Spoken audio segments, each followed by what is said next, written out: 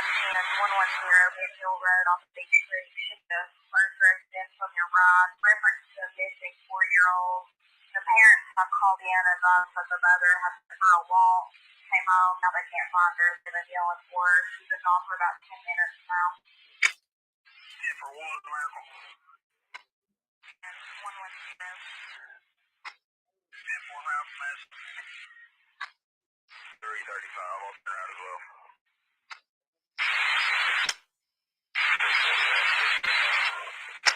Go ahead. 35.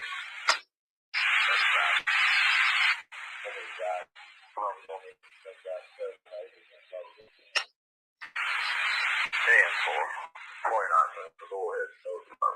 Rescue. Fire police for search. 335. You say when you got the original call that mom went on a run, but she came back to daughter was gone? That's what the father is on. He's at work about an hour away, trying to make his way home. 10-4.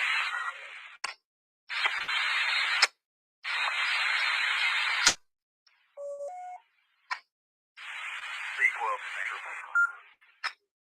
C12 will be out.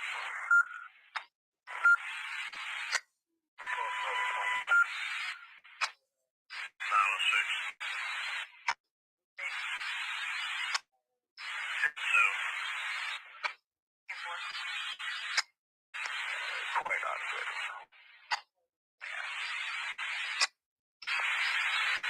Notify 302. I had him on the phone with both of them. You're answer any questions he may have on it. 10-4. You want us to try to contact the canine? Let 302 know, and I think he's going to let rescue make that determination. Yeah. 302 has been notified. He also wanted me to just remind you to be sure check the house, camper, even if they said they've already had. Yeah, well.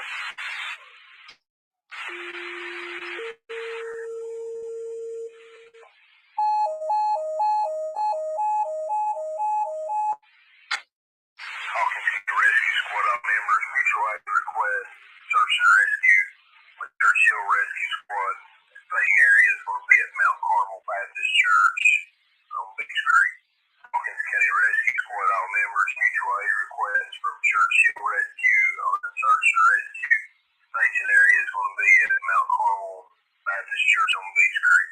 Also requesting a respond with 6-wheeler and command trailer. First page, 502. 502. We acknowledge the page and the resource request. We've got several here at the station. We'll be in route in just a second. Copy, acknowledge the page and resource request. 707. Go ahead. The 1043 is partner building service to 1044. The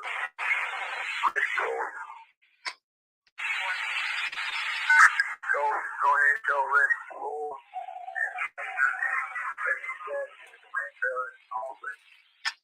Copy.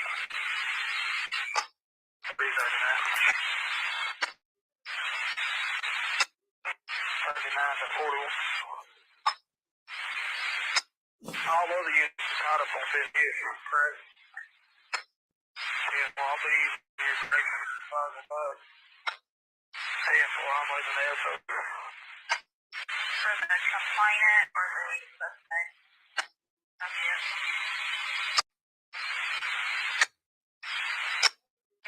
Go to. Is 317 on the screen? 18 out. Detective Britt, is she on the scene? We've not been advised. 10-4. In the trailer to 302. Go ahead. Britton's on scene. 10-4.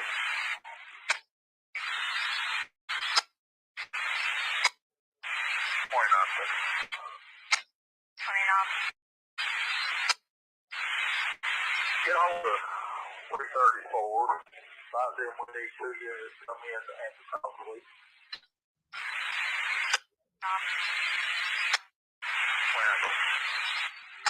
Make contact with 34. He's gonna choose it. Therefore, just advise them not to send them over here just for them to answer full calls, please. 34, I thought so.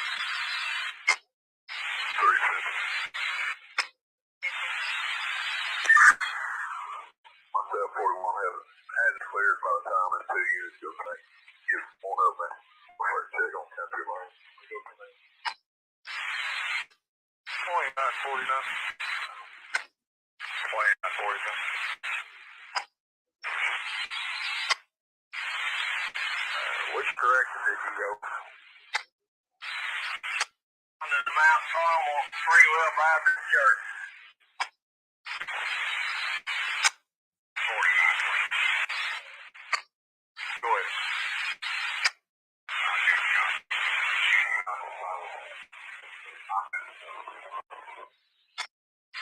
Simple. Central Dispatch 1205. Oh, 1205 B 1096 Mount Carmel Church.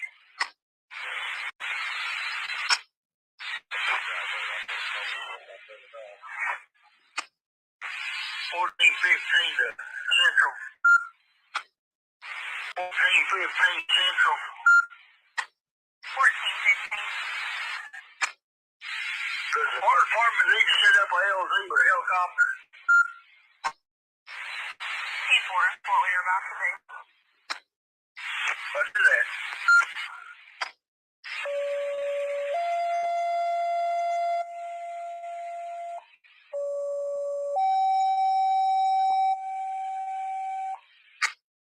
Attention Persia, Sturgisville Fire Department, Kingsville members, and members to respond to Sturgis Hospital to set up an LZ for Highlands.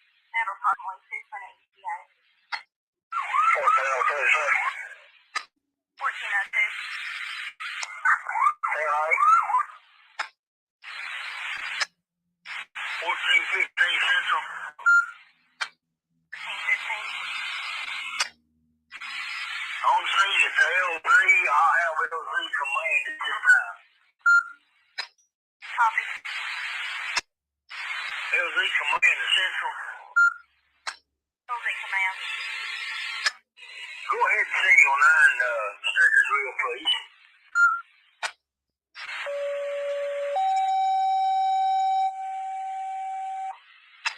Sturgisville Fire Department, Kingsville members, car 1415 on scene of the LZ. You can signal 9 your response. LZ command to Highland.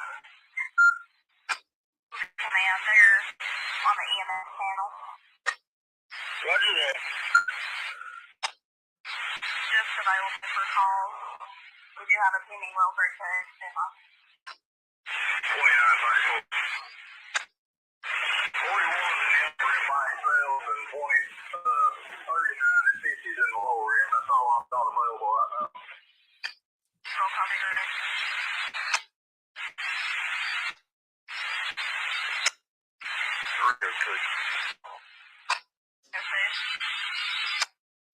I heard 34 is 10-8. Which other unit? 10 in. 410-5. What other unit is 10-8? We're going to go 10-8. 306 wants to know. LZ command to Central. LZ command. Helicopter sitting on the ground. 10-4. Your other units to go 10-8. And while Will always got she's over here to take care of county. 2934. 2934. 49's over here with us. He works. We'll reach him. Econ 30. Yeah, he's got me there. Yeah, so they're set up here. Yeah, well, I got it.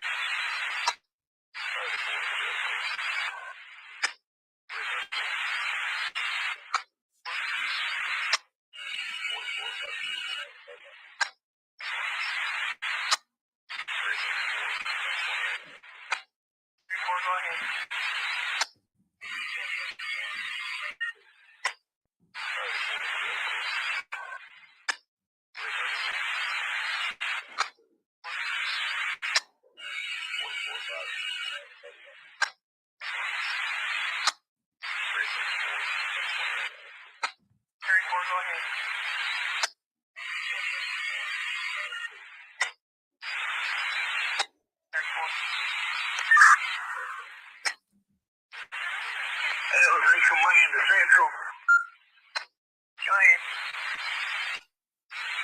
helicopters back in the air. 1402 and all personnel will be released from the scene. Instant command terminated.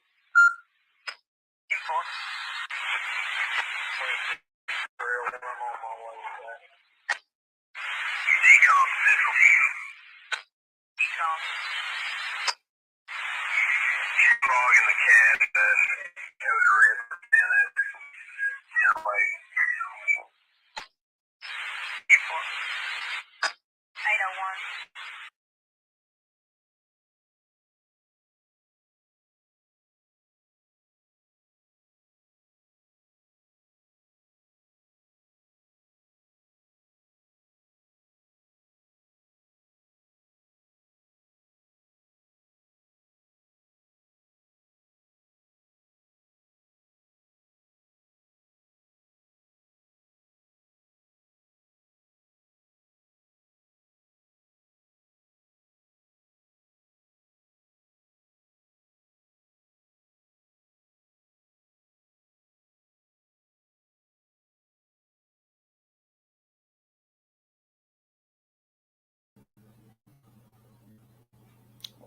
Good morning, everybody. Happy Friday.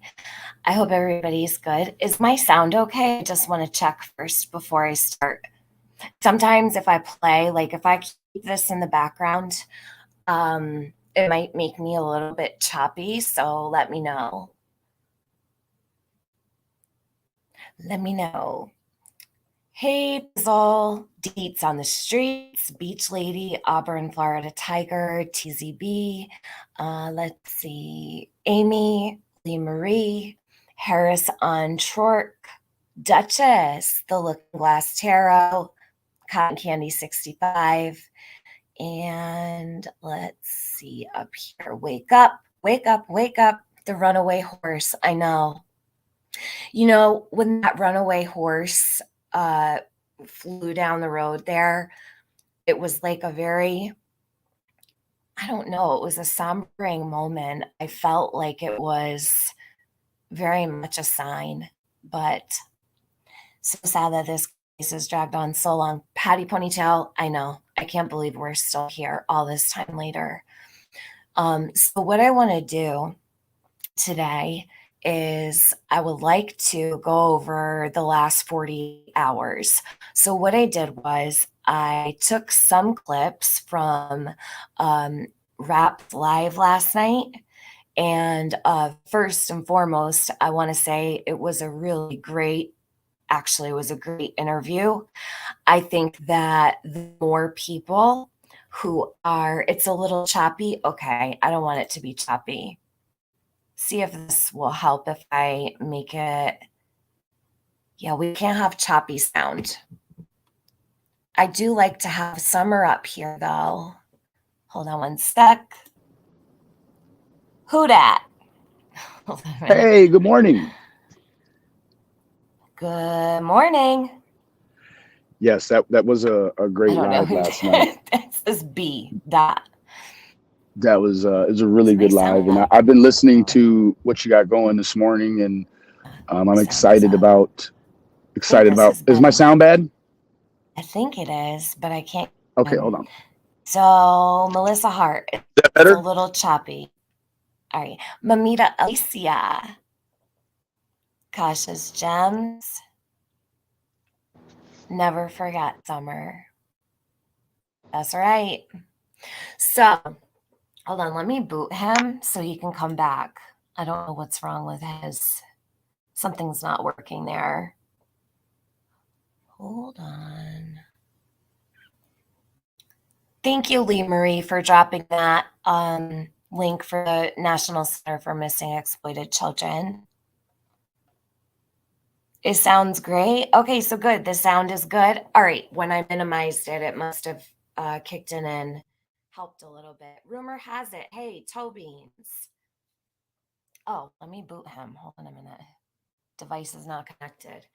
Let me see. He just came back. Benny? Can you hear me? Hold on. Yeah, he's having trouble. He popped out. So, hold on. I wonder what's going on with his thing. Let me add him. You there? Can you hear me? He's trying, but I guess Benny needs to restart everything or something. I still love that you cleaned Summer's face up in one of the photos. Remy, yes, I love that photo of Summer, the one of her sitting next to Dawn at the table. I think she had like pudding or ice cream or something on her face, and I did clean up that photo.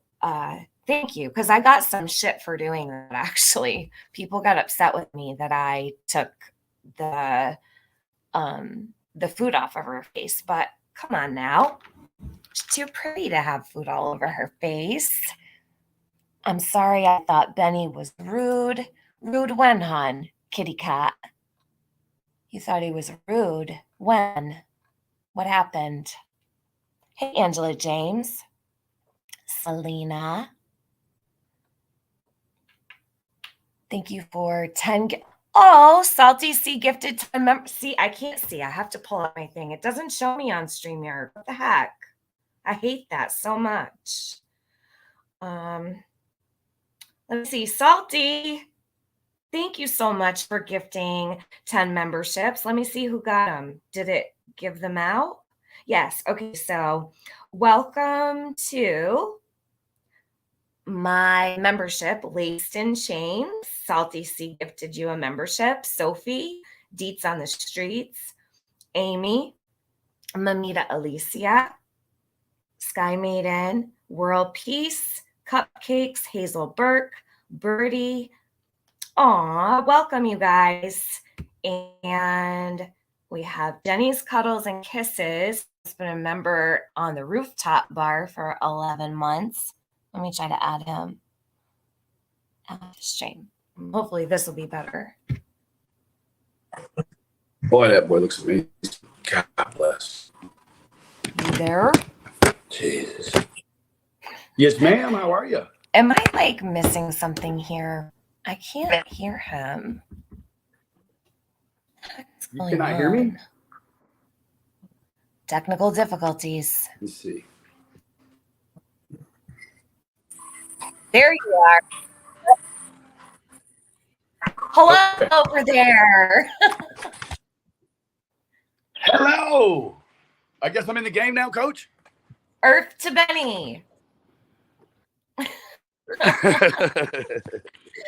I don't know what I'm happened. sorry, I'm not Your sure. sound wasn't working. I think that my headphones may be getting a little low. Oh, okay. I didn't monitor it. Yeah. I apologize. No, we can hear you good now. This is good. Let me just thank also Dana Keiko for being a member for 12 months. I can't highlight these because they don't show up on StreamYard. Dana said, Summer Moon, we love you, baby girl. Yes, we do. We're still here. We're not going anywhere. And Jax, member for 2 months in the penthouse. Hi, Tiffany. Last night was a good interview. Thank you. Thank Benny, too. Thank you. Thank you. Wouldn't Thank you be for having me. possible without him. You're welcome. Of course. Kimmy, thank you. Super sticker. Aw, made me smile. Thank you so much, Kimmy D. Have there been any news breaks in... Hold on a minute. Where did that go? Have there been any news breaks in the case? No, not from any law officials or anything like that. Cryptocurrency Carlos, unfortunately, there's no new information here, so we have to keep Summer's name out there. Triggered Crimes, I missed you so much. So Benny, how did you feel about the live last night? Now looking back this morning, how do you feel about it? Oh boy, I woke right up. I think I got maybe 5 hours of sleep, and then I was right up at 6 a.m. and I rolled over and got a hold of Fizzle, and then you shortly after. And my mind is really, it's been really racing, running overtime since That's what Penny just said. She said that you were like having a lot of things you wanted to like write down so you didn't forget and stuff. So yeah, and I'm not a big writer. And when we get to a point and we can speak about them, I had just a couple of things that I was speaking with Fizzle about, and just to preface them so I don't forget, I wrote down here. One of them is going to be an Ed Gain connection, which I went really super deep with the ideal of the profile of Ed Gain and potentially a theoretical connection and behavior. Yep. And I think I already know what all those are. I totally want to hear your thoughts about it. And then I have an interesting take on the scream and the location of the scream, and then couple that with where Dave Rader said that you know, the scent last went. So when we're ready to delve into that, I've got a pretty good argument about some of that stuff. Okay. Yeah. Whatever. Was her eye look black right there? What'd you say? Funny. Was her eye black in that picture?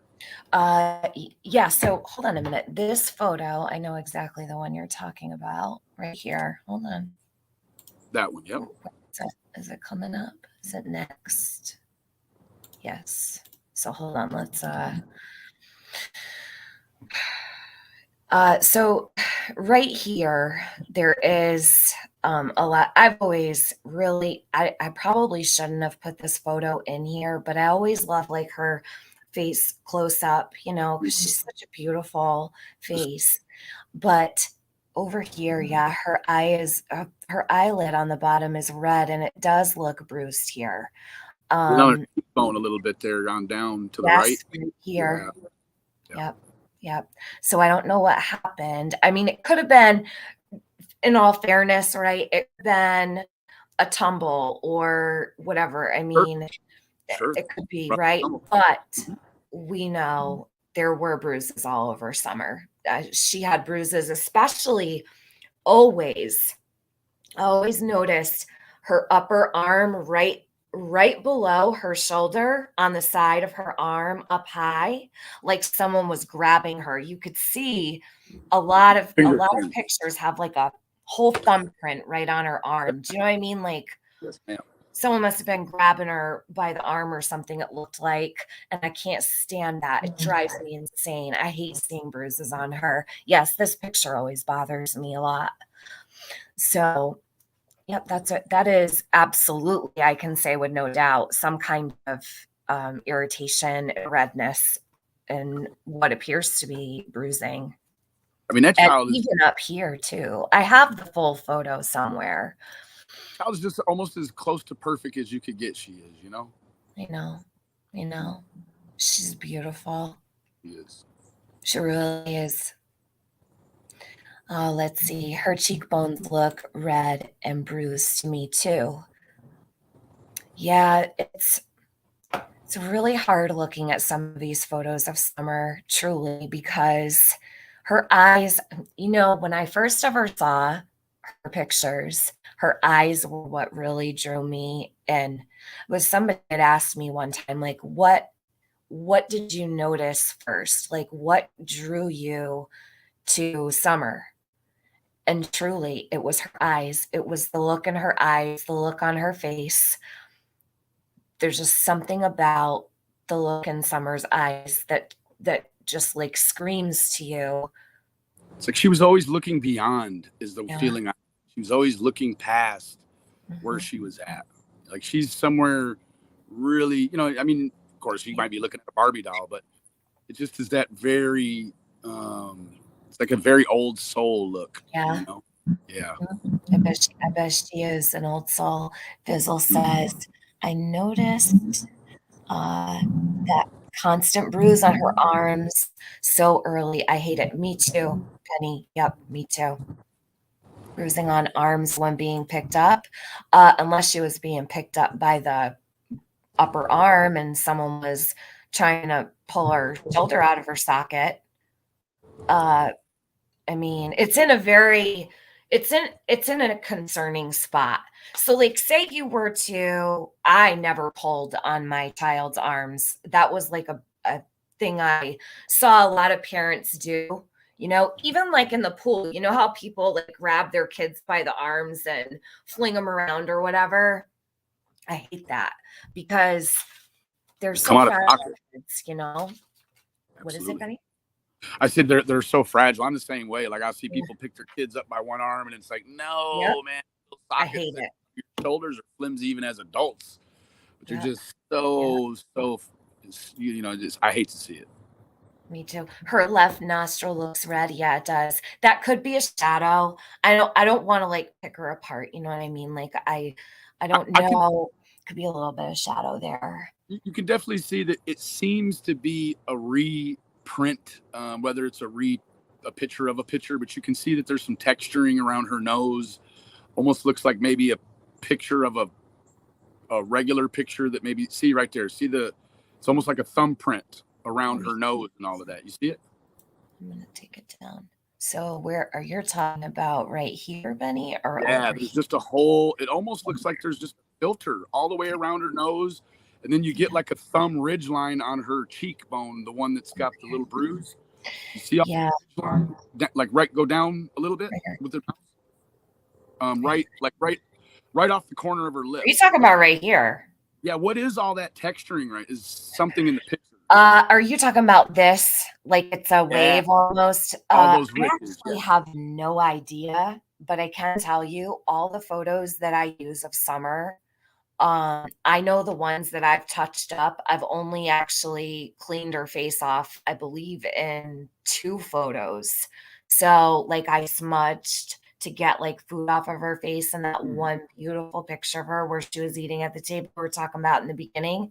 Dawn was sitting next to her and she's looking at the camera and her hair is kind of like to her shoulders and it's almost like feathered. It's so pretty. And that one, and I think there was one other that I had, it wasn't, she didn't have food all over though, just one little spot. But all of the photos that I put in this um video here and in the summer song that I put the photos in that one, I always got the originals. I'm like a stickler for original photos straight from Candace's Facebook, Don's Facebook. I try not to ever use photos from other people's channels or whatever because I don't know if they've been, I just like the original. And when you're taking screenshots of a photo and then screenshots of it, so if somebody takes a screenshot of this, right? And then someone else ends up taking a screenshot of what that person took, you lose the quality of the photo. So I always like to keep the original photos instead of grabbing them from other people's channels and stuff. Speaking of Deets on the Streets, I'm going to get in touch with you. I got your email and I'm going to send you like the mother load of all pictures because I was having trouble with email getting them to her. I can only send like 20 at a time, but on Facebook, I can send like 100 at a time. So I want to give all those to her. I believe she's going to be working on something, or he. I think it's a she. But all right. So, Benny, what I wanted to do today, and I have plenty of time, you guys, so I'll probably be here for a bit. I want to go over, firstly, I want to do a couple of the clips from last night and get those out of the way. I hope it'll be okay if I share them. I will give credit where credit is due, of course. I'll pin General Awareness's link so that everybody knows where to find that. And then I want to go over the live stream from the night before, which you streamed, Benny, with Jenny and Penny, right? You guys did that the night before last. Yep. You remember? Okay. So I want to go over that. Even though you guys went over it, there was so many things in there that I want to like scream from the rooftops. You know what I mean? So Yeah. And I was clowning that night anyhow. I would love to hear your okay. I emailed Ernie this morning. Ernie, if you're out there, I just wanted to let you know I was going to use your content, of course, fairly. So I hope Ernie's okay with that. Rap's okay with that. It's for summer. So let's see. Oh, did I press play? Good. Let's see. Let me look at my chat really quick. I'm ignoring you guys. That drawing. Oh, Just Tiff sent Benny really captures her essence.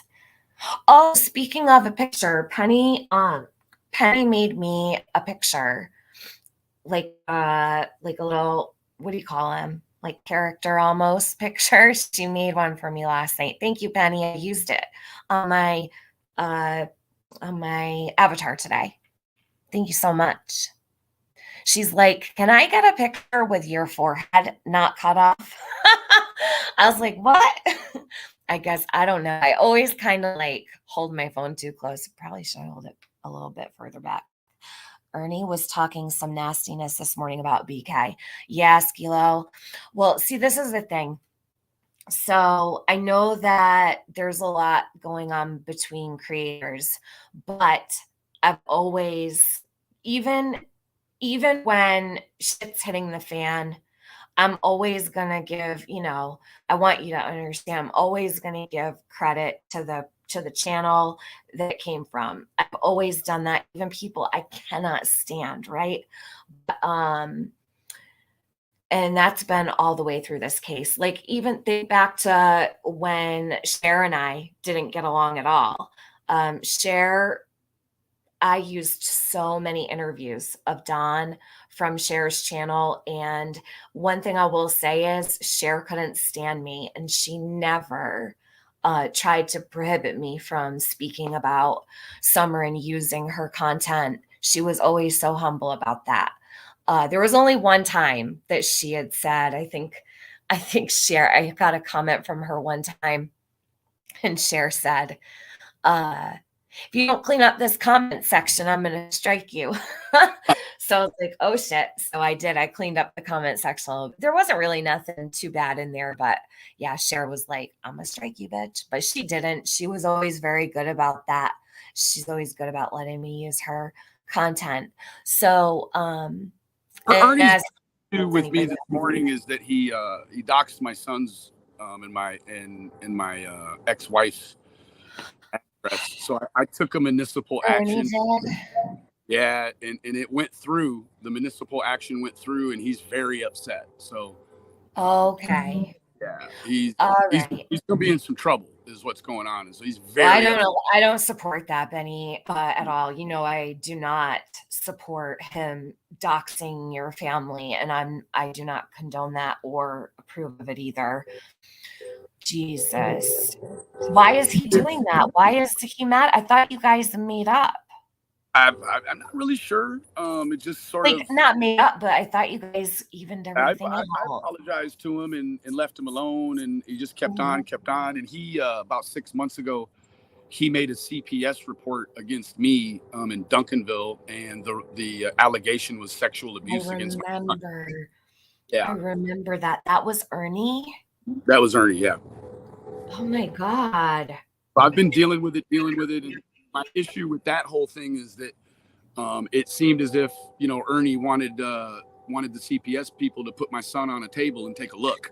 See, that's the thing, you guys. This is so serious. So I recall a situation that had happened long ago in my old community. I won't name the person, but it just reminded me when you said that, because there's a guy over in my old community who he had some, really malicious accusations made against him, and his young daughter, paid the price for that. They did examine her. They did. And guys, Jesus, come on. That is traumatic for a child. You do not understand. It is so traumatic that will stay with them for the rest of their life, being touched like that at the doctor over bullshit on YouTube. Please don't do that to anybody. No, it's like the child, in certain situations, and it sounds like in that situation, the child hadn't been assaulted, but in some sort of way, the doctor took care of that, not. Yes. Right. It's like, they do end up getting assaulted, but by the doctor. Yeah, absolutely. It's okay because it's the doctor, but it's not okay because this is not something these children are. Oh God, I just can't. I'm sorry that happened to you, Benny. I remember when that happened, but I didn't know it was Ernie. Yeah, Yeah, it was Ernie. Okay, so all right, how do you feel, Benny, about me playing that live stream? Are you gonna be okay Yes, with it? please. Absolutely. You have full Okay, access to that. I just want to Absolutely. make sure. Yes, ma'am. Ernie and Jody would make a perfect couple. I think Ernie said he was married to an actress. No, she's a doctor actually, and A doctor? that's a whole thing. It's really bad. Oh, I literally don't know anything that goes on. I caught the live with him and Jody the other day, and I haven't watched Ernie in quite some time, so I don't really keep up with all of the craziness, but I do hear stuff, of course. Yeah, Benny, is your son's okay, right? Oh yeah. No, we have, Okay. because of all of the different cases, we have an agreement with we get what's called administrative closures. They don't Okay. send anybody to the house or any of that jazz. They just fill out a letter, send it to us, and say, "Hey, we got another allegation. We had to make a report number. We immediately closed it. Here's the receipt to it." So Yeah. And not to mention, you guys, there are kids that really are in need of help. You're taking away from those kids, just like Summer. This baby girl right here, she needed help. absolutely. You are putting other children, nameless, voiceless children, at risk when you take away by calling. Please don't ever do that. Please don't. I've seen it happen to so many people with little ones, and it's absolutely terrible. It breaks my heart. I hate how so many have screwed with Summer's case. It hurts. I know, sweet Sativa. It does. It is hurtful. Sometimes it's like it make you cry, you know. Jody is more on the level of Andrew Hilt. I would agree with that, sweet Sativa. She's more on the level of Ed Gain and Hiltz. All right. And we'll get to that later. Okay, yeah, we can talk about that game because yeah. the live stream that I did was taken down because it was like a full-on copyright. It wasn't like a copyright that affected my channel, but it was like blocked in all countries. Do you know what I mean? Yes, ma'am. Yeah. So because I used I think ID Discovery or something. I don't know what it was. I don't remember the was it Discovery Channel? It was history. I don't know, something else. Don't remember. And now I'm rambling. So let me get into first one I'm going to do is, and we'll try to go right through these easily. So we're going to start. All right. What do you guys want to start with? Do you want to start with Ernie and Jody, or do you want to go over a couple clips that I took from Raps last night? You guys pick one for Ernie's panel from 2 days ago and two for last night. You want to get the two from, put a two for Rap, one for Ernie, and get those ones from last night out of the way. But I feel like that one might need a lot of attention. Maybe we'll do Ernie's first. Let me look at my chat. Two. Oh, yeah, because the way that the cycle happened, I guess the one with Ernie is really essentially the setup that mechanized what happened last night. So yeah. Okay. Yeah. That, you know what?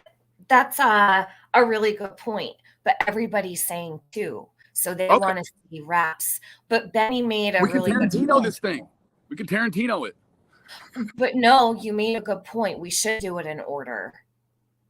I just for people that may not understand how last night got to where it was, that could be the segue in. Yeah, let's do that. Let's do Ernie's first because that happened first. Sorry, guys. I know that you want to do Raps first, but we'll do it in order. Whatever you want, says Chick Valley. All right. All right. So let's go to Luda said one. Luda. I love Luda. Oh, I think Luda might come up today. I really hope she does. I love Luda. Have you ever met Luda? I haven't, but she has. Oh my God. She's definitely came around my channel and showed a lot of love already. She's given out memberships. Yeah. She's a very good person. Luda is from Croatia. She is such a Spitfire, like, oh my God, she'll keep you laughing 24/7. You're talking about the shit. video that came out after him and G I wasn't ready for that. Oh, scared me. Tummy tightened up. I know. I was like, I was like, where the fuck is that coming from? Jeez. Okay. Hey, Skilo, Birdie, Crispy Treat, beautiful. I love you. Hold on a minute. Let me get this up here. Jody and Ernie, part 1. So I did it in 2 parts because I think I needed to use my phone or something. I don't know. So I had to stop it real quick and pause. So this one it's about an hour in its entirety. So what I'm going to do is try to blow right through it. This is actually, in my opinion, this is a really important one. This stream is a really important one. Hi, Liberator, loyal to a fault. I always wondered, did anyone ask the people who had seen Summer in the days and months before she went missing, did they see all 4 kids together at the same time mostly, or only certain siblings it seemed? Loyal to a fault. I think a lot of that comes from maybe, and I can't speak for you, but I know that comes from Jody a lot. So she separates the boys from Summer, and she also separates herself from Summer. So she puts and places so much distance between her and Summer, like it was just the boys who would ever come over. Then last night she was talking about she babysat them, and it's always a contradiction. She contradicts herself over and over again, and it's just it's a habitual situation. She's lying a lot, but that distance that she places between her and Summer, and even at times the boys and Summer, see, I don't believe, because I think that the boys were her babysitter. I think that she tagged along with her brothers. I think that Jody does lie about, oh, it was only the boys who came over, whatever. I think I covered that in one of my last lives, so I don't want to go on and on about it. But I think that the reason you might have that question is because it's been put out there that way. But I've never heard anyone say that, it was only the boys who were around, or there was like separation or anything. Have you, Benny? Have you heard anything like that outside of Jody? Oh, he's on mute. No, ma'am. Sorry, I was muted. No, ma'am. You're good. Are you driving? No. I just had muted out because there was a train going by. Oh, I like the train. You can let that. Yes, we like the long black train. I wanted to also real quick say that Tiffany will be exercising her right to the fair use doctrine. The fair use doctrine in the United States is allowed to permit limited use of copyright material without having to first acquire permission from the copyright holder. Thank you, Benny. You're welcome. I never do that. I never say that. That's a good idea. So, I talk so much that it is completely fair use because we stop and we have so much to say. It's like, how could you really even strike something? Do you know what I mean? Right. So thanks for keeping Summer's name out there, Tiffany Marine. God bless you. Thank you, Patricia Smith. I'm going to keep Summer's name out there as long as possible. And or at least until the day Jody's not a POI anymore. Right. Yeah. It'll probably be the same days, I'm guessing. Right. Jerker Crime Right. said, I caught in Rap's interview with Jody Sue that Jody named that Andy was driving her the Kia Soul that day. Andy claims he can't remember what he drove that day. So triggered. Benny, do you want to talk about that real quick before we start this? I know that's been like a pretty big topic. Yeah, I mean, after speaking with Andy privately and publicly, I do have a much greater understanding of some of maybe the contributing factors that may have led to Andy having some lapses in memory, coupled also with the organic loss of detail as time goes by.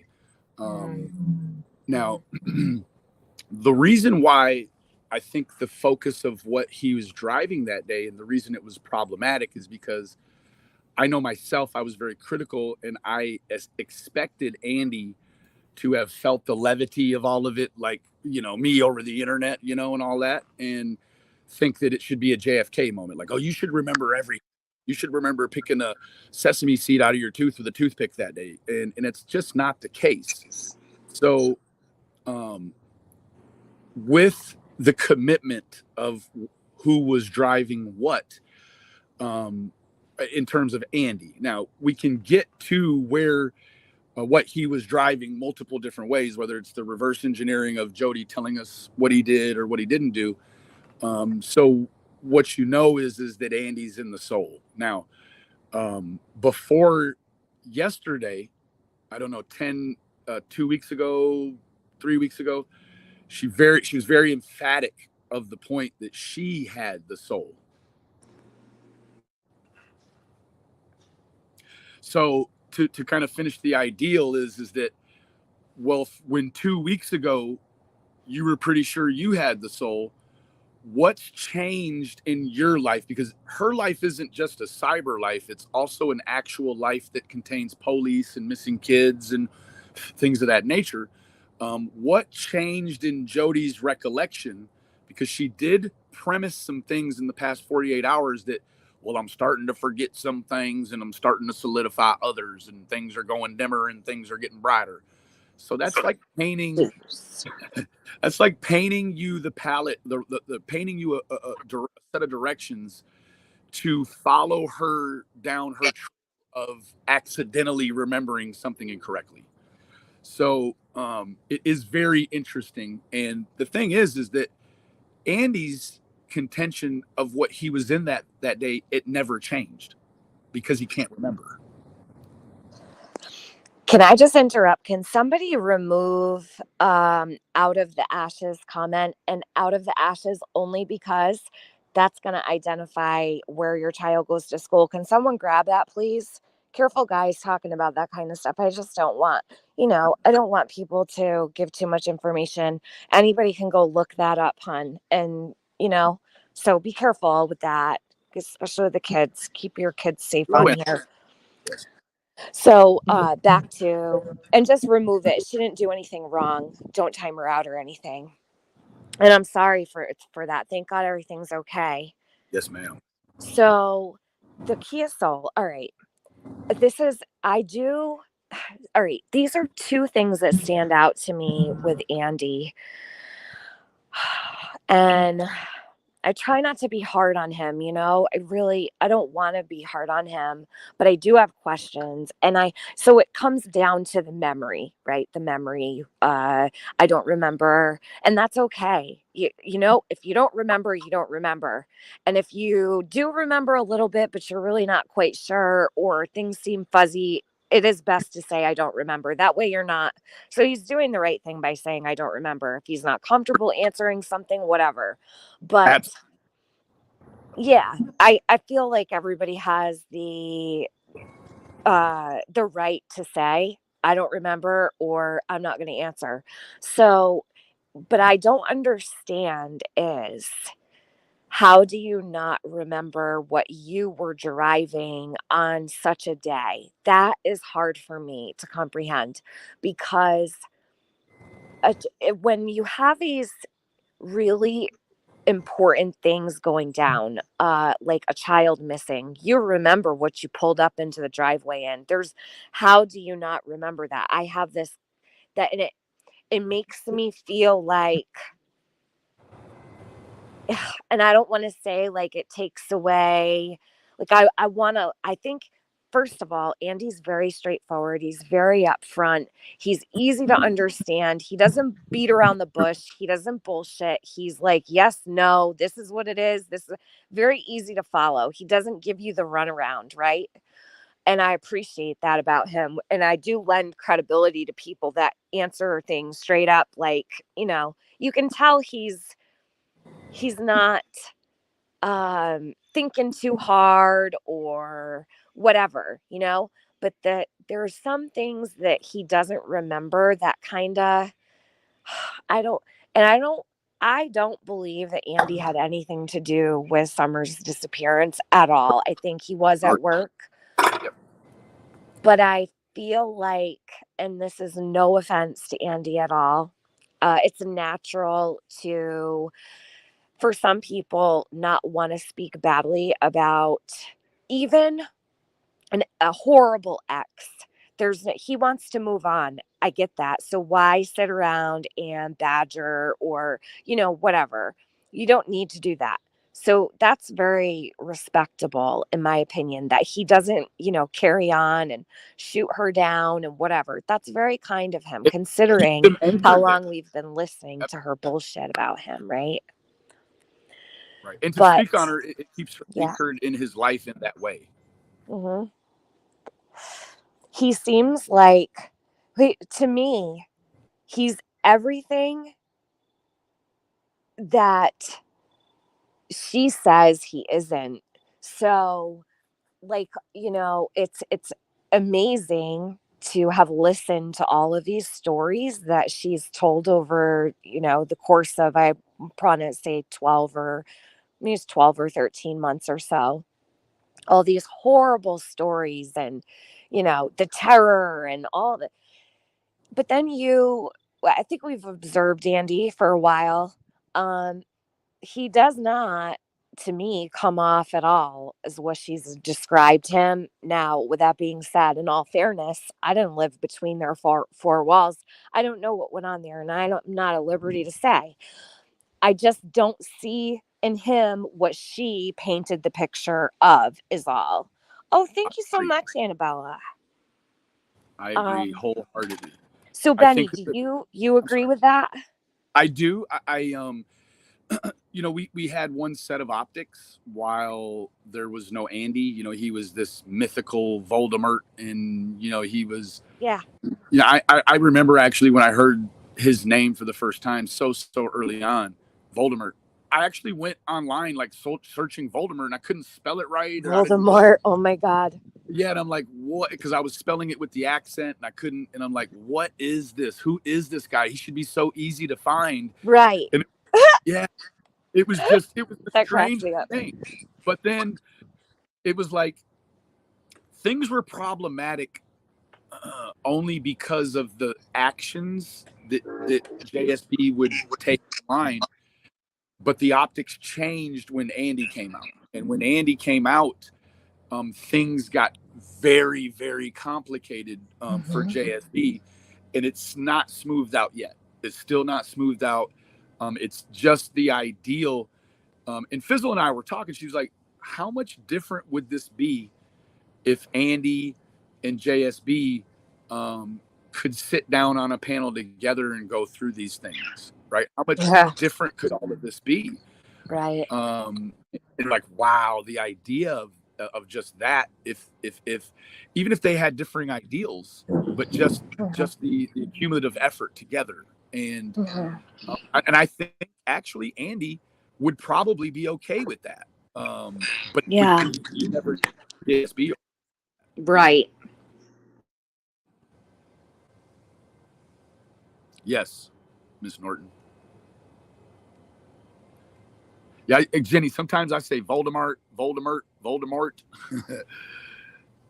But it would be just, it would be cataclysmic, I think, to this community if the two of them could get together and put away everything and just go on what they really know. And I feel confident that outside of Andy's occasional either misremembrances or, and I tried to be very clear last night in asking him that would he occasionally or sometimes adopt the ideology manipulatively from someone else close to him? Like, if you didn't remember, if someone told you something 2 or 3 times, would you take that on as your now memory? And he'd say, yeah, I would. So I think that, and not to hold up on what he was driving, but I think that there's some dynamics involved to where I'm willing to give him the real estate that he doesn't remember, and that if he thought he did, it could have been a manipulative thought put in his head, and that he knows that she's changed back and forth.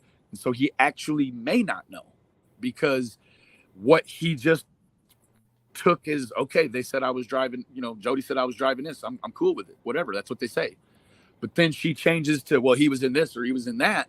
And now he's like, hold on, maybe I wasn't in that. And so I can identify with an unbiased look into it how we could get to a point where maybe he doesn't know isn't the correct terminology, but more like just not sure, because there's been a lot of things put in. And again, I don't want to speak for him, but I understand. Now I correlate that to when people say, Benny, when did you go to Tennessee? That was a JFK moment for me, but I say the 6th, and I don't even know if that's the date. I don't remember, right? Like what I remember about that whole scenario is being there and then being home on Christmas Eve. And I know I was home far before Christmas Eve, but that's the way the time for me plays out. I can't compartmentalize the days. It's just one long thing, like from December 1 till, New Year's when I'm at home with my son. And so I kind of get it, but at the same time, and I've spoken about this publicly, and this is not to bash Andy at all either. We've heard that the agents, at least the FBI, I guess, or whomever, went to his place of employment and allegedly looked at the cameras. It's even what Jody has said. So, with that, I don't think it's a place that just it's got cameras all over. So they know what he drove when he pulled up in it on the camera. Right. And through talking to them, they may have asked him the very first initial time, hey, Andy, what were you driving? And he could have said, I don't remember. Say, well, take a look at this video. He knows what he was driving because they told him what he was driving. But I think that maybe the separation comes in the output we get. The issue is that I think he's interpreting it like in the moment. Like he'll go back to June 15th, like we're asking him on that day, what were you driving? I don't remember. But knowing that the police have certainly told him throughout the course of this, I would imagine, well, this is what you were driving that day. That would have put this vehicle available at your residence for this block of time. Well, you've got really good points, Benny, with that. And, also too, you're a guy, so you can think from a man's, perspective also. I feel like it's harder for women to really read a situation sometimes with men because they're a bit complicated, although they all say they're so simple, Right. They're not. No, yeah, I am. But Annabella, hold on one sec, Benny. I'm sorry. Annabella, I wanted to thank you. I was outside having a smoke and I saw your super chat and I wrote to you in the chat, but I want to read what Annabella said really quick. And thank you so very much.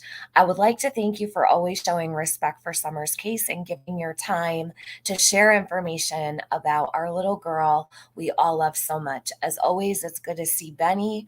Much love and respect to you both. Thanks, Annabella. Thank you for supporting the stream. Yeah. Go ahead. I didn't mean to interrupt you. I just no. I forget. I'm looking at my notes, and I don't want to. I know you want to get to the video, and I don't want to butcher what I have. No, here, so I'll wait. Do whatever. I have plenty of time. Don't worry about it. That's perfect. Fine. So, I want to talk about the screen. Okay, so I talked to Andy last night, and told him, I said, you understand there's 3 versions of what the scream sounds like. You've got J's, JSB's, you've got Boogs, and then you've got Chattanooga's. And they're all 3 different, but one being way different than the rest. So when you talk about the dynamics of the scream, you have JSB putting into Don's head. Now, keep up with me when I'm saying about the insertion of ideals into the neighbor, right? So you can see that JSB has the power to tell the neighbors something like, the dog trail stuff, right? So Jody has Don really leaning towards this muffled scream going down the dog trail area, when meanwhile we have an account from JSP's daughter saying that it's the boys at the bottom of the hill. Now, what's important to know about that is that David Rader said that the scent they had went down the driveway, stopped at the road. So that's sort of, it's putting right. It's putting a location. That's a really big one, Benny. Say it again. Yep. Say it again for everybody to hear. The dog trail that is not the story. No, it is not. It was always the driveway. Correct. So knowing that and having the scream put by now, let me Tarantino it a little differently. Asking Andy last night, I said, I don't want to put you on the spot like this, but I'm gonna. Out of the 3 people in your house, when you hear about the versions of the screams, who do you believe? And what I deduced, in my opinion, he said he believes his children. What I deduced is that he probably leans toward it being the boys. I believe he believes Chattanooga. It's just my opinion. So now what you have what has been by Chattanooga pinpointed as the location of the scream, as well as in tandem, the last place the scent was. So theoretically, you could put a little bit of credence to the ideal of the scream now that there seemingly is more than one thing going on in that location in a window of time. Now, when you move away from that and you go towards the text between them, what you have is her around the 6 o'clock hour or whenever it was. I don't want to butcher time, so just give me a little grace on the times. You're fine. She says, I'm going to go down in about 20 minutes. Okay. Yes. She says she goes down 15 minutes early. Mm-hmm. Okay. So when you add, you got to take that 10 minutes or 15 minutes and account for it. Now block it away. I'm going to write it down so I don't forget. 10 minutes. Okay. Okay.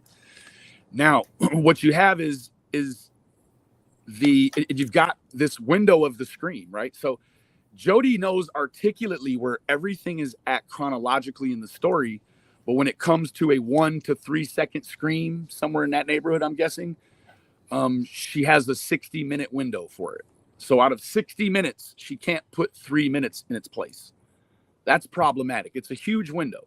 Mm-hmm. So we won't even factor in those 60 minutes. But what we will factor in is that when the dispatch call came in, what the dispatch said is that mom went on a walk. She came back. A run. Can't find. Huh? A run. A run. Pardon me. Okay. Came back. Mm-hmm. Can't find daughter. Been calling for 10 minutes. So you take that 10 minutes and you add it with the 10 or 15 minutes. She said gone. She said gone for 10 minutes. I don't know whether that meant Candace or Summer. I feel that it meant Summer, that maybe Candace Summer had been gone for about 10 minutes. Right. Sorry. Now, painting the mood that this whole time, if the scream happened at 4:30, that's the latest move forward. So from 4:30, she can't say it didn't happen at 4:30. She said she gave us the timeline. So let's say the alleged scream happened at 4:30. She's only hyper vigilant from 4:30 until the time she arrives down the hill early. Now, what you got to take into account is Candace's famous 2 minutes. We know that is an exaggerated frame of time. We don't have any ideal on what Candace's ideal of 2 minutes is. We just know it's larger than 2 minutes. So when JSB says she's going to go down 10 or 15 minutes early, what is JSB's perception of 10 or 15 minutes? But she didn't go down. She didn't do that. And that, I think we talk about, I think for a split second yesterday, we talked about this. And I'm so glad you're talking about it, because she says that she had to still get dressed and everything, right? But when she tells the story, she had already gotten dressed. She had gotten dressed before. So this is the thing. Jody, did you change clothes? Because we've got you standing in your room at the electrical box when you heard this scream, right? And she talks about changing her clothes. Then when Andy's coming to get her, she's changing again. Okay. She's said this multiple times over and over. We So- hear these stories over and over. Now, What would a change she of clothes says she was- constitute for you, Tiffany? I hate to jump in, but I got to ask you, why would you change your clothes on that day in that time period? Well, all right. So let's think of all the possibilities. I change my clothes sometimes like multiple times a day. Don't know why, but like I love my clothes. So like I'll just wear whatever, you know? And then like as it gets colder in the day or whatever, I'll put on something else. Or sometimes I don't change multiple times a day. Depends if I'm going somewhere, what I'm doing. If I'm going to go clean the house, I'm going to put on whatever, a pair of black stretch pants and just go clean. But when I'm not doing that kind of stuff, I'll, put on like casual wear or whatever. This is the thing. So- she could have been changing her clothes because it was she was out running survey lines that day. Maybe she got dirty. Correct. I don't know. When's the only other time, Tiffany, we've ever heard a story about her changing clothes? The only other time with her changing clothes. When was it, Benny? Jeez, I'm drawing a blank. That would have been back on Facebook days when she was a little heavier, and she was soliciting and eliciting people to change their clothes. Oh yes, the woods. So what we have, the only right? baseline, the only baseline. Now this is the other thing we know. Last night, she did a change of clothes. It was manipulative and it was gussied up. So what we had now extrapolate that and put it to the side. Only knowing the only other scenario she's talked publicly about changing clothes, it had a nefarious connotation associated to it. So you can theoretically, within reason, take the ideal that she will talk about changing clothes on nefarious days. 15th also being a nefarious day, you bring that baseline over with you, and you're like, okay, well, last time she talked about changing clothes, it was so she could do nefarious things. So it is safe to say, within reason, that she changed her clothes at a strange time and can't make it make sense for a nefarious reason. Possibly. It is. You have It a is really what good the. point on that. So again, what would the change of clothes constitute? Back to the base. Change of clothes would constitute many Having things. to change them because you're dirty. Usually when you change your clothes, it's because something got on them, or it'd be a trip away usually from the you house, change your maybe clothes to potentially. get out of Right. pajamas, right, into day clothes or whatever. But so naturally, we as people change our clothes when we wake up in the morning, right? We take our pajamas off, jump in the shower, put new clothes on. So that's the normal thing, right? But we're talking 2:30. So 2:30, 3, Mountain 4, girl. 5, 6. So these are odd times to be changing clothes. I personally feel. So Check out I'm Southern gonna Girls. say, Tiff, oh God. I'm sorry, Yeah. I hate to interrupt you. She said You're maybe changed because she got wet in the creek. Candace said she was dry. So that would constitute possible. a Mhm. second trip.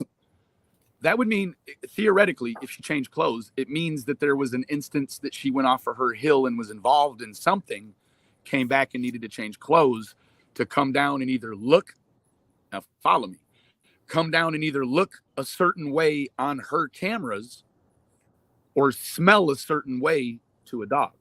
Right. Ooh, speaking of smelling a certain way, hold on a minute, Benny. Let's do this. Yes, ma'am. Pull this out. Keep talking. I'm going to grab something and stay right on that subject because it's important.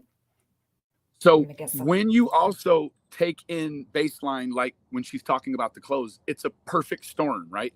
She talks about changing clothes and she talks about hiding scent, all in a previous video on Facebook when she's a little. She did it last night too. Yeah, flash forward, you're bringing those two behaviors with you on the same day, another nefarious day. You've got a clothes change. You got a wardrobe change in a seemingly inconvenient time. And you've got her verbalizing to us that everybody knows that when things like this happen, you go to the creek to protect the scent. So she is all about doing. Now, this is the thing. The thing with Facebook, that was her boat. She sailed that boat. She was in control. People came, and if they partook by Jody's rules. Now on the 15th, she's partaking by the same rules. She's in control, theoretically. And she's mimicking the same behaviors because whatever happened on the 15th theoretically could have been the same type. You needed the same type of protection back on the KKK time, right? So she's bringing these two behaviors, changing clothes and covering scent, from days that didn't have anything to do with summer forward into days where it does, right? So now when you talk about what we talked about last night, and did you find what you were looking for, Tiffany? She must be still looking. Not yet. I am. Okay. I am looking for it. I think I'm like hovering right. Keep going because Okay. you're right on top of So what we're gonna do here. Last night, Andy was very clear that when one particular agency arrived, she did in fact hand him something, and he threw out the name of an object, a reader, like a little tiny card you would put in your phone, an Android, capture the, take the data from there, put it to the phone so you can look at it, and then or put it into a larger scan disk reader so that you could pass it off to the cops. Right now, what you have to remember when we talked about the cameras is that he said he didn't have access to it. That's kind of right and kind of not right. And I'm not here to bash him, but the camera was physically on the tree. I mean, hell, any neighbor that saw the camera on the tree driving by had access to the camera. So it was full access to the camera. Anyone could have accessed that camera if it wasn't secured with a lock, right? So what you know, and I asked him about the dynamics of the camera. We've heard Jody Sue speaking on a camera that she moved in the woods, but it was a coax camera. It had a cable attached to it. He said those cameras did not work. It was a dummy camera.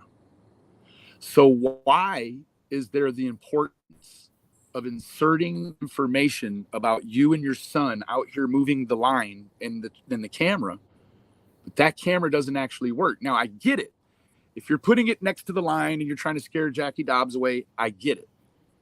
But that's not the context that we received it in. We received it in a context like it was operational. Yes, curiosity, she did. Going back to see if Summer was still in the creek. Yep. Absolutely. Still suggests that it was there before. So, Benny, let's stop right here at the cameras and let's stay on the scent. Okay. Covering up her scent basically to keep Summer's scent out there. Let me tell you something. If the kid goes missing, I just want, let's put this into, before we even pull this up. Thank you so much. Who is this? Let me see. I am whosoever. Thank you so much for joining memberships on. I appreciate that. And after I'll post my Discord link, I always do that. It's just like the only perk I have to offer for members. I do not charge for my Discord. So please know that. I just give the opportunity to come in to my Discord to members if you're even interested. Some people don't want to. Some people love to be in Discord. And I'll post that for members after my live. So anybody who got a membership gifted and whatnot, you guys can all come in too. But all right, so where were we? Okay, so we're gonna stop at the cameras. I wrote it down too so that we won't forget. And what I'm going to do is I'm going to pull this up because this is the most recent. And if somebody could please drop general awareness channel so that I can pin it to my chat so everybody knows where to find. If someone could put that actual video into a comment, like playing now or something like that, just because I want to make sure that it's under fair use. So let me grab this. All right. Now, Benny, did you see this last night? Yes, did you watch the whole thing? Okay, good. Perfect. Go ahead.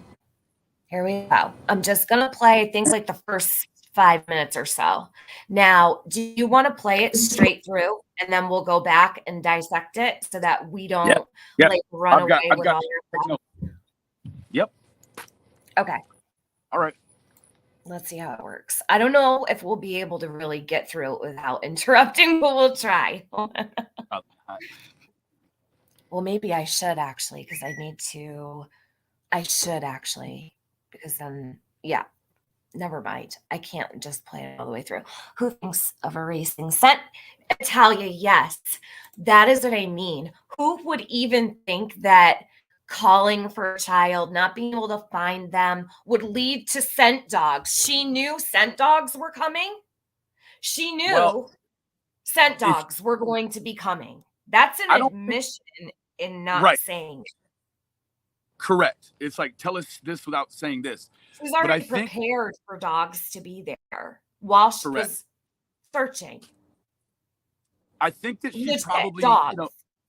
That's crazy. No way she could have actually known, because in that early initial part of it, now this is sort of an admittance, and you gotta follow me, okay? Jody Sue committed way too early to the idea that this wasn't one of these isolated events where Summer wanders off, because she has been known to wander off. Now, Jody has not talked about any involvement or acting this way in any of the other situations that we may or may not be true. So what you have is a serious commitment on JSB's part, knowing that the child is legitimately gone. No one should know this at this point. So she's already, instead of looking for the child, like let me tell you, if the child is missing organically, should be no issue with trying to cover the scent, right? The dog is going to be able to differentiate between the child and Jody, but Jody, for some reason, needs to control the scent, right? So she's made a commitment to the scent and all of those things very early on, and it is Jody who has triggered the whole idea that it's a panic mode now, in my opinion, right? She's triggered a panic mode because unless the time restraint that we have with the dispatch call is incorrect, let's assume that time span is a lot longer than just a run and then 10 minutes of screaming. So then by the time you get to whenever the call went in, there is a franticness about it, right? It is frantic. You've been looking for a while. You can't find her, but it seemed way too early for everyone to commit to the idea that she had went missing, because we have some intel that suggests that this sort of thing, not this, but that she has wandered off the property before, but there wasn't all hands on deck to find her, right? Absolutely. Yeah. It's in my opinion, it's too strong of a commitment. Now, if the child has never done this before, I think theoretically that the reaction is different, right? Now, the reaction time from offense to report is acceptable window is 90 minutes, an hour to 90 minutes. They give you that time to look I know they accept that. But listen, let's accept that Candace felt Summer was only gone for 10, all right? Okay. But it was really a little bit longer because we know that Candace doesn't have a very good perception of time. And I lost my thought. It's deep when you get down in there. Like we're dealing with the fibers and bringing things forward and trying to remember things from 16 months ago. And it is difficult. But this is Benny, say like what I've you been dealing did. with Say the what you said before, like do right what? before. Say what you said before, because I lost my thought and Oh, the I'm trying to get commitment. So commitment. Jody Oh, committed. the time. Yeah, I yeah. got it. Okay. Oh, yeah. The acceptable time, 60 to 90 So the minutes. acceptable time. Yeah. Can you guys tell like we have so much to say? I'm like, are you Yeah. flustered? Because I feel like my, I'm like, my mind is racing. So I've always said it's, it was concerning when Ronnie Lawson said that the parents had been searching for a little while. Do you remember in the first presser? He Yes. said they searched their own property for a bit before, and then those might not be his exact words, but he said, they searched their own property for a little bit before calling. All right. I'll find it for you guys if you've not heard that. It should be very easy to find, actually. I think it's the first, not the first presser. Maybe it was the first or second. I'll find it. But either way, listen, Jody, all right, put Jody, she's in the mix before the police were called. So if you, as a Benny, if your neighbor, you heard your neighbor screaming for their kid and searching and looking around or whatever, which is debatable here because she's got multiple stories about that too. True. We need to get into that because then I'll go somewhere else. But if your neighbor was out there looking for their child and you're like, all right, let me try to help in some way, and 5 minutes passes by, never mind 5 minutes, let's say a couple minutes, 2 minutes, 3 minutes. Okay. So we'll talk about a real 2 minutes. What's going through your mind in those 2 minutes while there's no sign of the kid, there's nothing. In the first 2 minutes, I'm taking in. I'm taking in with my senses.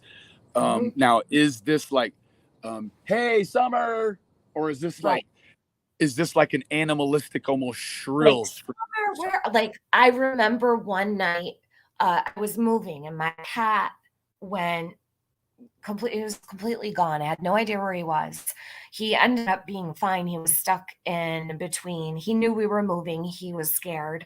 And he was stuck in my laundry room up in the little window. There was like a little tiny space between the drywall that wasn't like all the way finished. And he was sitting in there and hiding.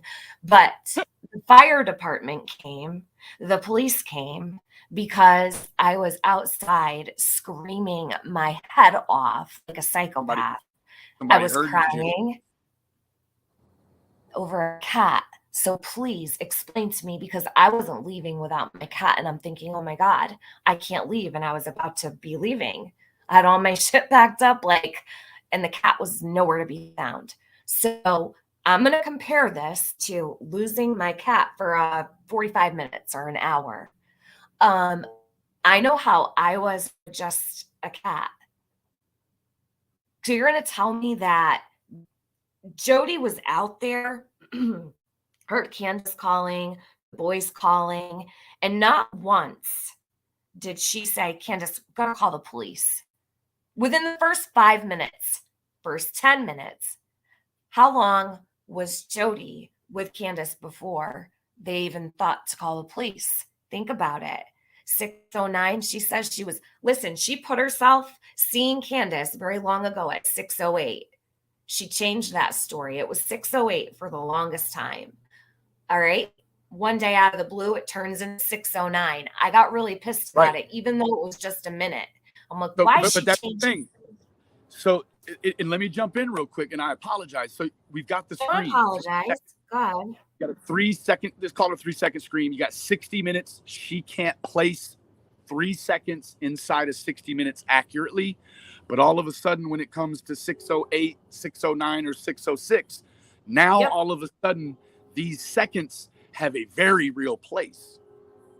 A very, very real place in time. So when you move it from 6:08 to 6:09, what, and I ask anyone that can make it make sense, what can you move with heaven in this situation in 1 minute? What is so important in 1 minute? Something. something.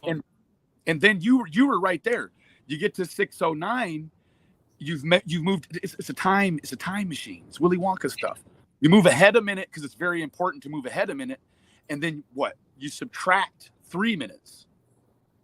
So you add 60 seconds to subtract 180 from it total. So what's up with where we're at essentially is, where's the 3 minutes? You took away 3 minutes. Where are they? What happened in 3 minutes? Now, if you add those 3 minutes to the 10 or 15 minutes she said she was going to come down the hill a little bit earlier, and then you maybe stretch her perception of time, you've got a bigger window. You've got a window. Now, if the change of clothes in the covering of the scent constitutes, now ride with me, if that stuff constitutes the first trip, let's say there's 2 trips, only Jody knows where her cameras are pointed at. Only Jody.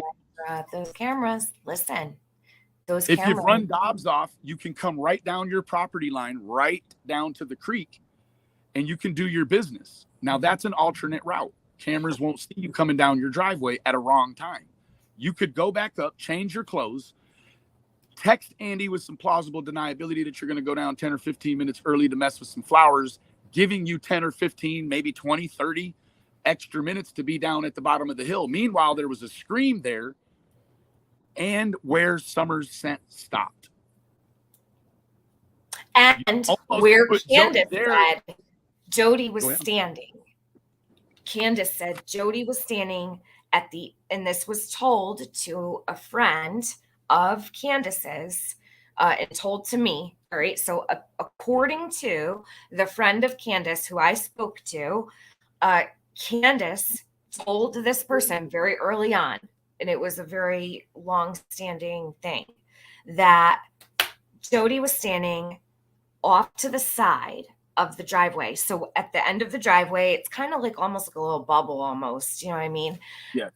Jody was standing on, if you're walking down the Wells driveway to the left where the dog trail is, she was off to that side. That's where she told this friend that she saw Jody. When she was coming down the driveway, Candace told this person she saw Jody standing to the left at the bottom of her driveway, not in the road, not all the way in the driveway, but right there in the little, she was right there,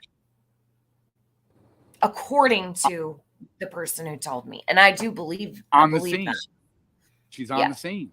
She's there early too, like almost, a little too early. And let me tell you this. Jody's all about receipts. Even if it's getting some stuff and fold it in half and butchering the context. We've all seen the court papers all folded in half and butchered and stuff. I truly believe in my heart of hearts, Tiffany, that there could be a complication with whatever Jody handed to the police, whether it's incomplete or whether it's inconclusive or whether it has on there what it's supposed to have or not supposed to have. But I think there is an issue with whatever she handed over, and the fact that she may have handed over something not of its entirety is why she's still a suspect, because that is essentially her very first interaction with the police, Tiffany. They get there, she hands them the thing. It's what Andy said last night. I believe him. I believe her now. So she handed off something. If it were have cleared her, she would have showed it online. But because it doesn't, she won't. Now, flash forward to the B&Es at the trailer. I know I'm jumping around a little bit. Flash forward to the B&Es at the trailer. I asked Andy last night if that's true. And he said he heard it was true from a reliable source. What Jody says they took, what she says they took, is evidence connected to the life of Summer Wells. We get what the terminology means, right? Probably what copies. What the fuck does she have? Let me ask a question here. What does she have of that is evident? What? Yeah, she's saying someone stole evidence from evidence of what? Why are you in possession of evidence of any kind? What are you talking about? Oh, is she going to say that the SD cards were stolen? No, Jody. Correct. You better have those freaking SD cards. I don't know. What's the motivation? What's the motivation to steal the SD cards, Tiffany? Because if the SD cards are an exact copy of what she already gave to the police, whoever stole them for no reason. Because it doesn't matter if you destroy them or not. The police already have it. So if they stole something and it's a problem, I'm guessing what they took wasn't all of what she gave the police, right? So what would be the motivation to steal the cards if it's an exact copy? Would be none, unless it's an idiot thinking, oh, well, she didn't give it to the police. There's where you get into the slippery slope, right? Maybe she didn't give the police the right stuff. Who knows, right? So someone came and took the stuff. Andy says it's a reliable source, right? My contention is that if it was stolen, it would have been stolen to show on YouTube or to show publicly, not to destroy it, but was it? But that hasn't happened either. We also know she had cameras at the time because she stole the cameras from over there. So who's the person? Because she never said it was Andy that Can I say something real quick? Please, I'm sorry, I'm rambling. No, do not apologize, Benny. This is a really good conversation. No, I'm glad that it's going really well because it's kind of like a think tank, and we're just like, it's very helpful. So don't apologize. Speak as much as you want to. What I want to say is last night, Jody specifically said that Dawn and Candace didn't know where her cameras were. She said it out of her own face, and I have it. So I have all these clips.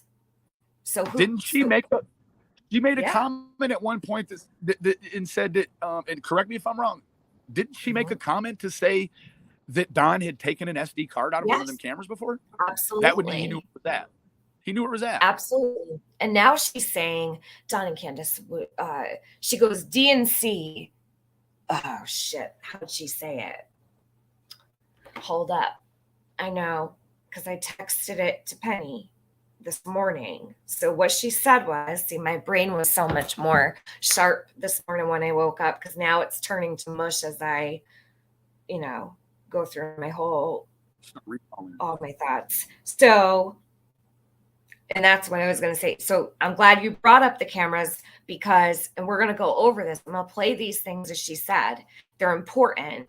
So I wrote that down, that the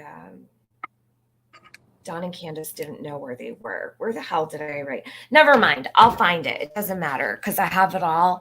But I feel like I want to just say exactly. I don't like to repeat it if I'm not saying it perfectly, really, So anyhow, she said they did not know where her cameras were. There's no way they would know. Make sense of that. All this time, she's been blaming Dawn for stealing the SD cards out of the trail cams.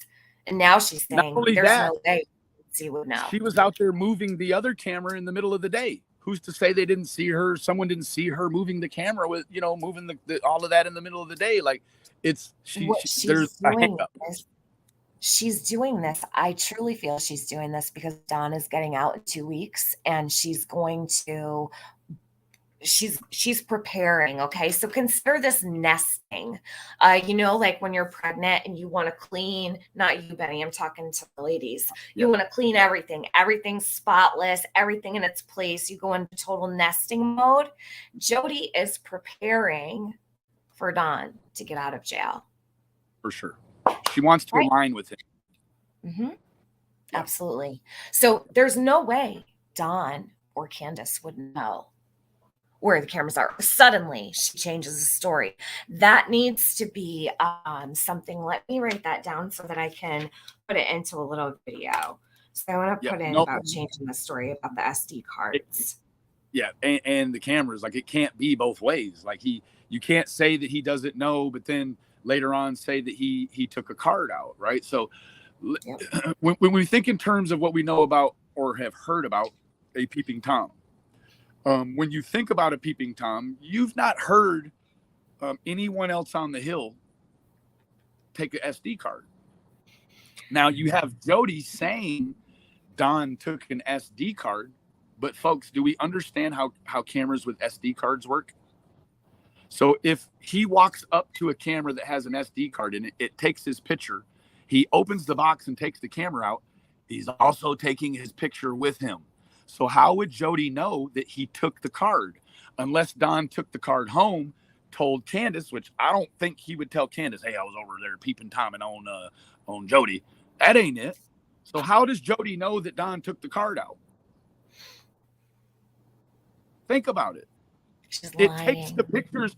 When they go back to look at the camera, there's nothing in it, just the camera. He's got to put a new card in it in order to start taking pictures again.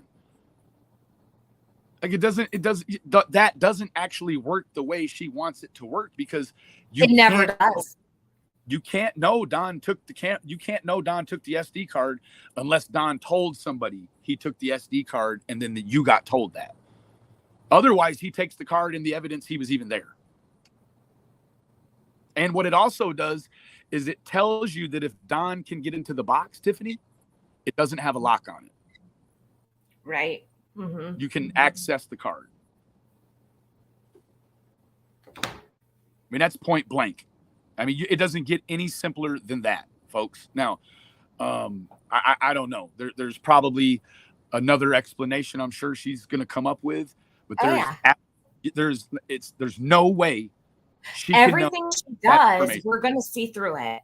Bottom line, Jody, you cannot continue on like this thinking we're not going to weed through every single piece of bullshit, because when you go and try to do the damage control later, you show all your cards, bitch. You show all your cards. Damage control for you is shooting yourself in every toe, foot, leg, and knee. You throw your hips in there too if you want. Like literally, you're a mess. You're your own worst enemy.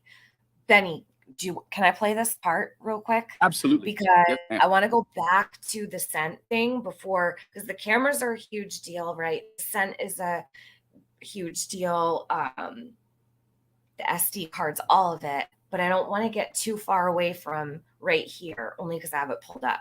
I'm going to play like the first couple minutes. Hold on. And you can interrupt at any time if you need to. Yes, ma'am. Is there any false narratives from Tragedy Pimpville that they're pushing that you want to set straight right now? Didn't you continually like yesterday? You're like, no, Jody, see, we're not doing 12-hour live, and then today 12-hour live. You got exactly right. Look, okay, the main ones. I would just like people to use common sense. There were search dog cadaver dogs repeatedly. Thousands searching. Like just this is not an Andy Griffith show type of thing. My dogs didn't do anything to anyone, especially Summer. Pretty sure that there'd be evidence that had there been, and y'all need to think, scent dogs and cadaver dogs wouldn't miss some shit like that. And if the cops thought that important, that would have been, oh yeah, okay. And Sun didn't drive. Red Truck hadn't been in there forever. That would have been a great point for her to talk about the exhuming of the dogs. Hi, Benny. I'm sorry to interrupt. She's trying to kick out stuff about the dog, and I get it.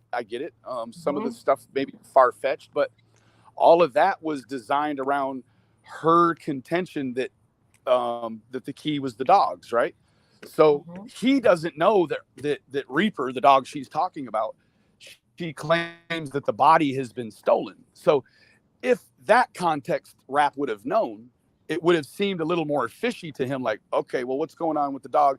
She wouldn't have been able to pass off things about anything had he had a little more context, because just to offer someone you want to set something straight, well, just because you're giving her a platform to set something straight doesn't mean she set it straight. This is where it became a nightmare. I digress. Okay. Great thoughts today, Benny. Thank you. I mean, and also, I'm going to make this real clear. The first scent dog in there did not stop at my feet to be stopping at my feet. It didn't hit on a scent. The handler was kind of being an ass. And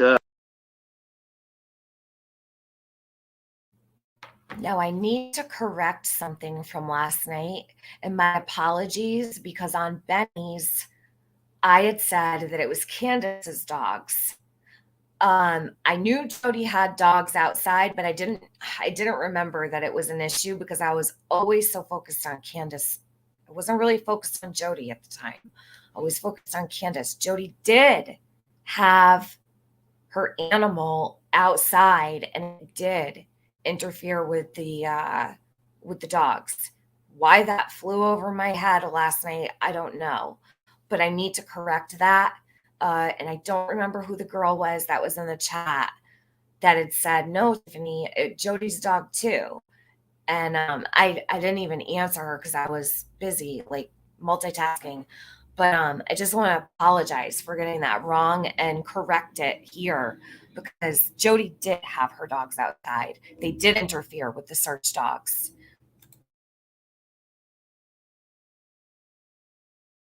he was mad, and my dogs, two of my dogs, were down there. And so were everybody else's. And you'll hear Candace mention this in her own interviews and things here on Tragedy Pinkville, that weren't like notified. Like the dogs came in pretty quick, which is, I'll turn back around to that in a second. Mhm. They come in. There was no. I mean, look, we didn't have time to go back and forth and put dogs up and everything else. We were all searching for Summer. You didn't have time to put your dogs away, Jody? She had time to get the SD card around, though. Okay, so excuse number one. We didn't have time to put the dogs away. But see how pompous she is? See how, like, she just has this ultimate sense of entitlement where, you know, anything flies for her, right? It's okay. It's not her kid missing. Fucking bitch. I'm sorry. I can't stand her anymore. I really can't. It's just sickening. And it's infuriating listening to all of the bullshit that she spews, the lies, the contradictions, day after day. And it's insanity. This is the true definition of insanity. Jody said. I agree. They were being interviewed. Had they been like, hey, put the dogs up real quick, the other one's coming, we would have done that. However, my dogs are at the bottom, but they were behaving. And then that dog stops, and it was very much distracted by other things, and it was a little whatever. A handler. So hold on, Benny, let me ask you something. We're talking about dogs provided by the TBI, Hawkins County. These are really, really skilled dogs. She wants us to believe that she wants us to believe that these dogs were acting like they were nothing special at all, right? From what you just heard, like, oh yeah, they were a mess. They were reacting weirdly to everything, and they were distracted and blah blah blah. You're talking about the fed dogs. What I think. Right now, there were some dogs. Benny, you're breaking up a little bit. Dogs, right? Okay. Now, in terms of Hawkins County dogs, you have to factor in William Creasy. William Creasy is a dog trainer, or was a Right. constable dog trainer for Hawkins Yep. County, who was indicted for the methamphetamine charges. So you got to understand there is at least some limited corruption even in the dog handling unit of Hawkins County. So Possibly, without yeah. knowing exactly which agency of dogs, I mean, if you got a dirty head dog trainer, you know, seemingly maybe he could teach these dogs how to alert on the wrong things, or you know, something to make cases dirty. However, it's already corrupt. You have a good point with that. Now, maybe I put too much faith in, and I think I do put too much faith in law enforcement at times. I don't know what their dogs are like, but let me tell you something. I don't believe that, you know, the dogs weren't good enough. I don't. Right? And Jody is blaming the dogs. You heard blaming the dogs. Those dogs are searching for Summer. What are you blaming the dogs for? Well, I mean, that's what It's she okay does. for her dog to be down there, right, Benny? She's like sitting there like, oh yeah, I have my dogs down there. They were behaving, but their dogs were distracted and No, shut up. yeah, her dogs were helping, just like cigarettes do with cancer. Yeah. Unbelievable. Did we ever figure out where Chick Valley, at what point were her dogs down there? She never said her dogs followed her down the driveway. I never heard her say that her dogs followed her down the driveway, but I do remember her saying that she was down there with her dogs. But it wasn't something that I ever held on to because Candace's dogs were the ones that really got in the way. Candace made a really big deal about dogs, and she did an interview with the Rogersville Review. Is that what's called? The Rogersville Review? Jeez. Speaking about it. So she was really riled up about their dogs, you know, merging with her dogs, and she didn't want the dogs around it, according to what I read. So that was very interesting. But I think that's why I didn't really focus too much on. I remember she did say it, Chick Valley, but I mean, don't beat yourself up because I overlooked it. I really did. Even till just today. So, well, not today, yesterday, but right now we're talking about it, and it's astounding to me. And that's why it's really good to go back through this stuff because, you know, somebody left me a comment the other day, and I don't know who it was. I don't even remember their name. I just blocked them from my channel, but they said, Tiffany, you've done nothing for this case.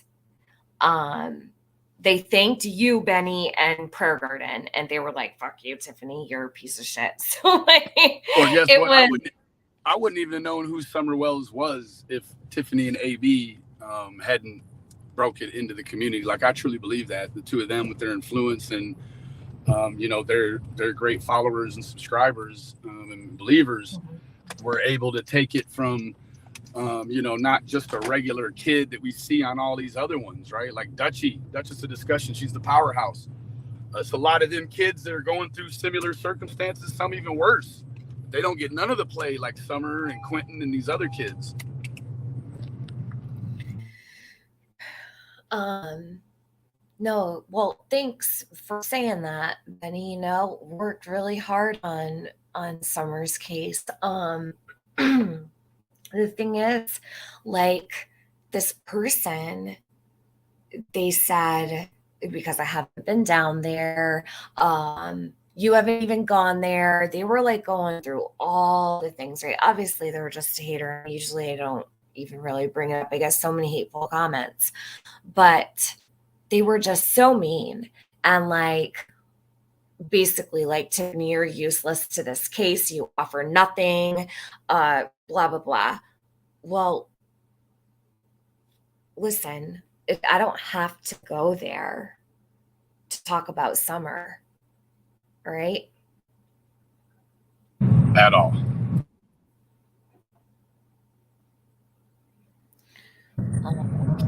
I mean, I've seen countless hundreds of people over the course of watching all these videos for 16 months that, I mean, even this morning, you know, people that are very gracious, thanking Tiffany for continuing to keep Summer's name out there. And that's a testament of being able to restore, you know, Tiffany being able to restore some hope in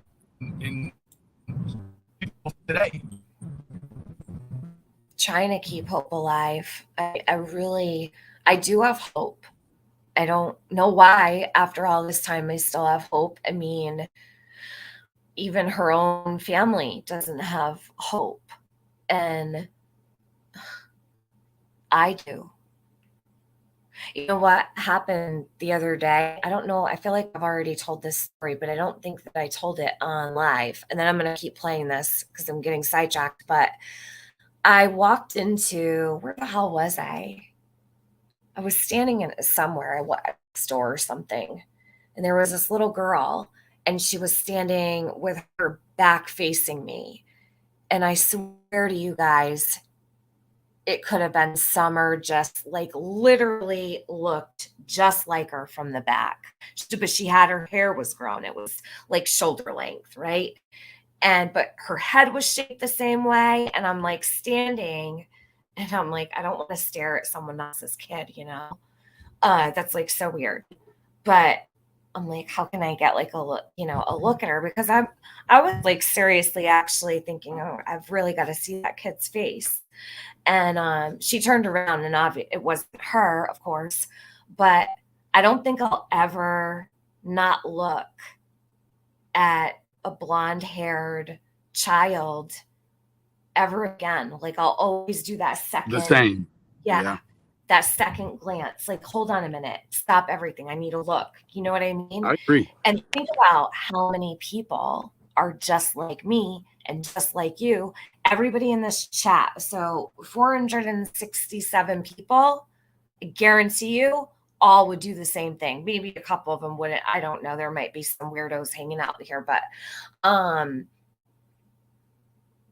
if Summer is out there, I have hope. I have hope because we have so many people. Hold on, let me make that full screen, Benny. Do you want to put that up there? Hold on. Let me take this down real quick. Was that a flyer? Oh, I saw it. Okay, hold on. Make it full screen. I need to put some new tape on it, but I do not stop. You still have the same one, huh? Don gave me that one when I drove up there. It's the same one. I just changed the tape out. I love that. Look, so everywhere you go and park your car, her face is there. Everywhere. Yeah. Yep. Beautiful. Thanks for showing that. Thank you. All right. Let me pull this back up. But I don't even remember what I was talking about. I get carried away. All right. Let me press play. Now, back to the scent. We're back to serious business. Hold on.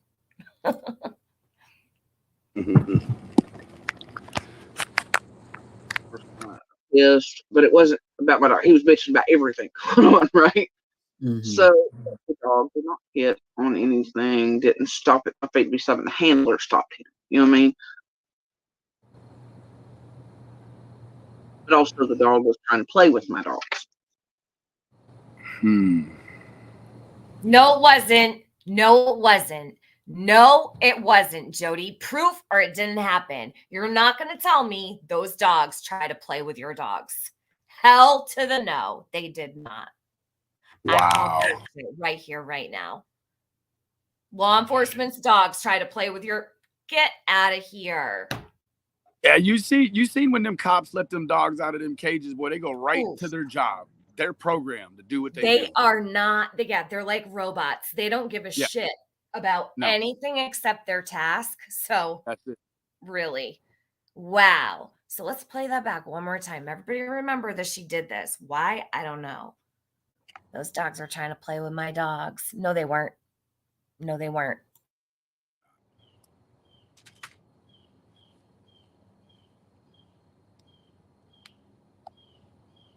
Things, and it was a little whatever. My handler was kind of pissed, but it wasn't about my dog. He was bitching about everything going on, right? Mm-hmm. So the dog did not hit on anything, didn't stop at my feet to be something. The handler stopped him. You know what I mean? But also the dog was trying to play with my dogs. Does that make sense? Yeah. All right. And then Not also people try to put this nefarious thing like, why did Jody Sue walk in the creek to wash her scent off or whatever? And I had a shit ton of perfume on, by the way. What is up with this perfume again? Like her perfume, Tiffany, is Benny, not you're gonna fucking cover up right. Summer's scent. It aligns with, listen, it The same- aligns with the story. You're so right. It's That the needs, same where's behavior. Dave? Get dazed And on look, that. that behavior, again, guys, but that behavior before was sneaky. She was sneaking around. That sneaking around behavior. That is not trying to help find a child behavior. That's not what that is. So now you got her changing clothes and washing off her scent.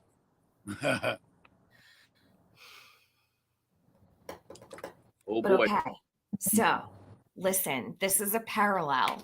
All right. We're going to remember the clan pop up. Remember when Jody said, are you guys all ready? And if you want to meet me, I'm going out, you know, in the woods tonight, blah, blah, blah. Don't take a shower, no soap, no perfume. And now we've got Jody, right? Changing her clothes and putting a whole shitload of perfume on to walk through the creek looking for Summer to see if she was still in there. She's trying to contaminate the scent, clearly. There's nothing else. You cannot try anything else. She's trying to contaminate the scent. Well, she wouldn't be preparing for dogs to show up, right? Because no one could have ever imagined it would have turned into, usually if the kid, you know, that's my isn't point. Hmm. That early on, she could not have already had her mind to the point of concealing, or she was too far down the road. She knew for a fact, she basically, by saying this, she knew for a fact that there were going to be dogs coming in to search for Summer before they even called the police. Okay. Yep. And what does that mean? That means theoretically, allegedly, that Jody knows Summer's not on the hill already. She knows she's not in the area because she knows they're not going to find her. So they're going to have to resort to bringing dogs. If it's like before when she's wandered away, they don't bring the dogs because they find her. But when they don't find her after a point, this one here knows the dogs are coming. So she's already knowing the dogs are coming. That's too much of a commitment. Too much. Yep. You know, listen. She just fucked up. She's always fucked up. Benny, she's been saying this for a long time, right? And I called this shit right out in the beginning. Back even before, because I was very skeptical of her at first. Then I kind of like warmed up to her, you know what I mean? Like, all right. And then as time went on, I'm like, there's no way. But then everything changed. So listen, I said that day one when she said that she was walking through there. I'm like, why would she even think that dogs would show up? How would you begin to know that? How would you even think it would turn into something or a situation like that? Because the child's gone. That's the only way you know dogs are coming, because you already have prior knowledge that the child is not in the area. It's the only way you know. Because Jen put in here, in any of the other situations with Summer, dogs were never called. So she doesn't actually have a real baseline on what Hawkins County or anyone is going to do, because I'm going to tell you what, Hawkins County is going to probably be geographically who's going to be able to get a dog there the quickest, right? So there you go. She doesn't know what dogs are going to do. But how does she know dogs are coming? When Never mind what dogs are going to do, the dogs would even show up. Yep, that's it. She knows dogs are showing up because she knows Summer's not on the hill, and she knows Summer's not on the hill with that comment before Candace does, allegedly. Now, let's flip this, because this is another maybe another way to look at it. What if, now we could say that's the situation, or we could say, what if it's not even true? And this was her excuse, but there she is shooting herself in the foot like she always does, because she's basically admitting she knew dogs were showing up. She knew Summer was not there, and it was going to turn into a massive search for this child. So preparing for scent dogs to come in, She already knew. or she might have come up with this. Oh, well, I have to say this. It's the only thing that I can say that'll make sense. Like, what if her saying it is all a lie too? You don't know with Jody. You Correct. don't know. And that's what's so hard about. You can't take her seriously. She's admitted to trolling around Summer's case. She's admitted to putting all kinds of booby traps out, right? She actually had real booby traps in her yard, but she puts them out on YouTube too. Hey, I do it sometimes also, but not when it comes to Summer or any missing child. Are you going to fuck around like that when you're the neighbor? Now, if you needed to try to get information out of a suspect, sure. But you are the suspect, Jody. So this is the Correct. thing. Yeah. Like, she's either lying, all right, or she knew. Exactly.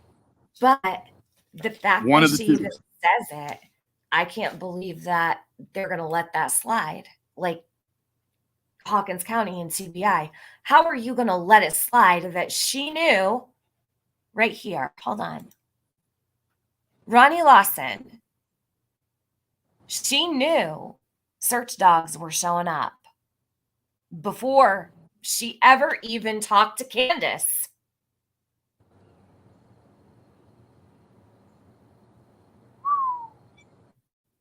How is it possible she knew search dogs were showing up before anything even went down? Because she heard Candace calling, and what'd she do? Oh, I gotta go look. Right? Just imagine they knew about 9/11 before it happened. Hoo-wee. That's what I'm saying.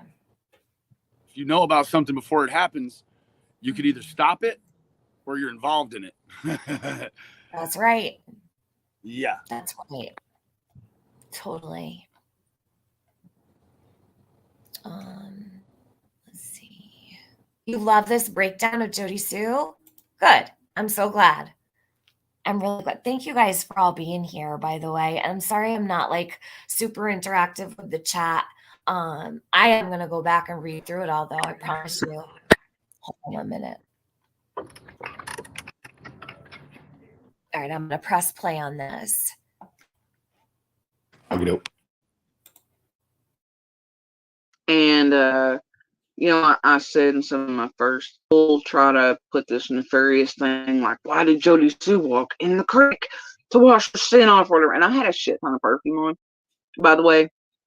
And, I said in some of my first things, it was like I didn't want to like cover up Summer's like anything, right? I have a shit ton of perfume on. I don't want to be walking through the brush part or anything and breaking things, and leaving and like if Summer scents on it, right? And I walk past it and I break it or do anything to it, and I've got a shit ton of perfume on it. It's likely to cover up her scent, making it less likely for dogs and stuff to, be able to pick up her scent.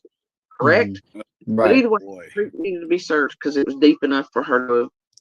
And also, you don't want to walk on the sides of the banks of any water like that because that's where, look, country kids, they gravitate towards the creeks.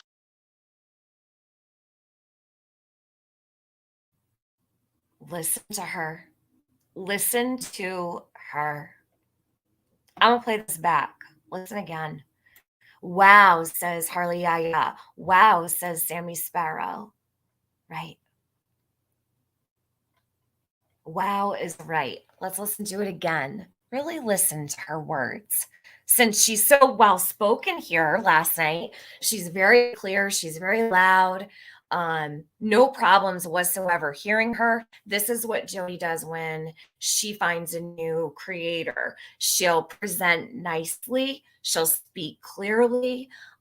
You'll be able to understand her.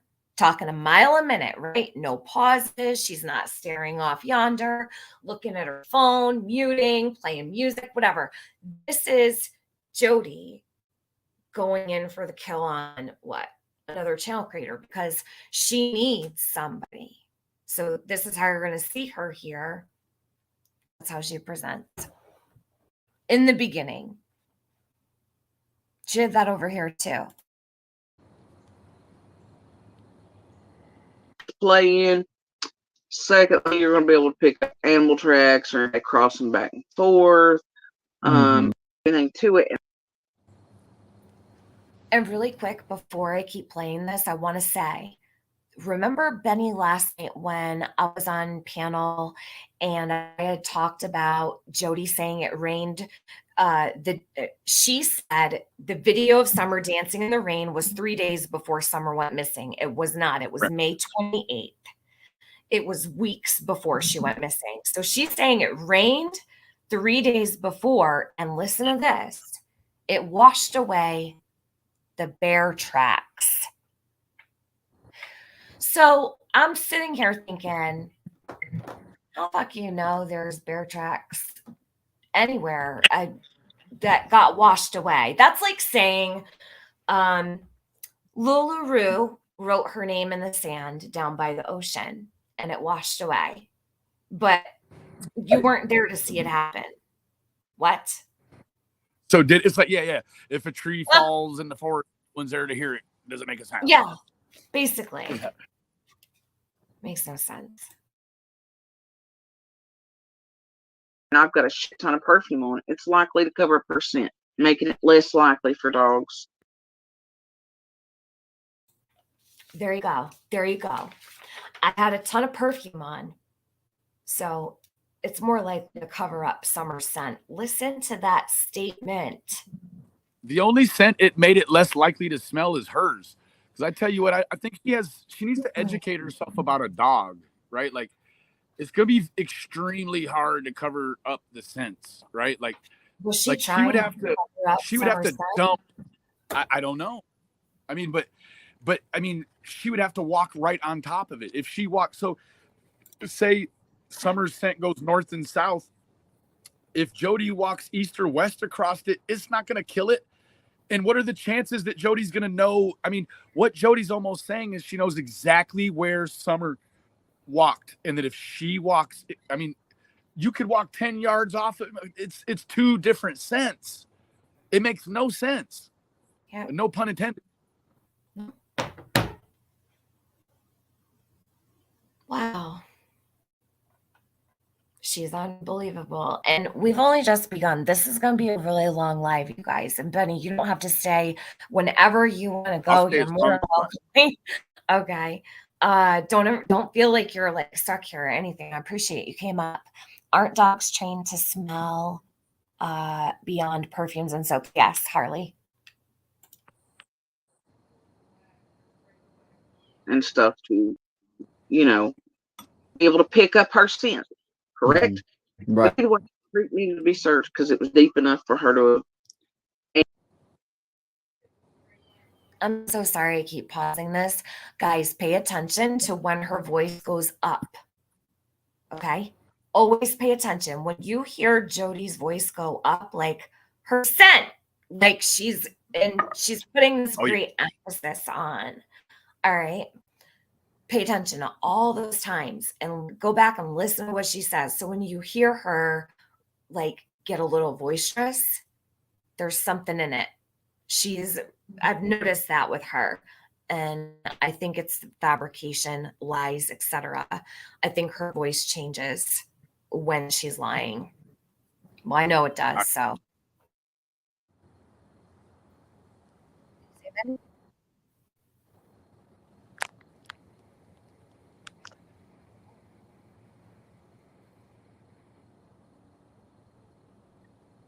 And also, you don't want to walk on the sides of the banks of any water like that because that's where, look, country kids, they gravitate towards the creeks to play in. Secondly, you're going to be able to pick up animal tracks or anybody crossing back and forth. Mhm. And I figured that I could look on both sides, and I did, in the mud and things, and be like, okay, well, are any of the kids' footprints here? Which way she might have been going, or animal stuff, anything like that, right? And you don't correct, but Right. either way, it needed to be searched because it was deep enough for her to have. And also, you don't want to walk on the sides of the banks of any water like that because that's where, look, country kids, they gravitate towards the creeks to like cover up summers, like anything, right? I have a shit ton of perfume on. I don't want to be walking through the brush part or anything and breaking things, and leaving, and like, if summer scents on it, right? And I walk past it and I break it or I do anything to it and I've got a shit ton of perfume on it, it's likely to cover up her scent, making it less likely for dogs and stuff to, be able to pick up her scent, correct? But Right. either way, the creek needed to be searched because it was deep enough for her to have. And also, you don't want to walk on the side of She's the banks convinced of right now. any water Trying to convince. like that. So when you tell a story, there's two ways to do it. You convince or you convey. She's Convey is that real natural organic flow. And it will your statements a lot of times, music so closely resembles everything we do.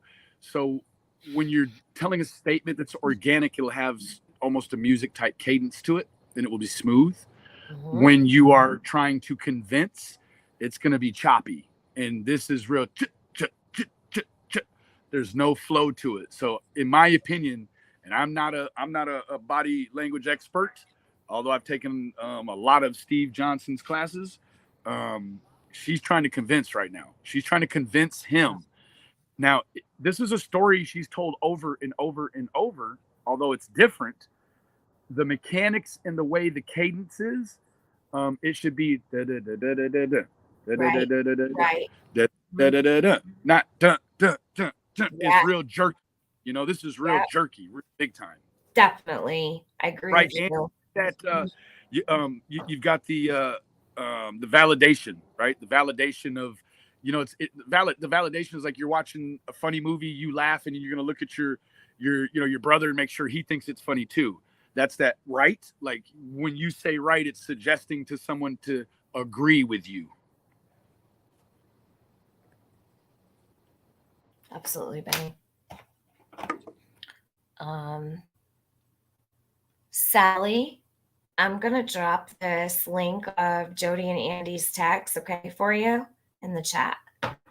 Grab those, hon. Those are the texts that we have. There's also another batch of texts on my channel too. I can grab those if you need them. Her and a neighbor, but those are her and Andy's texts from the day of Summer's disappearance and then the morning after. Because that's where, look, country kids, they gravitate towards the creeks to play in. Secondly, you're going to be able to pick up animal tracks or anybody crossing back and forth. And I figured that I could look on both sides, and I did, in the mud and things, and be like, okay, well, are any of the kids' footprints here? Which way she might have been going, or animal stuff, anything like that, right? And you don't want to walk it because then you'll destroy that. And so it was like a three thing. A, I don't screw up anything with having a ton of perfume on. B, I've got to feel the bottom to make sure she's not in the deepest spots, which is, like, y'all cannot imagine. Every time you put your foot down, and you just can't. Anyway, and also not to mess up anything, because, to me, it's common sense, right? It's like, in the woods like that, what happens if you cannot find at some point? They immediately will bring in dogs and things.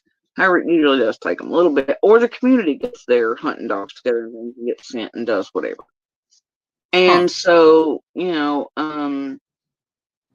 that's the thing. People think all this stuff's nefarious, but if you live in the woods and mountains like that, that's pretty much a given, right? And, walking creeks is not a big deal for us, and, kind of knowing what to do. And Lisa says, well, weren't you afraid of getting a needle Hey, Jody, walking a creek around here is normal to do too, right? She thinks she's the only one who's ever walked in a creek. Jody, Right. the only one. She's the only one. She's also the only one whose perfume, I guess, would mess up a scent like that. But, you know, it's all too premature. Thinking too far down the road. Check your text really quick. It's an interesting dynamic, Tiffany. Shit, I saw that too and I didn't even look. Hold on. I saw it come through. So there's been multiple instances of different situations that didn't automatically have people thinking there was going to be dogs pulled out. Right? There's been different circumstances. So there is a history. I mean, what's interesting to me is why so early in this one were you acting differently seemingly than the other ones. I mean, I'm only guessing she acted different in the other instances because she's never talked about them really at all or like this, period. Like they didn't have the emergent nature that this one had so early on. Like there's nothing the police could find that suggested that anything nefarious had happened, other than she's just gone. So I'm just really curious what made Jody so early on. And I guess other than the scream, but this scream, they kicked the scream around in the cabin together. You know, they did. And they all three came to a different conclusion.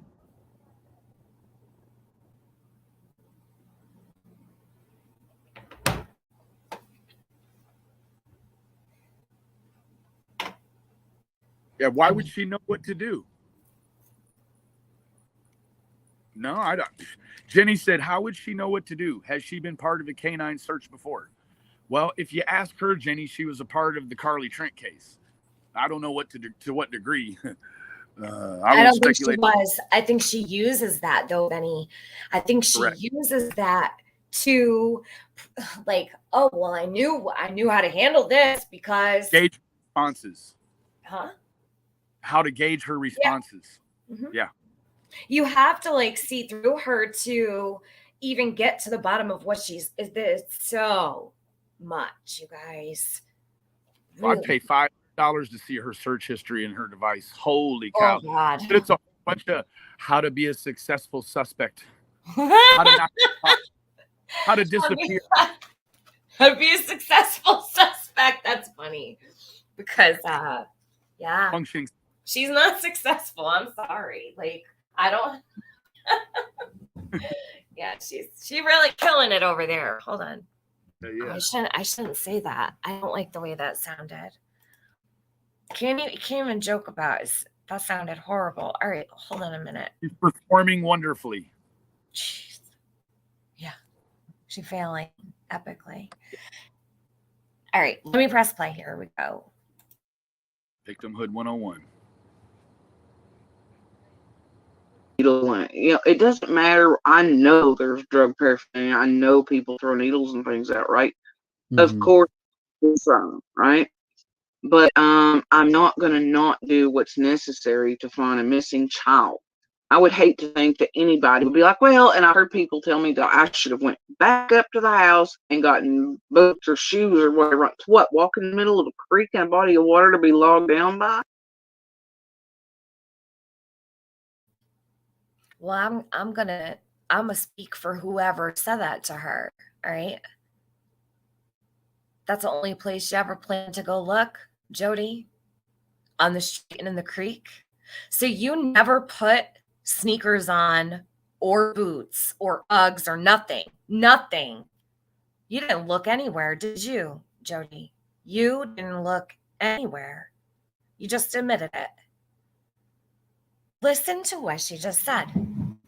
Jody, did you even search your own property? Did you even look for her over there? Did you look for her in Don and Candace's yard anywhere? Doesn't sound like it. The only place she needed to go was the creek. So it was cool. She could wear those shoes.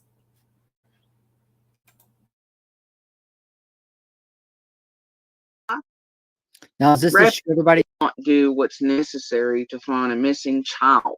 I would hate to think that anybody would be like, well, and I've heard people tell me that I should have went back up to the house and gotten boots or shoes or whatever. To what? Walk in the middle of a creek and a body of water to be logged down by? Now, is this the shoe everybody keeps bringing up? Because the whole chat's talking about a shoe. No, they're on that shoe thing. And it's because Ernie wants to know, and the shoe thing's kind of, I mean, there's stuff with shoes there, but look, Ernie didn't make it into some shit it ain't.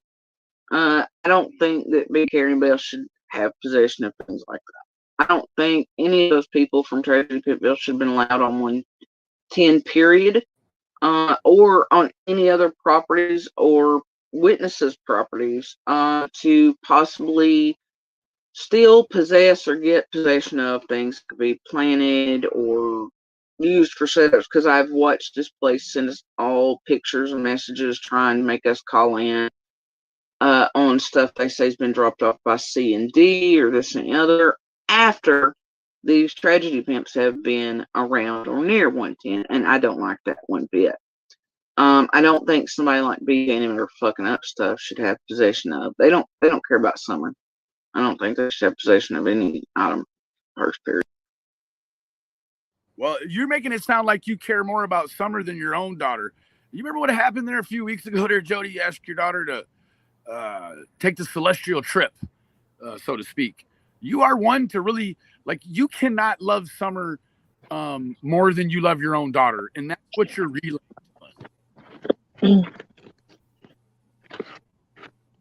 Hello. Hey, Penny. Hey.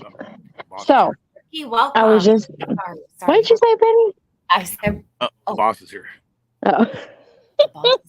Penny's boss. Brookie, welcome. Thank you so much for joining memberships.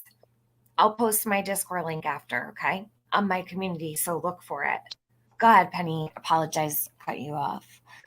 All right, so I was just listening, and I can't stay for very long because I'm about to leave, but I wanted everybody to think about this because most everybody here is a parent, and most of the people here are women. So close your eyes and imagine this situation. Somebody's child just went missing. There is a predator on the loose. There was a scream. You have no idea where this child is. You have no idea what happened. You have no idea who did it, but they're around. They haven't been caught. You go to see. Do you bring your kids with you or do you leave them behind? Don't answer. But then also imagine this.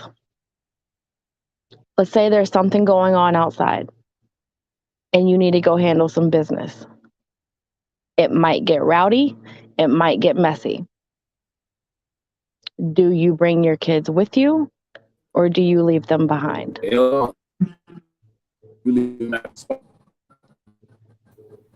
the first situation, if I know that there is a missing child and there is a predator on the loose, I'm bringing my kids with me where I can see them. They will be tethered to me. They will not, especially because she has admitted that all of those people around there, whenever there's somebody's running from the cops or something, they cut through each other's properties. That's how they duck the police, is they cut through each other's properties. And it's fine. It's this thing. And they just all do it. People from around there be like, see you at the gas station, be like, hey, you left your boots. Or, hey, I borrowed some gas. I'm going to bring it back to you. It's like, no big thing, right? All right. So if it was me, if I was going to go and see what was going on because there's a missing child and a predator on the loose, I'm bringing my kids with me where I can see them. But if there's something going on and I don't know, what the hell is going on, and I might have to fucking fight or something or something like that, no, my kids are not going to see me behave that way, or, I'm not going to bring them down with me to see that I'm about to get scrappy. There's two totally different situations in which you would leave your kids or keep your kids with you. Yeah, and I think that there could be even another option where you might be the parent where you're like, oh goodness, I know I've heard what goes on over on that hill.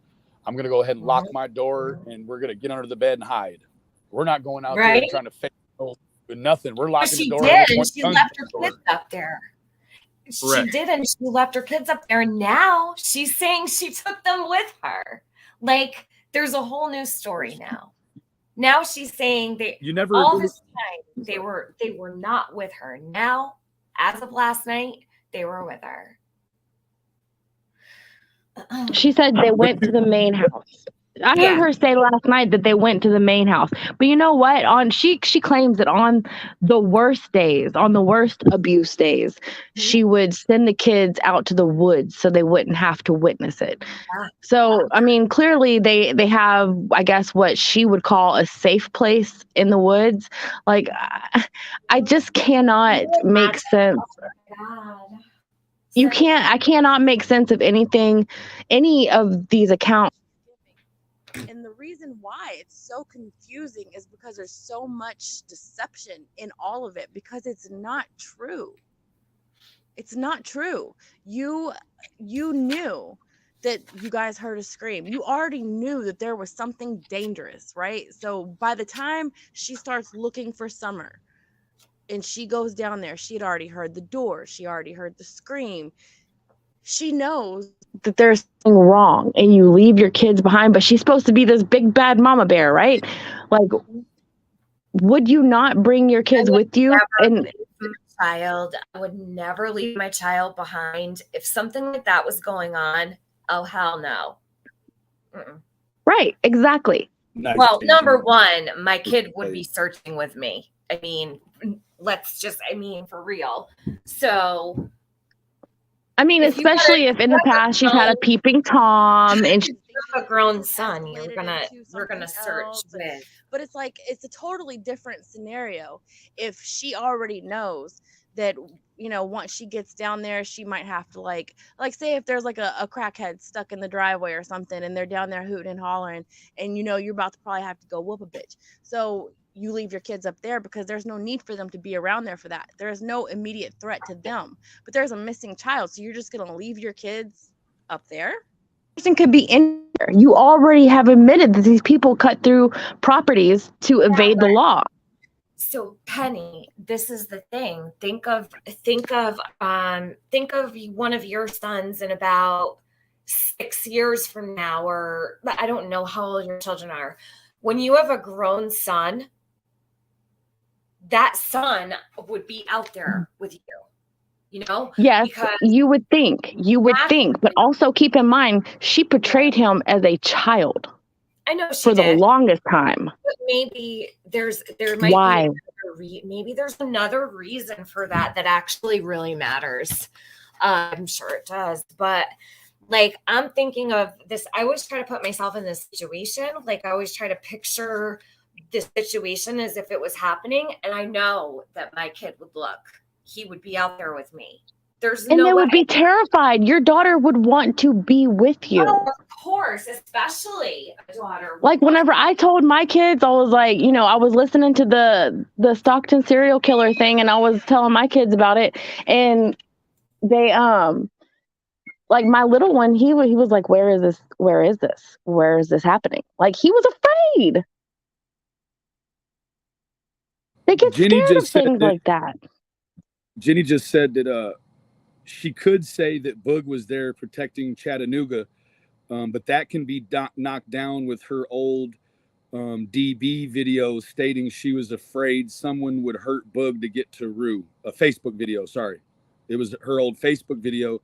She stated that, and I remember that now, she was afraid someone would hurt Boog to get to Rue.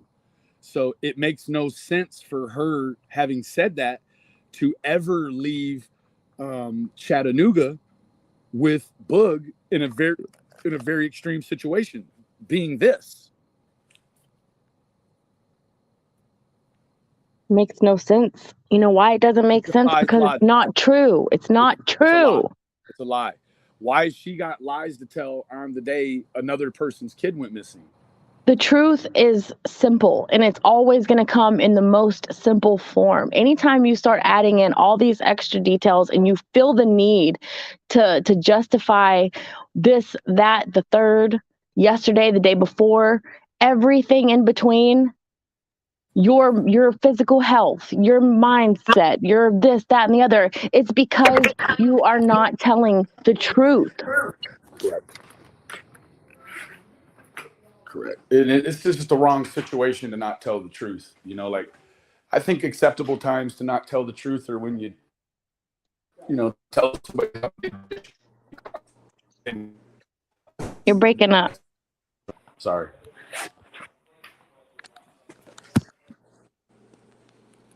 So then you got to ask yourself, why the need to lie? And I've said it and said it and said it. It's for the preservation of herself or someone she cares about. Yeah, agree. Plain and simple. Mhm. That's it. Agreeable.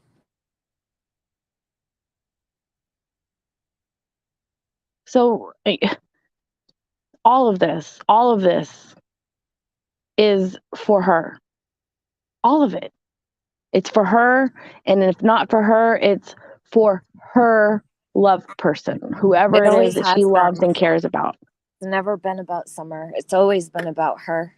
And if you look back, you can see that she's very selfish. There's something here that in the beginning it wasn't about attention for Jody, I don't think. But as time has gone on, it's gotten worse and worse. It's feeding a fire and well, fanning a fire basically. But you know what I mean. Uh I think that it's gone so out of control, but at the end of the day, she is protecting something, okay? Some circumstance involving, in my opinion, this is a woman who has something to lose. We all have something to lose, right? Um, if you think you've got nothing to lose, you're absolutely crazy, all right? We Okay. should all know, hold on, we should all know that at the end of the day, everybody has something to lose. What would drive Jody to do this for so long?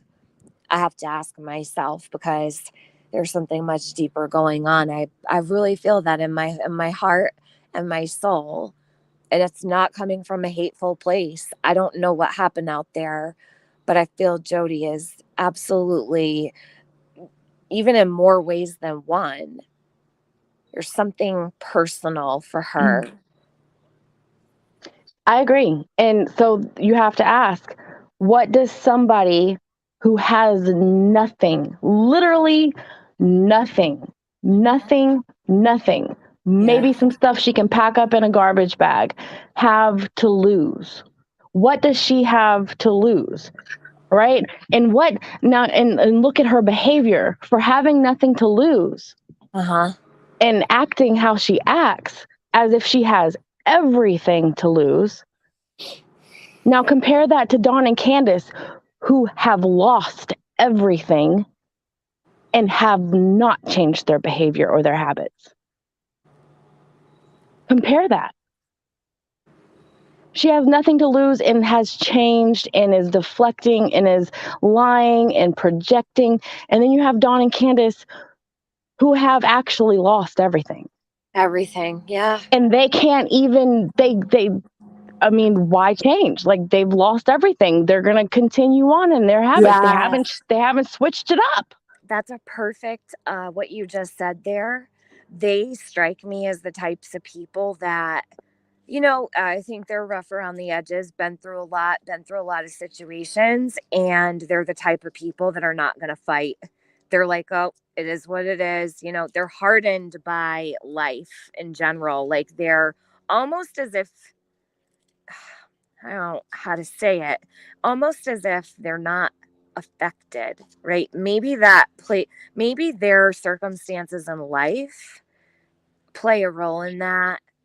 I would imagine, people like Don when I say people like Don and Candace, what I mean is they've gone through a lot of hardships, criminal charges and drug use, alcoholism, SA running in, every family tree branch, all over the place. You got a lot going on. A missing sister for Candace.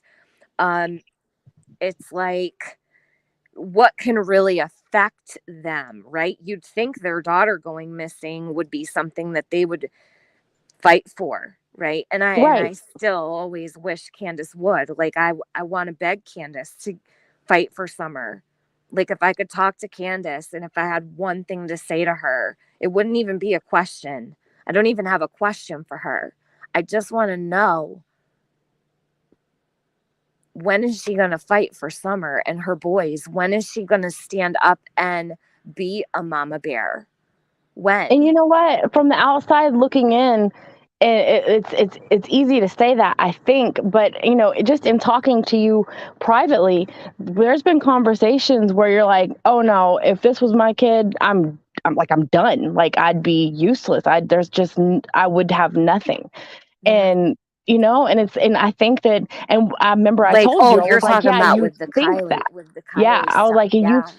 you think that that's how you would feel, but you might want to get up and, to speak Justice. for her, Right. and whatever. But, it becomes your mission to, right. even if you've lost everything, it would become your mission to seek justice, to seek answers, and that would be your reason to keep going. And when you said that's a that to me healthy that day, it thing. was so true. So Yeah, true. and that's a healthy thing. We think we would be like just a blubbering mess just on the floor, but whenever that actually comes, a healthy Penny, I'd be mindset as might good as be. gone. Like, I've always said that. Like, you could just throw me in the ground because I'd be like, for real. But Yeah, when and you that's said that, completely healthy to think that. But if you're not yeah, if you do not have a healthy mentality and you have drug dependencies or whatever, you might process that different. That thought of, I've lost everything, so why even try? Fuck it, might actually become where you stay.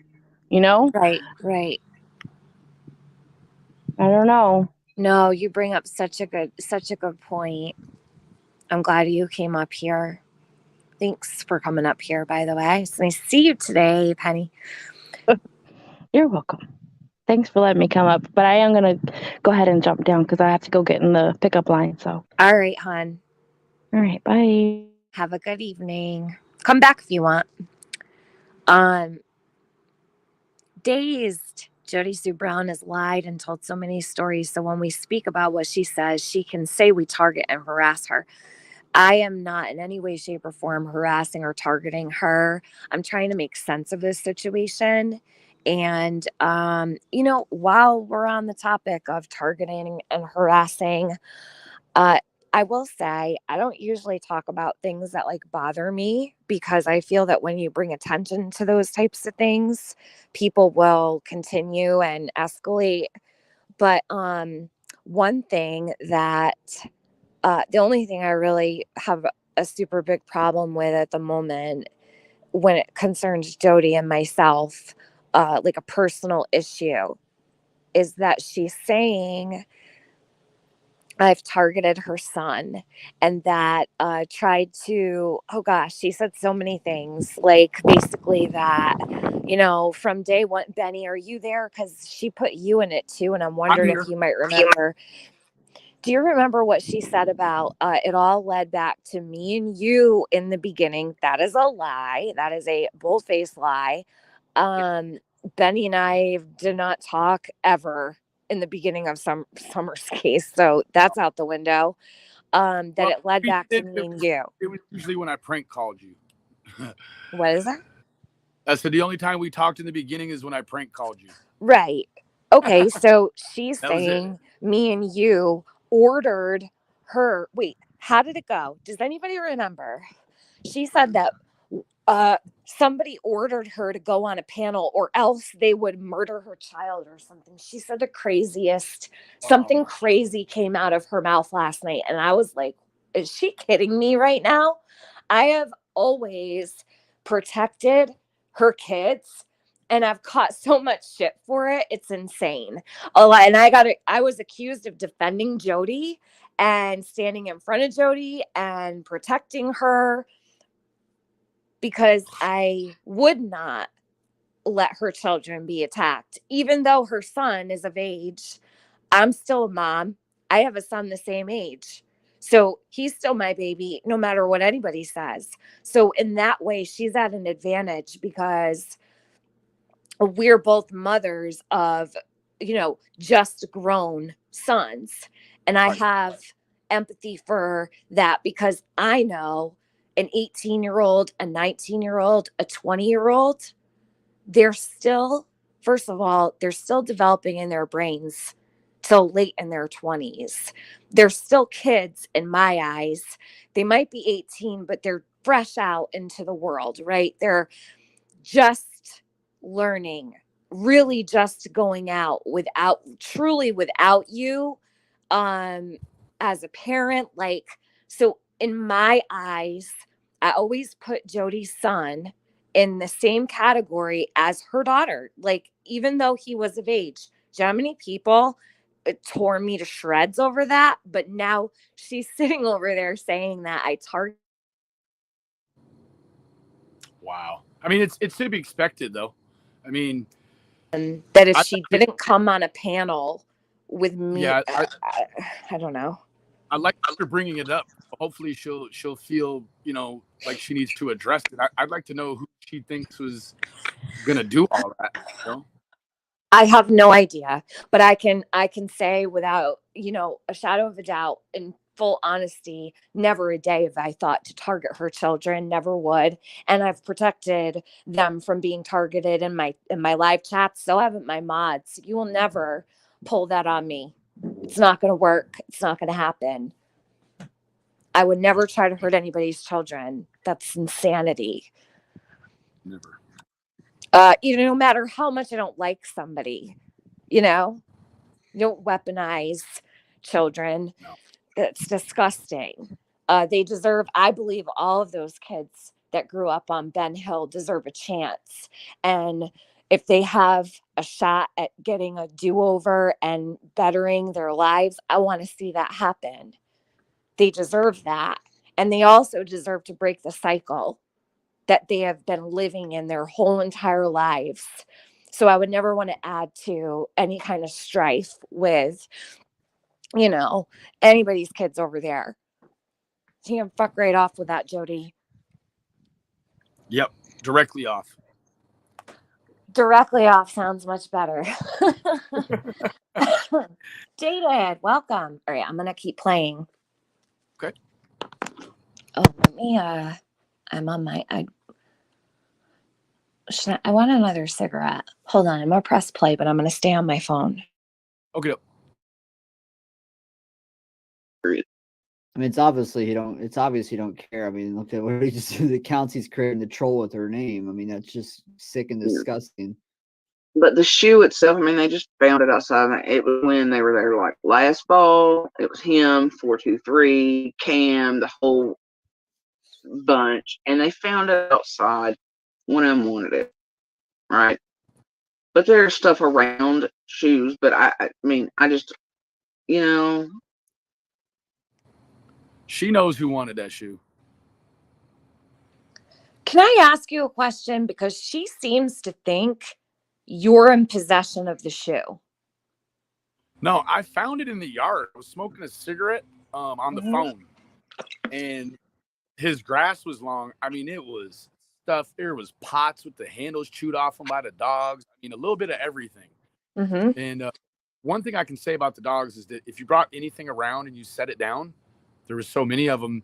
Immediately, the goal was to try to grab whatever the human had put down and then run off with it. So I was just out there talking, walking, looking down, kicking my feet. And I was like, well, wait a minute. There's a shoe dug down in there. And so I've just moved the grass, and it was the old Paw Patrol shoe or whatever shoe it was. And so I took it up and I handed it to Don, and I was like, man, look what I found. And he didn't treat it for a moment. He did, but then he just kind of set it on the table. And for me, I just I took a picture of it. It was like, wow, it was like another one of those JFK moments, I guess. But that shoe had been disregarded by the police. So it isn't a matter. I mean, everything up there had been documented and taken pictures of. So it's not like you're going to grab a shoe that was there before and go dump it somewhere else and then, plant some evidence. Like this woman, she's like, I don't know. She's an idiot, right? But all of that stuff was documented. And in fact, that shoe was offered as a test sample, but it was disregarded because everything up there has, they wanted something specific. I'll just say that. They wanted something specific that they could reasonably say no one else touched, or it was something she had last. So they had found an item and put it in a bag, and then that was the test sample. It was not the shoe. The shoe was identified by the police and then put back down or not picked up, whatever, but it was disregarded as a valid test sample. Okay. Well, so that's cleared up. Benny doesn't have the shoe, Jody. Okay. So someone's saying that there was a shoe found in your car. Is that a rumor or what is that? No, there's not a shoe found in my car, and I'm assuming that one of my domestic violence videos, which by the way I'd made prior to coming out public about Summer, I mentioned that there was a baby shoe that did not belong to me, a little one, about this big, and it was clearly like a male's shoe, right? And I still have it black and white, and it's really a little one, an itty bitty one shoe. It was stuck around my door where I kept finding footprints where somebody had been fucking in my back seat and all kinds of shit. But I'd found it wedged up underneath things. So at some point, somebody had smaller children in my car when I lost a shoe. And I made a video. Can I ask a question? And I don't know. That's why I'm asking. And it's not my business. And if it's off limits, that's fine. Does Becca have a small child? Like a little one? Because I've never heard that she does. Is that what she's referring to? Huh? I'll text you. Okay. All right. Yeah. Because if she doesn't, I have a problem with what Jody's saying. If she does, all right. But all right, let me press play. And I mentioned that, there were clues all along about what people were doing on their extracurricular time. So that was all. And now somebody's commingled it with, well, there was a shoe found in Jody's suitcase. No, there wasn't. Yeah, the rumors are insane.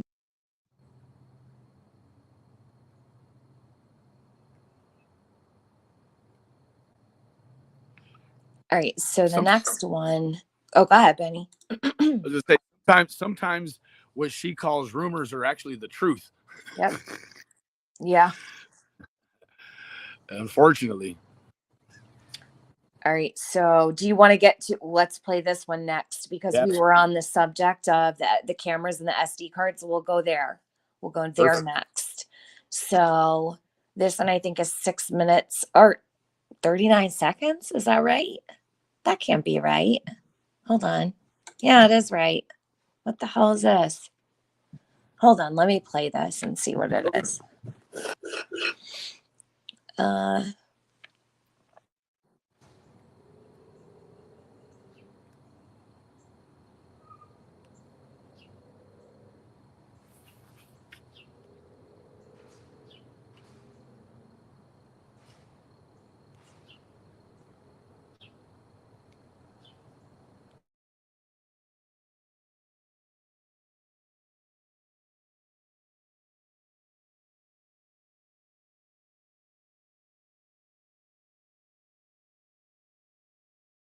Thing for a week plus there, 3 weeks ago? Mm-hmm. The trouble, the bullshit around the red truck has almost caused one of my family members to fucking die.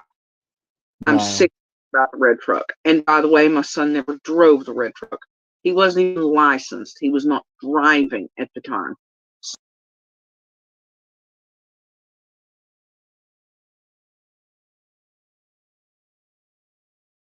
thing for a week plus there, 3 weeks ago?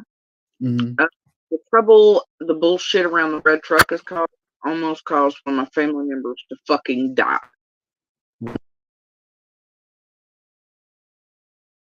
Whoa. You have anything to say about that, Benny? I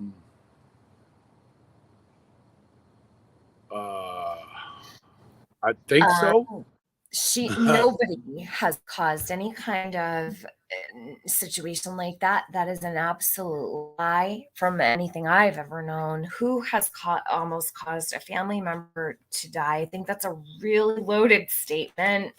And I surely hope she's not referring to any of us as creators, because we don't have that kind of power, nor would we want anybody to pass away. Right. I mean, and not to mention, it's not the YouTube that put the red truck with the ladder rack and the white buckets all over the internet as a person of interest in questioning. That was the police. So if somebody almost got your family member killed in the red truck, you could blame the police. It wasn't YouTubers that did it.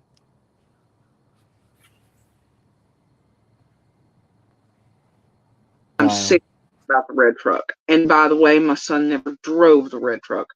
He wasn't even licensed. He was not driving at the time Summer vanished. So I'm tired of hearing how my son was driving this and that and the other too. Right. I think it's interesting how she says the word vanished. Vanished suggests that, she wasn't abducted. Maybe something different. Mm-hmm. Yeah, into thin air. Like I hate the word vanished. It drives me crazy. Yeah. But what I wanted to say here was, now I was messaging Penny this morning and I hadn't listened to the whole thing. And I paused it right here where I paused it. Listen to this one more time. And I want to see if anybody has the same thoughts that I did. I'm not going to go further than this one little part, because then she adds something to this. But does anything stand out to anybody? Hold on.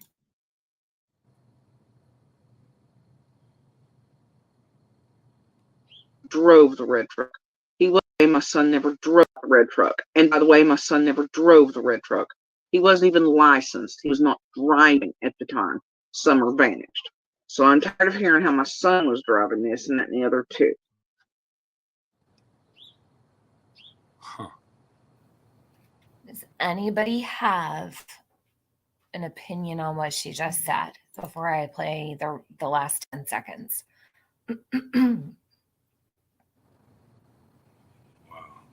Jody drives without a license all the time, right? Oh, yeah.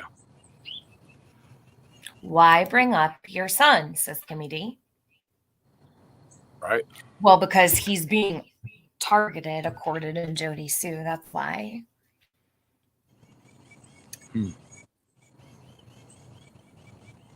Now, what I thought was interesting is she says, my son wasn't driving the red truck. He wasn't in the red truck. Well, that would imply that the red truck was there.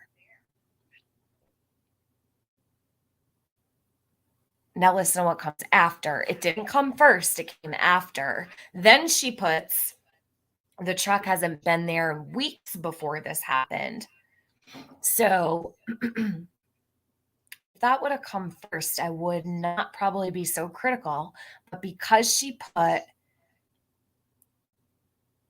my son wasn't driving the truck first, it implies to me that the truck was actually there. She fixes it. She cleans it up a little bit. And now that's just my takeaway too. Yeah, I agree with that. Right. The truck was not even in there or anywhere near the property that day, and not for a very long time prior to that.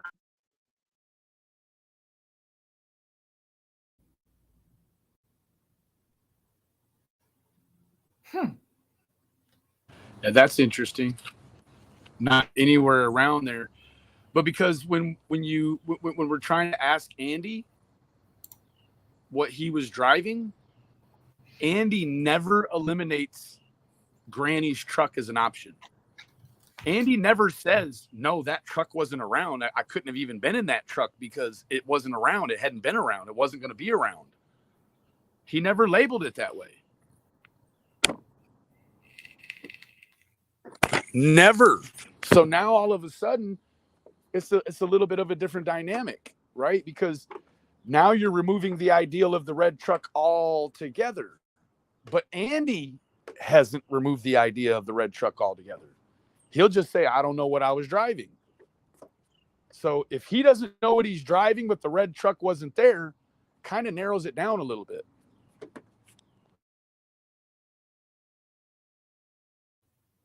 I agree. I'm pulling up the next one.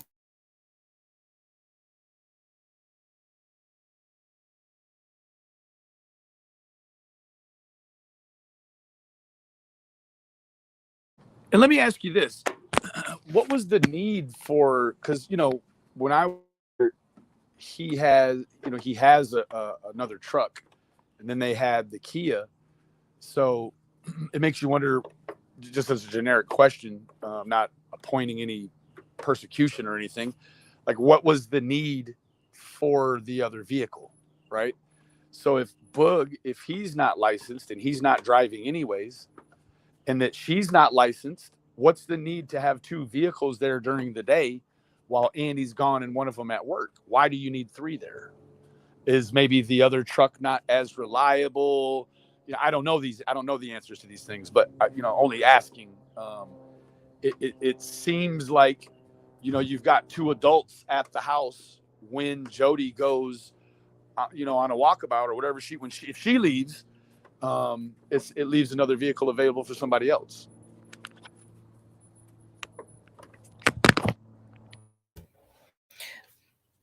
Benny, can I ask you a question about something else? It's not about their truck, but I wanted to ask you if you've ever questioned why the white truck was left behind. Because I don't really focus so much on the Subaru, and I've never talked to you about this, but like it's been something that stood out to me from the beginning. I feel like everyone puts so much great emphasis on the Subaru, but they don't question, they never question what was done with the white truck that day. Like, now Don may have very well took that car to work, and maybe that's just exactly the way the story went. But have you ever questioned if that white truck was left behind as the vehicle with no GPS tracking in it? That truck does not have any kind of tracking in it. So the fact that it was left at the house is bothersome to me. Like it was left there for a reason. It was a new thing for him to take the car to work. And that white truck was sitting there. I wish I had an answer for that. Do you know, like, is there anything like when I just said that in all the time that you ever spoke with Don and Candace, they ever talk about the white truck with you? Like, did they ever, even like the slightest thing? Because I've always been bothered that the white truck was left behind. I don't care if he took the Subaru to work. I don't think that has shit to do with anything, because if it means, and let's say Don has something to do with this, that Subaru is his alibi. He said it. That's got the Starlink in it. You're not taking that anywhere without the Sirius XM radio in it. Okay? That's going to locate you. The chip in the car is always working, even if you don't pay for the service. So all they have to do is go to the car dealership and grab that. Right. All of your information is right there. I'm sure they probably don't even need to do that. They probably just call right to the actual company. All right. But this is the thing. Right. You're not going to take a vehicle that can be tracked by GPS. Like my car, all you have to do is literally tap into my GPS and my XM radio. That's it. Because I'm trackable that way, right? That truck is not at all. So I feel like the white truck could have been left behind for a reason. Now, if there was crazy stuff going on up there, and now I know why a man would leave his vehicle behind with his wife if there was something weird going on. And they wanted it to look like the husband was home. It makes me question now, and I never really thought of it from this perspective. I always thought they used the truck for something nefarious, but what if it was Don leaving the truck there so that Candace would be a little more protected or something? Do you know what I mean? With the story of some weird guy being do you know what I'm saying? Does that make sense? Like a husband would leave his car home and take his wife's car so it looked like he was home and not her. What do you think of that? Him taking the Subaru, I did a video on it. It was it was changing routine or routinely changing. And he has a routine. He works drywall. It's a dirty job. People question him. I mean, even the people at his job, through his own admission, thought that it was strange that he would bring this high dollar vehicle up to a dirty job. And his response was, "Well, I pay $650 a month for it. I might as well use the damn thing." Well, that's a change in routine. It's a transportational change. Now, if Don had something to do with it, allegedly, does he have enough sophistication in criminal forethought in order to know that? Probably. I mean, you can get some of the standard how-tos on CSI. You just don't do what they do on CSI. You probably have a better chance. So maybe. But at the same time, I had always contended, because H had made a claim that, I don't know his exact verbiage, but something to the effect that he may have heard in some fashion that the boys went to work with Don. So knowing that the S10 is a single cab S10, it's a standard. So it means you're not going to probably really easily fit 3 boys and Don in it. So it started to maybe flow in a way where you're like, okay, maybe did he take the boys? Because if he took the boys, he would need more room. He'd need room for the boys and, some stuff in the back or whatever. But if he didn't, then it's a different transportational change. And it just so happens to stack on a day when his daughter goes missing. So you've got some coincidence in change through the routine.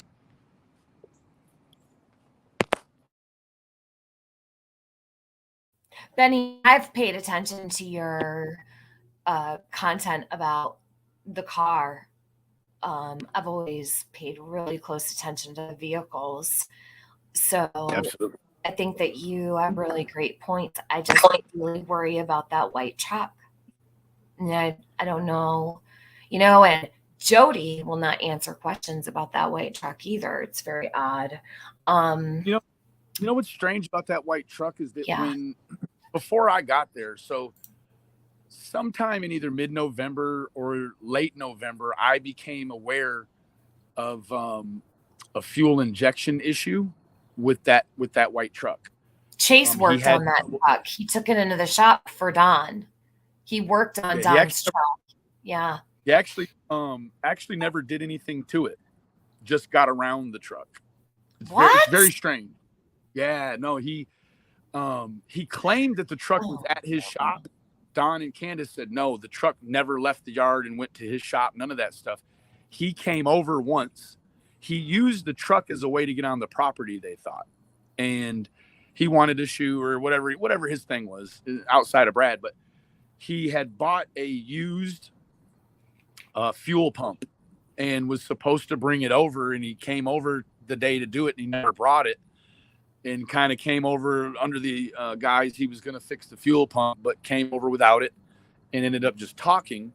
Well, then while I was there was still an issue with the white truck. It wasn't starting and idling correctly. And so Brad had said, well, I'll just bring my computer over and we'll plug it up and I'll clear the code and that should do it. So to me, if Don were involved, the harebrained excuse for why he used the Subaru makes no sense.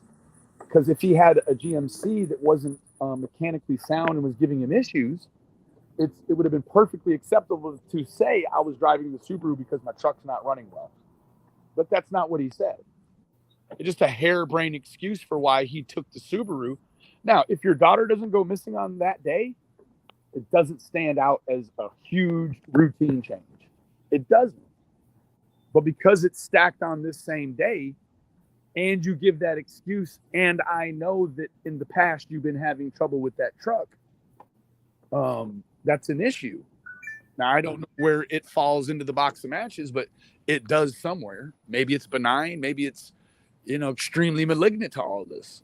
But that was more, after deducing it, once I got there and got all the pieces, I'm like, yeah, like if I was in on it, I would never give that excuse for why I took that truck just unexpectedly. I would always just say, man, I got a problem with my truck, so I took it that day. It wouldn't start that morning. You could show people that you're having issues with your truck. That would be, you could, substantially shows them that, well, this could be an accident. I guess that would prove. I'm so sorry, I just cut you off completely.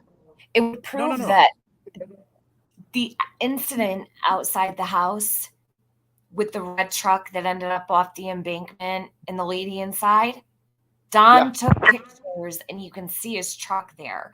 Listen, Don first ever said that incident occurred around 3:00 in the morning, the morning Summer, the day of Summer's disappearance. He changed that to 7:00 in the morning. If he was in that white truck taking photos and that was the day, because that was his story. I'm only relaying what Don said. If you go back to the beginning, he tells Jeff Bobo it happened at 3 a.m. Okay. So that incident couldn't have been on the day Summer went missing, unless he took the truck real quick, brought it back home. Then maybe, I guess there's always a way. That doesn't make any sense though. Right. To me, it doesn't look like Don. That wasn't the day.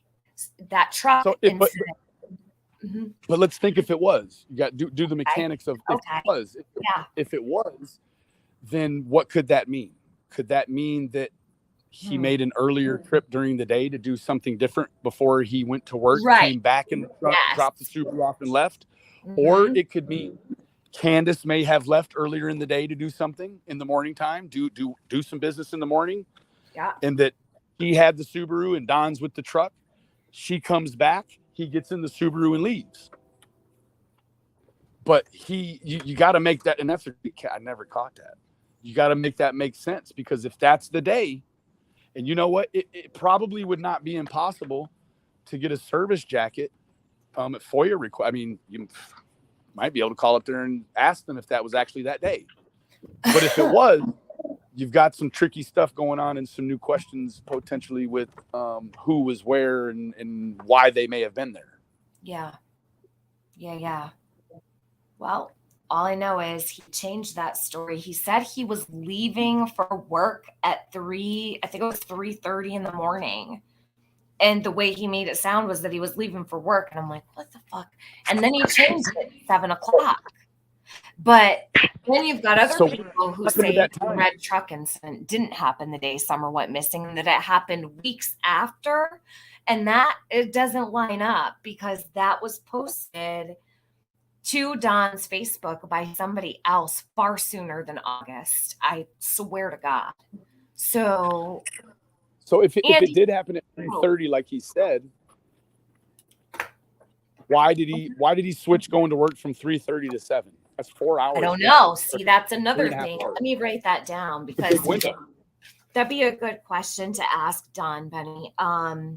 If you ever had the opportunity to, like, hey, do you remember talking about that truck? Maybe the incident occurred at 3:00, and by 7, they were like, all right, we need to take care of this. But let me just write that down. A 3 a.m. truck incident changing to 7 a.m. And what the day Summer went missing or not. That's what he said. So, hey, T-Bori, beautiful. Crimes have consequences, chasing justice.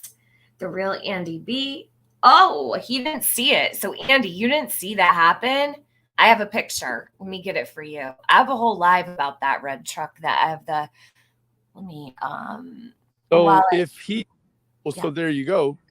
If he didn't see it happen and they were out there at 3 in the morning, that means if Andy didn't see it, Andy would have had to leave for work before 3 a.m. And I know that's not the case. So I don't know how he would have missed it on his way to work in the morning. If it's, if he goes to work before 7, I mean, it's just, none of that makes sense at all. Mm-hmm. All right. You're absolutely right. Let's see. I'm going to pull up this one here. I guess we ended up doing what everybody wanted to in the beginning, because remember I said put a 1 or a 2 and everyone put a 2 and we're like, no, we're going to go with Ernie. That was like number 1. We're on 2. Yeah. We haven't even gotten to Ernie. Yeah. We do it up big over here. Usually try to bang everything out at once because it's so time consuming. False narratives and things. This may be another one. All right. This is a short one. Hold on. Can someone get the metadata from what, babe? Crimes and consequences. What do you want the metadata to? To the picture that Don took of the people stuck in the ditch there by his house. I don't know. It was posted to his Facebook, so probably. Yeah, you lose that, I think. Hard to do with Facebook. Facebook really changes the whole configuration, I've noticed. But remember he said there was a girl in there that was all high, that was under a blanket hiding? Yep, a woman with blonde hair, he said. Mm-hmm. Yep, and strange. Benny, so this, you know what it reminds me of, and I'm not saying that has anything to do with it at all. It reminds me of the story Chase told about the man and the woman that showed up in the truck, and that the woman went up the back of the property to get Summer. It always reminds that friggin' red truck story. I don't know why he brought up that lady and how her head was down and everything, and then Chase comes with this story about how this man and a woman pulled up in a truck and the woman went up and got Summer. It always reminds me, like, I can't help but it crosses my mind every time I think about that, truck going up over the embankment over there and getting stuck or whatnot. They wanted Don to get him out with a 4-wheeler, right? A 4-wheeler? Yeah, I think it happened. They were in there. They were high centered, but it's be interesting to kind of revisit that and see if we can't get Jody to, maybe take a look at that truck, because, that truck, it was red in color. It seemed to be lacking some clear coat. Right. Yeah. I mean, it's, what are we dealing with here? Because she said it was a red vehicle. And then of course, Ansley, she said, and then they heard a truck door slam. So you really lose the context on whether or not Ansley just made it a truck door, or if Jody in conversation said that, then we saw a flash of a red vehicle, maybe missing the clear coat or dusty, and then we heard the truck door slam. Like, did Ansley report it exactly as she heard it, or did she ad-lib that in? Because when she puts in that extra information of hearing a truck door slam, it identifies it as a truck immediately.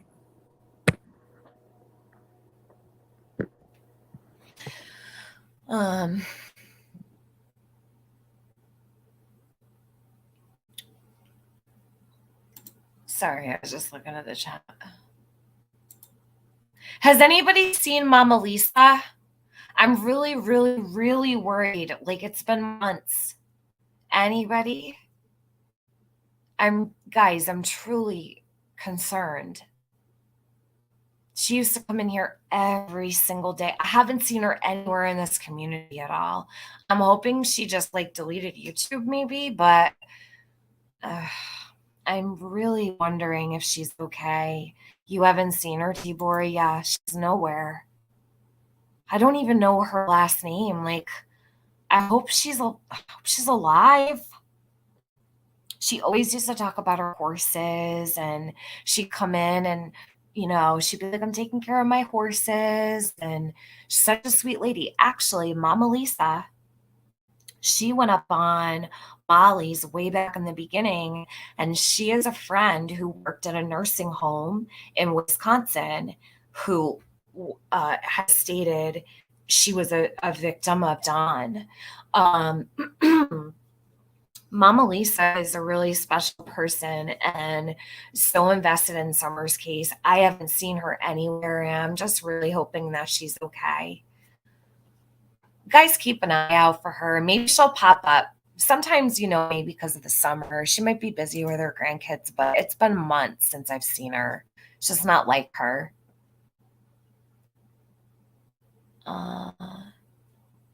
No, Mama Lisa, Thomas. Mama Lisa, not Mamita. But I know Mamita's not feeling good. I pray Mama Lisa was not injured by her horses. That happens often. Geez, I hope not.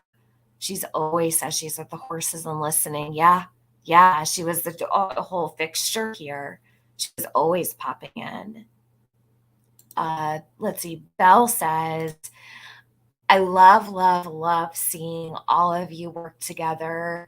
All this brainstorming has been much needed. Great job, guys. Thank you. I think it brings more perspective now, like the second time around, because a lot of people think we just focus on Jody. No, but it's helpful because then you focus on all the things around it. We go back through all of this stuff and it's a whole refresher, and it brings things back up to the surface that even I have forgotten about.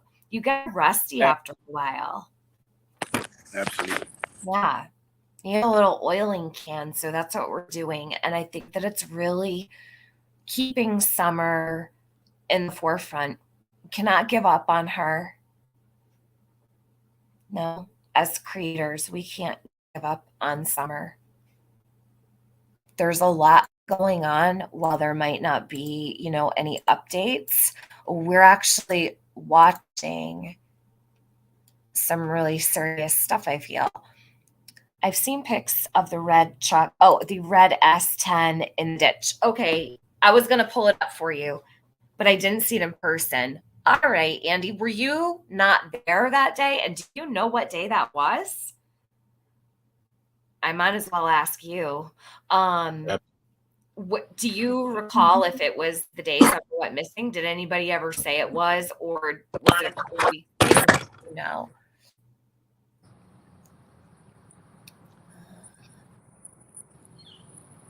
Yes, Kilo, I really care about Mama Lisa so much. I notice when people are missing, and I'm definitely feeling her absence.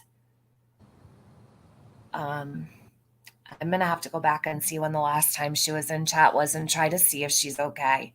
I usually don't dig around, but I'm really worried at this point. I've been asking for months if she's all right. All right, I'm gonna play this. Keep your eye out for Mama Lisa. She's a love. I adore her. And she loves Summer. One, but there. So this one that I'm about to play is about the trail cams and how Don and Candace, this is where Jody says they wouldn't know where to find them.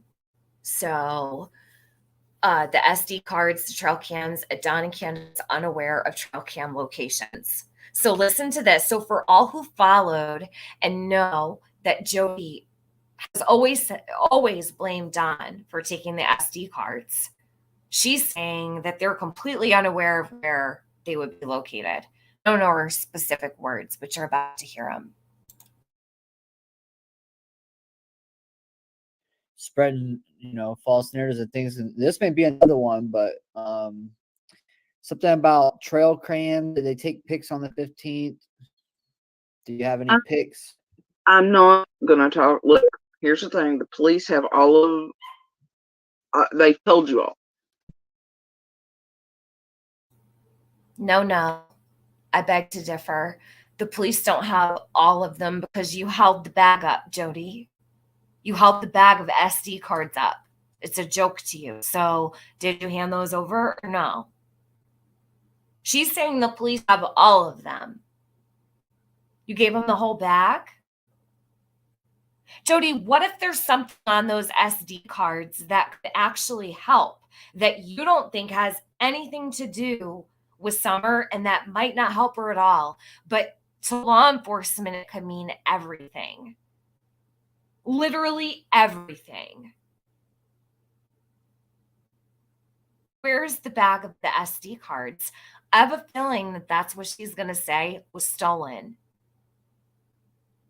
I am going to lose my mind.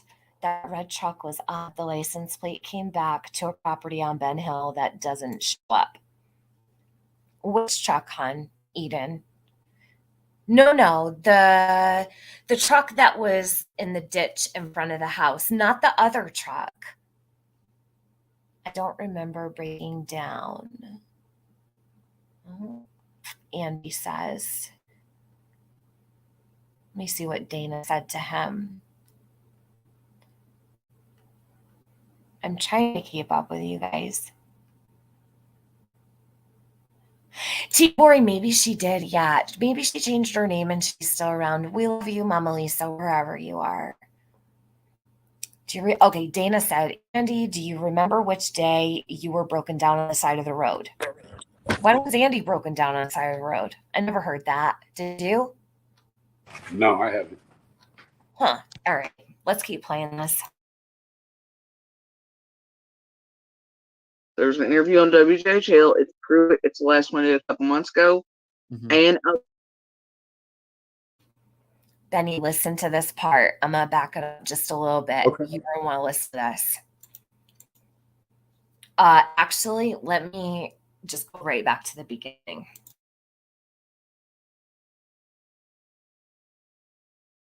They're spreading, false narratives and things. And this may be another one, but something about trail cams that they take pics on the 15th.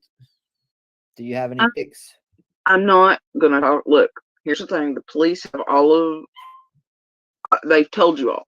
There's an interview on WJHL. It's true. It's the last one a couple months ago. And others, they say they have all the tech, all the cams, all the pictures, all this, that, and the other. I do. Whoa. That's not what they said, Jody. That's not what they said. Whoa. They said potential digital evidence. Thank you. Thank you, Jody Sue. Yeah. There you go. So if they got it all, evidence, and she's over here listing them all up. Where's the rest of them? They need those. well, so if she gave it all to them, what got took in the breaking and entering of her trailer? How'd she get them all to her when she was holding up a bag of SD cards after she allegedly gave them everything the second they got there? So that makes right. Do you agree?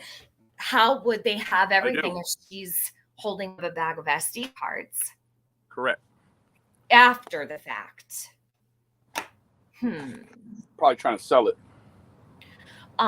Listen, Squire, I know you have questions for Andy. I'm not watching everything in chat. And I adore you. Just try not to bombard him or anything. I don't want him to feel overwhelmed in the chat as well. I understand people have questions for him, but I just don't want him to feel badgered here or, uncomfortable at all. So just to keep in mind, you're more than welcome to ask. I just wanted to point it out because I saw 20 minutes ago and then again. So just go easy, give a little room to hang out and just be a person instead of, which I know is hard. Everybody has questions, and I understand that. Give them the footage from days prior, those times, the red truck. Yeah, Fizzle, right? Perfect. Thank you, Nika. All right, hold on 1 minute. There should actually be footage of the red truck with that idea. Yeah. Like an actual video or pictures of the real red truck. I was just going to ask you what you had, if you had anything to say before I press play, because I was like, oh shit, I didn't even ask him if he had to say anything. She's butchered this all to shit. Pardon my French. She's not good at this though at all, because what's going on is we see through all the lies. Squire, listen, I get it. I get it. Andy, do you think I've been easy on you? I don't think I've been easy on Andy, actually. I don't. I think compared to others, I've kind of been a little hard on him. I know I've been way too critical. I mean, Squire, listen, I totally understand. And I promise you that the thing is, I want everyone to feel comfortable is all. Don't be sorry. You're fine. I just wanted to make sure it doesn't get like, too out of control is all before anything happened. That's why I said something, but you're good. All right, let me press play here. Do not want to give out locate, and they keep trying to get that from Monster as well and others around this to try to pull out where cameras are, who's got what photos were taken, and that is a very sensitive thing. Anybody with common sense has to know that. Did you just hear her say what photos have been taken? Photos. What photos have been taken? With what camera do you have taken photos with? You took photos, Jody, of what? What is she talking about? Hold on a minute. Okay. Monster as well and others around this to try to pull out where cameras are, who's got what photos were taken, and that is a very sensitive thing. Anybody with common sense has to know.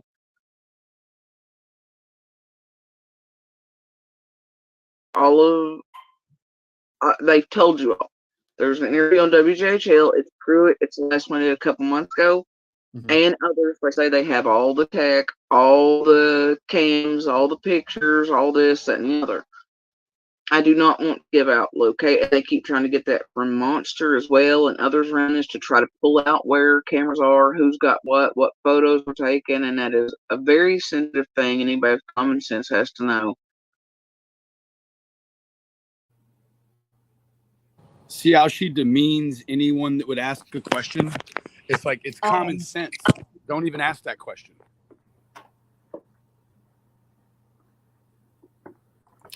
Benny, what photos is she talking about being taken? Do you have any idea at all?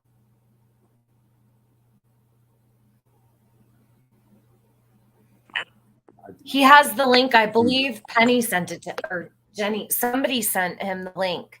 Andy, you're more than welcome to come up. Absolutely. Mm-hmm. Do you have the link? It was easier for me to take off instead of being bothered about. So what? Sorry. What do you think about that? Why did that stands out to me? I don't know why. What is she talking about? Photos that have been taken, and that is sensitive. What photos, Jody? What photos is she talking about? Oh, silly me. I forgot. But she's talking about the potential digital evidence, so that wouldn't fit. No, I don't think it's the domestic violence receipts, her photos of. Benny, what do you think about it? I might spare a comment on this part. Okay, I mean, you don't want to comment on it? Well, I mean, I've seen the pictures, and what's interesting about the pictures, I will say this. What is interesting about that group of photos is that in that group of photos, she's got basically like 3/4 of one of her breasts out, covering the moneymaker. But you're like, what is this? Like, she's showing her DV. I guess I do have a comment. She's showing her DV online, but also showing her breasts at the same time. And I'm like, what am I actually looking at? Because, if someone else were to have put a picture up like that, which doesn't show anything, it would be abuse, or it would be whatever she would call it. But when she does it to herself in that context, it's like, lady, you're re-victimizing yourself again. Why are you putting your private parts online like this? Well, a lot of that, I believe, comes from, well, there's a lot that could be fueling that. Like, For I sure. think she wants to be promiscuous, and I think she might be naturally promiscuous, in her own lumberjack way. But then I think it could be to make Andy miss, girl, he's seen you all those years. I don't think any makeup or dress or you can't save it. You gotta move on. You gotta let go. Remember those words? You gotta let go. Let us go, she said. I'm like, what is she talking about? She's begging Andy to let her go while he's getting married. Makes sense of that. I'm just throwing a cheap shot at her, but anyhow, I'm rambling. I want to point something out really quick with my camera, if I could. Yeah, sure. You can see. So let me tip this a little more. So look, that's 6-inch shiplap right here. Okay, from the. I'm gonna take this comment. So this down. is 1 foot. This is 2 foot. Okay. This is 3 foot. So my is that basically at that height is what they claim Summer's height is. It's like a toddler's height. She's so tiny. Yeah. I mean, I don't get a lot of context for how tall she is, but it's like every single portion of even her identifiers for the Amber Alerts are all skewed. It's pictures with her with hair. I know that child was not 3 feet tall. She was 5 years old. She had to have been taller than 3 feet. Like my son is much taller than 3 feet, and he's only 4. And Don's a tall guy. I mean, it doesn't make sense. It's almost like they send out. That's what irritated me. They sent out all this information, these identifiers of this child, and they're skewed. It's like it makes it look like they're looking for a very short toddler with hair, when in fact what you're looking for is a child that's taller than that but doesn't have hair. You follow me? It's all messed up.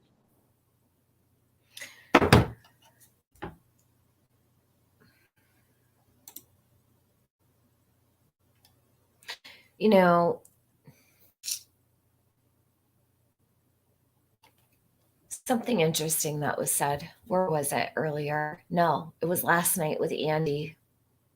You know what? I'm going to write it down and save it because I don't want to change the course of the conversation. So let me do that because we'll go in a completely different direction if I bring it up, but I'm going to put it down on paper. Okay.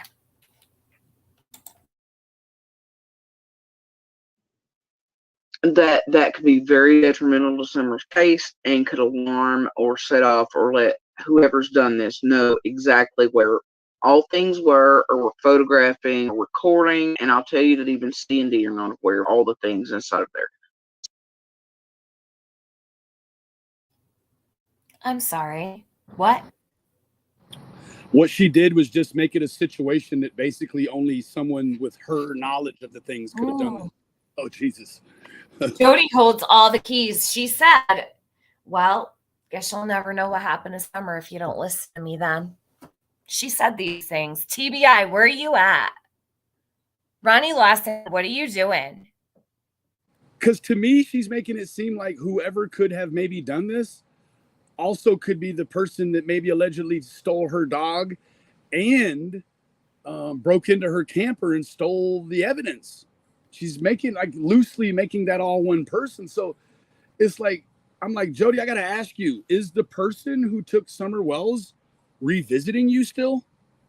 Like, what is the deal here? Not still, because that suggests you visited before. I don't want to make that connotation, but is the person that's visiting you and stealing all these things from you, is this Summer's offender? And do you know who this person is?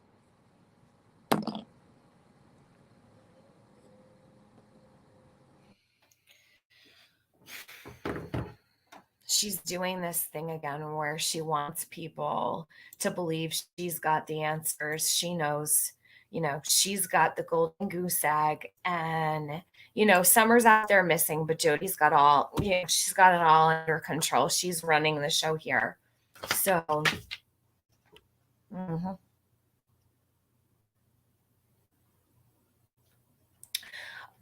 So there's some comments in the chat. Somebody had asked, if Jody's covering for her son, don't you think Andy could be doing the same? Yes, I do.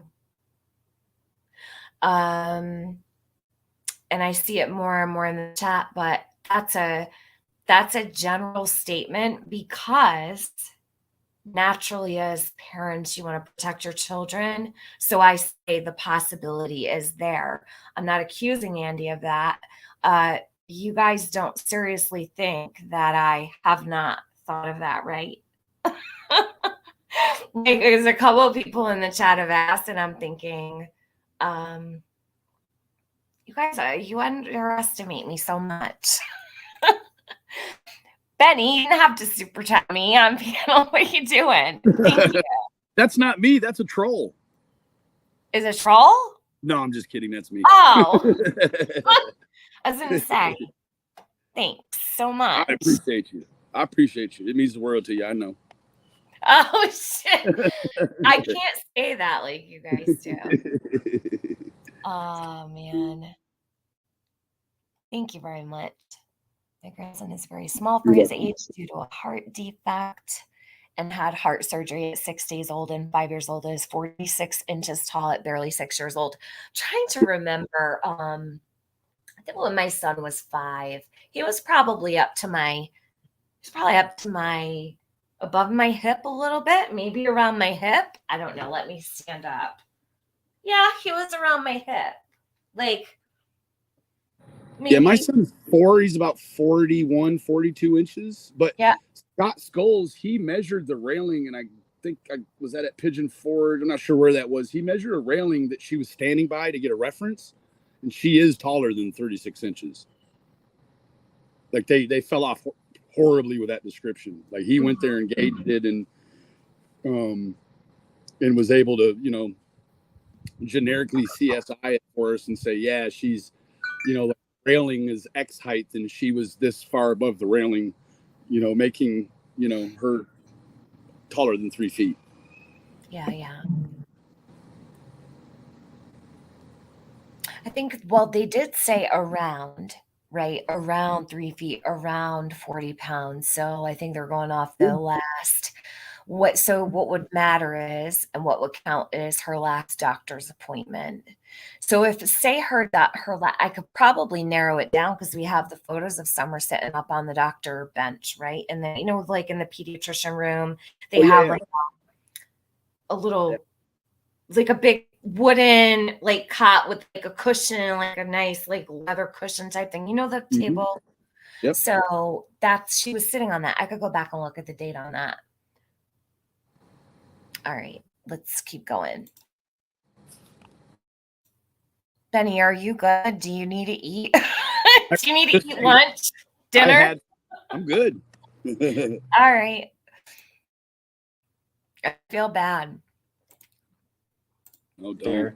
That's what we do. Spreading, false narratives and things. And this may be another one, but something about trail cams. Did they take pics on the 15th? Do you have any pics? I'm not going to talk. Look, here's the thing. The police have all of, they've told you all. There's an interview on WJHL. It's Pruitt. It's the last one a couple months ago. And others, they say they have all the tech, all the cams, all the pictures, all this and the other. I do not want to give out locate, and they keep trying to get that from Monster as well and others around this to try to pull out where cameras are, who's got what photos were taken. And that is a very sensitive thing. Anybody with common sense has to know that could be very detrimental to someone's case and could alarm or set off or let whoever's done this know exactly where all things were, or were photographing or recording. And I'll tell you that even C&D are not aware of all the things inside of there. So I think that at best. And I know it's something they're very much trying to pull out of all of us around Mhm. summer. And it's because, and I know the public's interested, whatever, right? But that is something that I think is very sensitive, and doesn't the locations of or who had or who didn't or where and what and all that. But I Sure. mean, trail cams, there were trail cams added after summer vanished, and that's all I'll really say. I did not erase anything. Somebody did and I do have the messages where I did report that to law enforcement. So does Monster. I think they are on Monster's phone as well. It was reported to one of the lead detectives that and how the cameras got erased by someone else. Mhm. And we're always told once certain cameras were added that they always, and Benny, did you yell stop? No, I didn't. Oh, geez. I know what I'm hearing. Okay, hold on. I know that I have messages proving that, but they were always told they had access to those 24 hours anytime they wanted them. They could take in their cards or recording things, whatever they wanted. Didn't matter. They didn't have to have permission from us. It was already given, Right. and that was after. But I will tell you that I do have SD card, like, full of search, like all the stuff. Yes, but it's here. It won't be released like really publicly and things like that. But Only on Netflix, right, Jody? So let me ask something. Do good old Jody here has all the SD cards, right? She's got all these things to search, everything. But what doesn't she have? I don't know. I mean, whatever it is, somebody was capable of getting in her trailer and discerning what it was and taking just, I guess, the one thing. Because what it sounds like here is she's still relaying that she still has the bag full of SD cards. She's saying, yes, she is. Yes, she is, Benny. Good catch. Yep. So what she's saying is she's got all of these things, right? She said she's got pictures that could put Summer's case at risk. But Jody doesn't have cameras set up where she lives to prove someone broke into her house. Let me tell you something. If someone breaks into your house and you don't have cameras, you're going to wish you did. And I don't believe Jody doesn't have cameras. I don't believe anyone broke into her house. I believe Jody's got that place set up. I think she has cameras. There's no way. She lives in constant fear and paranoia. She has cameras. She's lying. This woman doesn't miss a leaf blowing by in the road. So tell me someone broke in. When did they have time to break into her house anyhow, where she doesn't go anywhere? Did they break in when you were sleeping? Come on. She claimed it was when she was at court. Oh, well, then it couldn't have been Andy, right? Because he was there too. Yeah. Well, so Yep. who does that leave? Oh boy. Oh my God. Wow. Yeah. Wow. I didn't know that she said she was at court. When did she say she was at court? Oh, it For was that. right on the same lag, wasn't it? Yep. I don't believe this anyhow. It's total bullshit, in my opinion. I don't believe anybody broke in there. I don't believe anybody dug up the dog. None of it. None at all. There are some things that I do give a lot of thought to, but those are one of them. but And it shouldn't be.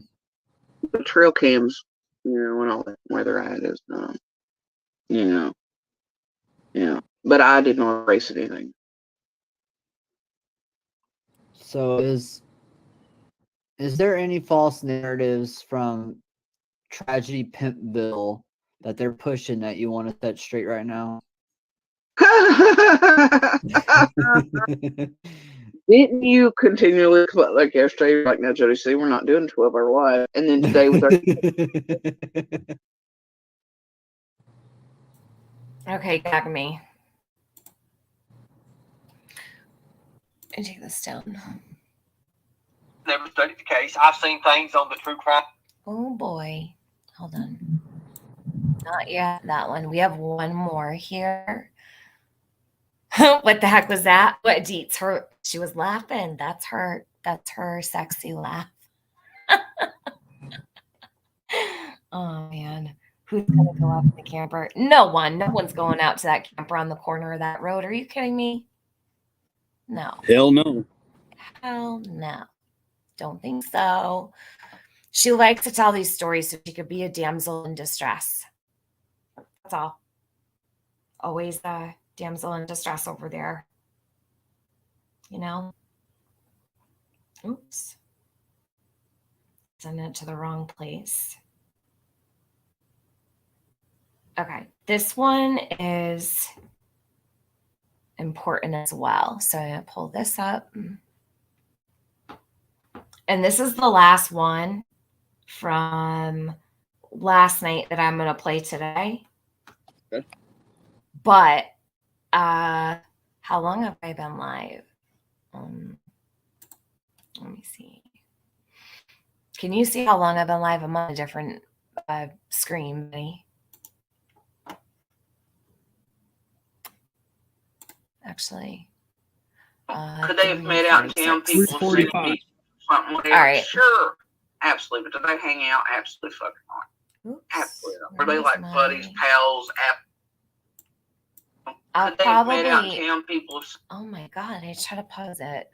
I'll probably try to go all the way through that Ernie live too after. Okay. So this one's 6 minutes long, and then we'll move to Ernie's. Cool. Is there anybody that wants to come up here or needs to? Let me know. Hit me up in DMs or whatever if you need.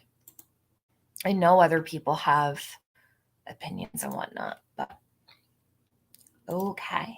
That's a good point, Fizzle. Not someone breaking in with that idea, she can claim not only that someone took stuff, but she can also claim later that they planted something. She's already said that they're planting things. Correct. Yep. What does that tell you? She's saying somebody's going to try to make her guilty for Summer. Right. This is out of control. I mean, totally out of control. She is off the wall. You know, I almost have to feel bad for people like this because they're so fucked up. God, it's so tedious living that lifestyle, I guess. Oh, Luda, you're home in an hour. I promise it will be. You promised it would be a long one. I'm coming up, baby, in less than an hour. We got to dance. All right, I'll be here. Luda, you drive safe. Luda literally lives in paradise, for real. She's still in where she's at, where you were saying earlier? Croatia. Yeah. Croatia's a beautiful country. Oh my goodness. Wow. I probably should think of traveling there. I always say Bora Bora or Turks and Caicos, but I would love to go to Croatia. It's gorgeous. Yeah. Beautiful. But then if you talk to people in different countries, they want to come here. Yeah. You know? They want to go to LA. Yeah. Don't come to America right now, that's for sure. All right, hold on. Seen a meeting for something, whatever. Sure, absolutely. But did they hang out? Absolutely fucking not. Absolutely not. Were they like buddies, pals, Applebee's dinner? Fuck no.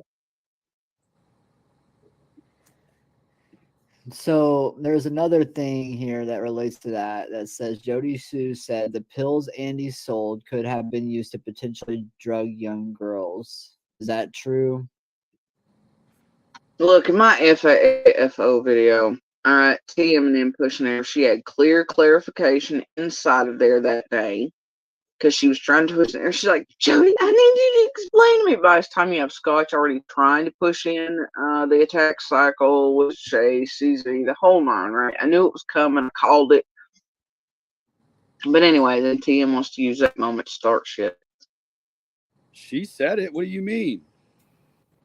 Bitch, you want a fucking reminder? Hold on a minute. Play that shit. Damn. She's really got nerve.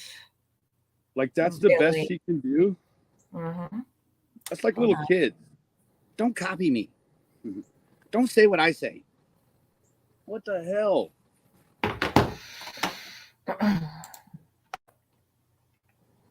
This shit is out of focus. She's the weakest fucking arguments here. All right, so listen up real quick before I put it back.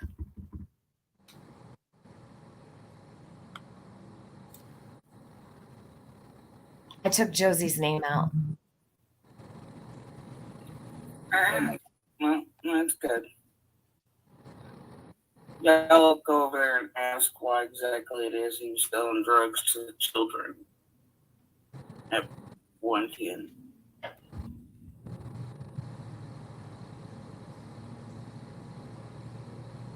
That's pretty damning, Rap and Jody. Probably try to run that one back and try that again. Potentially causing little girls over there to be sedated and to be touched with the shit he was selling over there. Go ask. Because I have fucking questions.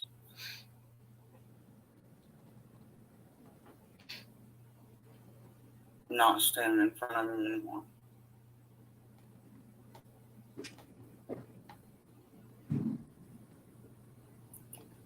And I found about a few days before all the shit went down.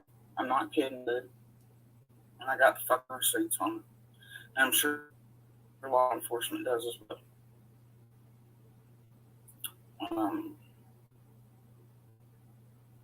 He had known Summer was also being abused, and he hid it from everybody, including me. And he was very much selling drugs to the children at 110 and to Candace for those children. Now, what all it was, I don't know. But I do know it was happening. And I very much think it plays a role in what was happening to other little girls over there.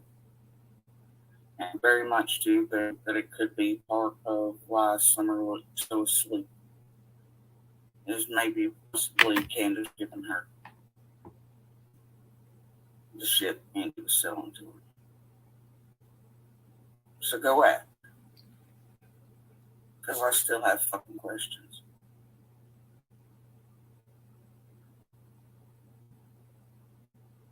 And I think that it was occurring since before the Utah trip.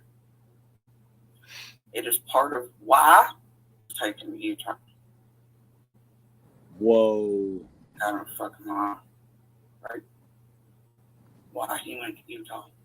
But it's Andy's fault. And Candace's. You remember Candace saying or Alice or one of them thought how he was using it, and it's the reason he's taking it. It's not the reason he's taking it. But shit occurring around that time is why. He's responsible for it from before Utah until. So you go ask him why he was selling drugs to those children and again to support the children. Go ask. And ask him what type other than weed. So then we did that and she said we're lying. Oh, Jesus. Right. So when I went in there that night, I said, you know, Jody, what actually was going on here? What kind of drugs were they, you know? And she told me weed. And I said, but you said anything other than weed. Right. She tried to manipulate, right? But, you know, I was listening, casing. I see you, girl.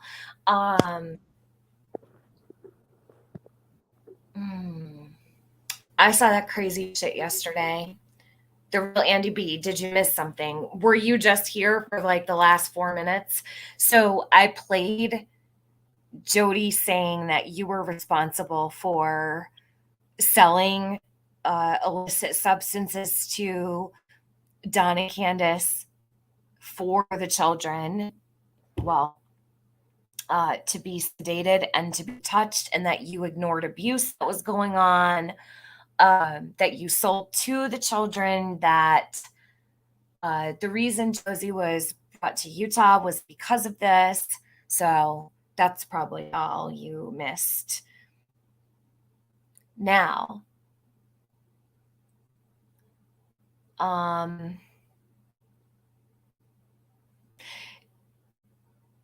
know Andy's addressed this before and answered questions about it, but I don't feel like I'm finished with that. Like, I feel there's much more to be desired. I agree. In the sense of, God, I know that, people are not perfect and do stupid things, right? And if there was even a little bit of something going on, like Andy says, I only sold weed. I have no problem with that at all. Me either. Completely no problem. But Andy, this is the thing. No, don't be sorry. You don't have anything to be sorry to me about. This is the thing. I wanted to know the other day what kind of prescription she had. And I feel like you would know, of all people. And I hate to put you on the spot, but I feel like of all people you would know, just like of all people, you might know what she was doing with that roadkill. I got a text last night about the medicine. Someone said that at some point, and maybe if Jenny's here, maybe someone in the chat will remember, said at some point she flashed a bottle showing that she takes Oxy 30 mgs. She did it really quick, moved it. So she's taking more than 30. She's taking like 90. All right. Probably. She's popping 3 of those at once, and possibly more. She takes, I don't know if I guess it's Roxy's now or whatever. Well, what'd you do with a Roxy if you have Oxy? That's kind of like, right? Because I think the Oxy's outlawed, isn't it? Isn't it all that Oxycontin is moved over to the Roxycontin or whatever? I don't know. Yeah, but no clue. Somebody said that she showed Oxy 30 milligrams. She showed them? Showed a bottle. When? With, I could text them and find out. All right. Yeah, I don't know if they've changed any. I couldn't even tell you, but I do know the Roxy is with Tylenol. Correct. Okay. So she can't put that, in her nose. You can't put Tylenol in your nose, clearly. Right. So. But whatever's going on, it's happening gradually in front of our eyes. Okay. It happens from the second she presses live. You can watch as she fades. She fades out. She's like, and you actually almost don't even notice it until it really gets bad, because you're watching her and you're not even noticing that slowly she's just getting a little calm or a little bit more relaxed, and then she's completely oozed. Yep. Like there's no one home. All right, she so just slides down. This one, huh? She just slides down. Yep. Chasing. I'm mind blown at what. Do you want to come up? You're more than welcome to have a link if you want to talk about anything. You don't have to. No pressure. But if you want to say anything about last night, girl, come on up. Let me know. I'll send you a link. No pressure though. Hold on one second. Let me pull up. Here it is. Okay.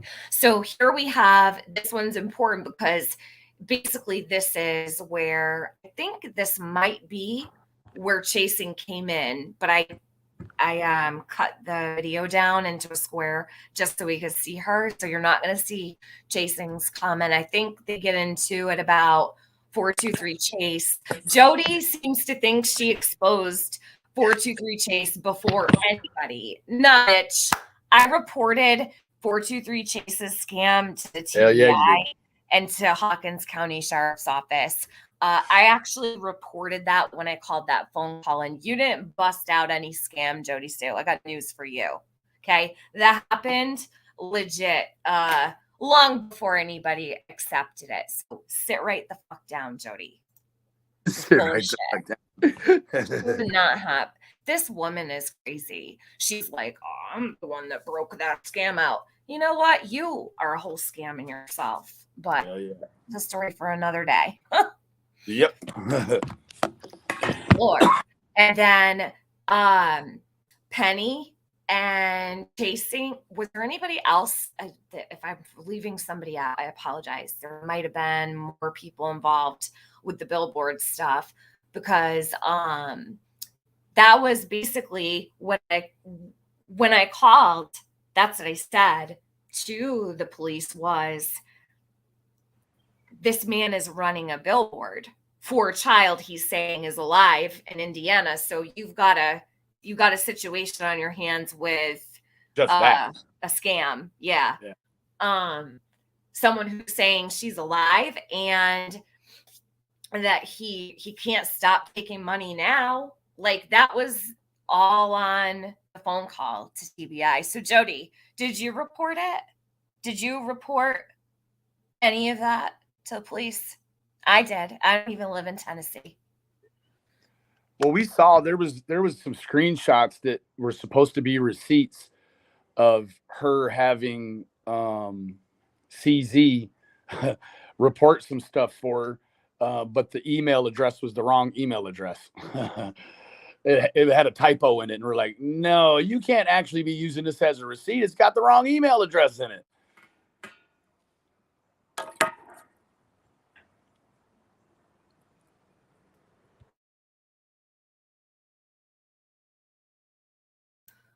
Oh boy. Hold on a sec. What did Chasing say? We are driving from South Carolina. Oh, safe travels. Lord knows I would, so she can't finally be right about me being on a panel with Tia. Fucking garbage. You know what's crazy to me? Jody wanted me to toss Chasing, right? I don't know if you saw this, Benny.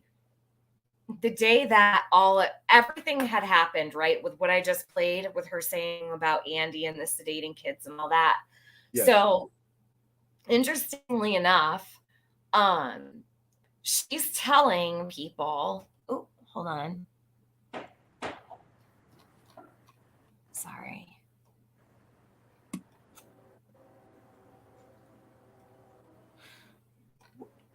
So what exactly is Jody flashing up bottle? What bottle, hun? Please send it to me after you send it to TM. What is it? Bottle. Bottle of what? Flashing that bottle. Do you know what she's talking about, Ziggy?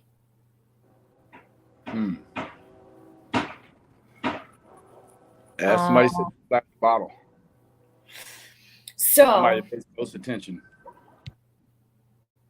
When that happened, when all that happened and Chasing came up on my panel, Jody privated the live on me, and she told me, get Chasing off there and I'll unprivate it.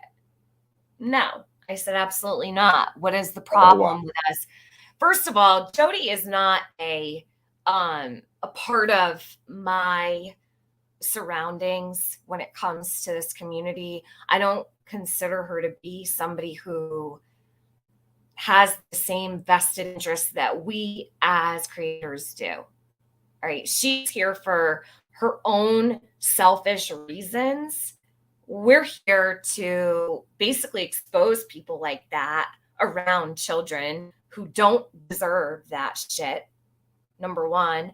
So we're not in the same category. When I'm on a panel with another creator like Chasing or let's see who, I mean, anybody really, anybody, Jenny, Penny, it could be Ziggy, it could be anyone, literally. I'm not tossing anybody to the side for Jody, number one, or anybody else. That's for sure. She was going to try to run my channel that day. So Chasing was like, I can get down. And I'm like, no, bitch, that's my choice. Chasing was on my panel. I invited her. What her problem with you is, Chasing, she is terrified. She's terrified of The truth. Number one, she knows you dig like a mofo, right? I think she's definitely not really trying to shake the Chasing Truth tree and then pile Chasing Truth into a group of people who all have their own information. She's shitting her pants. That's her problem with you, Chasing. She's terrified that if we all truly come together as a community to try to make things make sense and weed through the bullshit, sort through the lies, what's relevant, what's not, what's important, what's not, in our opinion, Jody's scared. She could just be deathly afraid of gray hues and is just taking it out on me. Oh, jeez. Deathly afraid of gray hues. Yeah, you'll get that map out. Yeah. She's afraid of his map skills. I'm afraid of his map skills. Shit. He has stellar map skills. That dude is brilliant. But this is the thing, Chasing. Jody was intimidated by you being on panel with me that day because of the circumstances, especially, and we were questioning things. Jody probably felt, well, I can't manipulate Tiffany at all if Chasing is there, right? Because Jody does that thing where she'll try to work on you, right? A little bit, deflecting, talking about things that have nothing to do with the subject you're talking about. And she knows you would have probably called it out. Why she has such great disdain for you, that I don't know, but it might actually be something really important. It means something to her enough to make her so angry with you. So while I do think that she's intimidated by you, I also feel like there's something underlying there, and it might have something. Now, bring it back to Jackie Dobbs, that picture. Remember how she reacted to you all the way back then? So Chasing, I go back even before you posted up that picture. Because whatever she is angry with you about, I think happened before you even posted that picture. Just my opinion. Because when Chasing put that photo out, she flipped out. Literally. It was so bizarre. What was the photo of? Jackie, with the blazer door in the back, or whatever kind of car. Just putting the stuff in. Yeah, so yes. It was filled up with a whole bunch of stuff, right? And she, I've always thought, and I wonder, why does she have such a problem with that photo being shown? So I've looked at it and looked at it and looked at it, and I'm like, what am I missing, right? What is it that bothers her so much? Is it because it's her prop, like she sees it as her property? Maybe. She was talking about the tree that fell, and you can see the tree branches and shit. Like, I don't know what this photo means to her, but she's tapped out. Yeah. So, but with Chasing, I think it goes back even before she posted that photo, because it would not make sense, her reaction. And she already had an opinion of Chasing. But see, this is the thing. It's not like anyone can ever say that Chasing was against the family, right? Jody can't say, oh, well, Chasing said this about Candace or Dawn or Candy Hair or anybody, because she didn't. In fact, I was like, damn, I hope me and Chasing are going to make it through this, because this is difficult. Like, it was hard for us. And, well, for me anyway, I don't know if it was hard for Chasing, but I think we had like a couple instances where I got upset with her. I got in my feelings, right? But like Jody can't even say that Chasing stood on the same side as me because she didn't. You know what I mean? Doesn't make any sense. What is she mad at her about? I have no idea. I'm just mad to be mad. I just feel like there's something more. Maybe she's just afraid of her in general. She is the godmother of this shit. The fairy godmother. Yep. But anyway, what I said was, all right, that he sold pot to them. I don't know what else, and that pot had a sedative effect. I was worried that it could be used for XYZ, that it was a worry, like a fear, a thought. All right. And that I didn't know what else he was getting. No, Jody. No. Pot isn't a sedative. Cannabis is not a sedative. Please don't spread misinformation. Holy cow. Okay, but I knew at least pot. All that stuff was clarified eons ago. I never said he sold sedatives or that he helped give them to or anything like he. Mind blown. My mind is blown. There it is. All the way. She's like, I never said he sold sedatives. I never said, oh, yeah, you did. Yeah, you did. So is she lying to rep or is she lying to the audience? Like, does she think we all forgot? So Chasing, I think that's when she went in and I couldn't see the comments. So this is a thing, like when they time people out and hide people, they're gone forever. So I can't see Chasing's comments over there, which is unfortunate. And I don't agree with blocking creators who have poured their heart and soul into this case. If they come into a chat and they're kind, they're not, acting out or cursing people out. It was really rude to do to Chasing. She's been here for summer all the way. So. Yep. He was over doing something. People have taken that and just made it into a whole ass thing, and it really boils down to tragedy pit builder. And TM and Chasing the next day on panel. TM was like, oh yeah, I had clarifications. Then Chasing pops up, and Chasing's like, no, I'm going to talk for him. I'll tell you what Jody C meant in this era. And so TM. Here's where she's wrong. Chasing never spoke for Jody.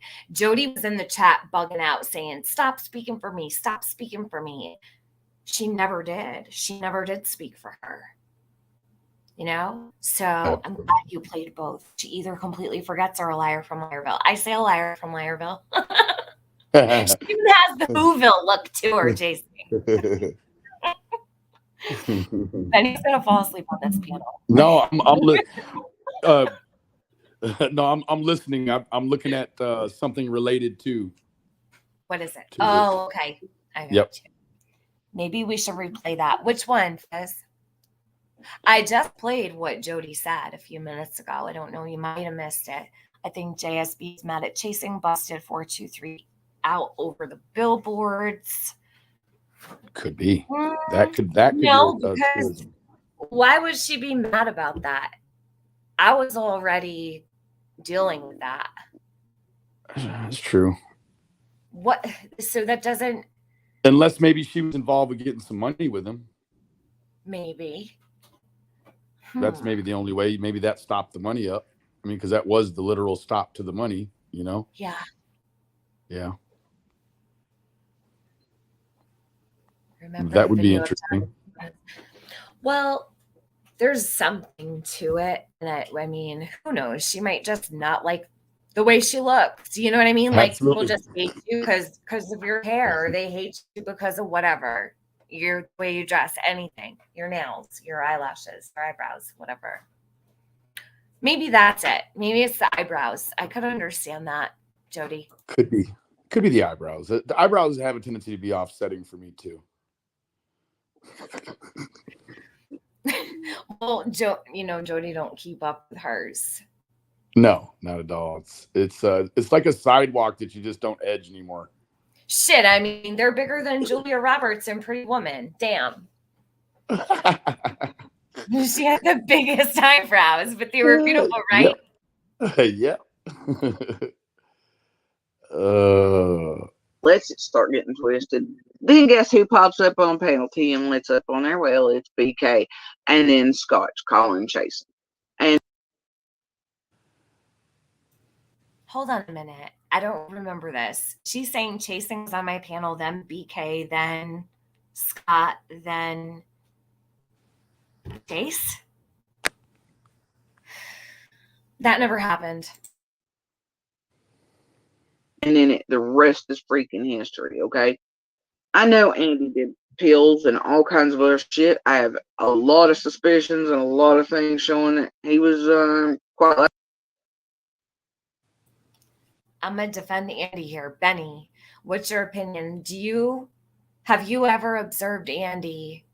And I will take up for him on this. Only of what I've seen. I can't say what goes on when I'm, not have eyes on him. But have you ever seen Andy fucked up on YouTube talking, even on like the live? I have not. No, I mean, no, not, and I've rarely even.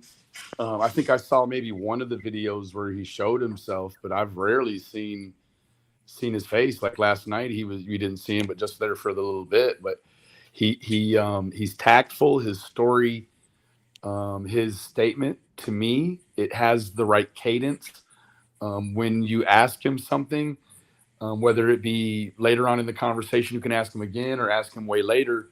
It's going to relay it to you with a fair amount of accuracy, a very good fair amount of accuracy, like he had prior. So no major detail changes. Like Andy's only issue in life right now is the way that just the BS affects him. Right? I mean, the man doesn't live anywhere in the area, so he's clearly. I guess you could say they don't look at him as a flight risk. They didn't tell him he couldn't move. He's not restricted in any way. So I think that in itself says a lot, Now, sometimes, in certain situations, you're looking for participants to potentially make a geographical change or some sort of physical change. But this was a different circumstance, right? We all know why Andy left. Andy wasn't running from something that, nefarious. He's trying to get away from a bad relationship. So understanding all of can confuse things. Andy doesn't live around there. He moved. Yeah, well, I mean, yeah, he doesn't. But he got away from a bad relationship and got married to a new gal with roots somewhere else. And again, I want to emphasize it's not restrictive. Candace Senior, Grandis, her movements aren't restricted. She moved. Candace is restricted. Yeah, she was out of there, and I was pissed. Yeah, me too. I was livid when she left. Ooh, that seemed like a geographical change to me. Like a purposeful, like let me get out of here. It's too stressful here. So, situation. Benny, what you spent time up there? So, real quick before we end this thing here with Jody, the clip we have up. You spent time there, so I don't really think I've asked you this question. Don't think I have anyhow, but do you feel like, what is Candace Harer's disposition? What is her demeanor like? Is she more so, do you think somebody who's like, I'm not putting up with this bullshit, I'm out, you're too much for me? Or do you think No. She's the type to coddle? She's the type to coddle, definitely. And I think that a lot of Hare's motivation, in fact, I know it is, a lot of Hare's motivation and what drives her to do what she does is guilt from the past, from being neglectful and things happening to Candace and to Rose, and she just she carries around a lot of guilt, and with that guilt, it does make her coddler. So it was while I was there, it was the pills. Candace had just had all her teeth removed in one shot, and she had, I think probably by like day 2, she made a statement that I was like, so how you doing on the pills? You all right? You're almost out, right? I didn't give you that many. She's like, nope, I got one more for today. And it wasn't lunchtime, and she was asking her mom for more pills, and her mom brought them. So, Yeah. and gave her a substantial amount So of pills. it's an enabling situation with. Absolutely. Yeah. Okay. Thanks for answering that. Mm-hmm. Like little water shit. What they were all doing amongst each other, I have no fucking clue. All right. And what they were doing back and forth, I have no clue. But I do, know that I absolutely did say that, he sold pot there. I didn't know what else he fucking, was doing, and that You know everything, Jody. Don't you know? Except for exactly when the scream was. Very convenient. And what happened to Summer, right? Yeah. She knows all of our relationships as creators and friends online, like totally. She knows everything, every single thing about everybody. Jody has the answer. She'll tell anybody's story, even if it doesn't belong to her. And that's the problem. And Jody, you don't get to tell Summer's story. No, and you've spent 16 months digging and researching the wrong stuff. You've been researching YouTubers while YouTubers been researching you and Summer, right? And Don and Candace and all of that. Like, you should have got on deck,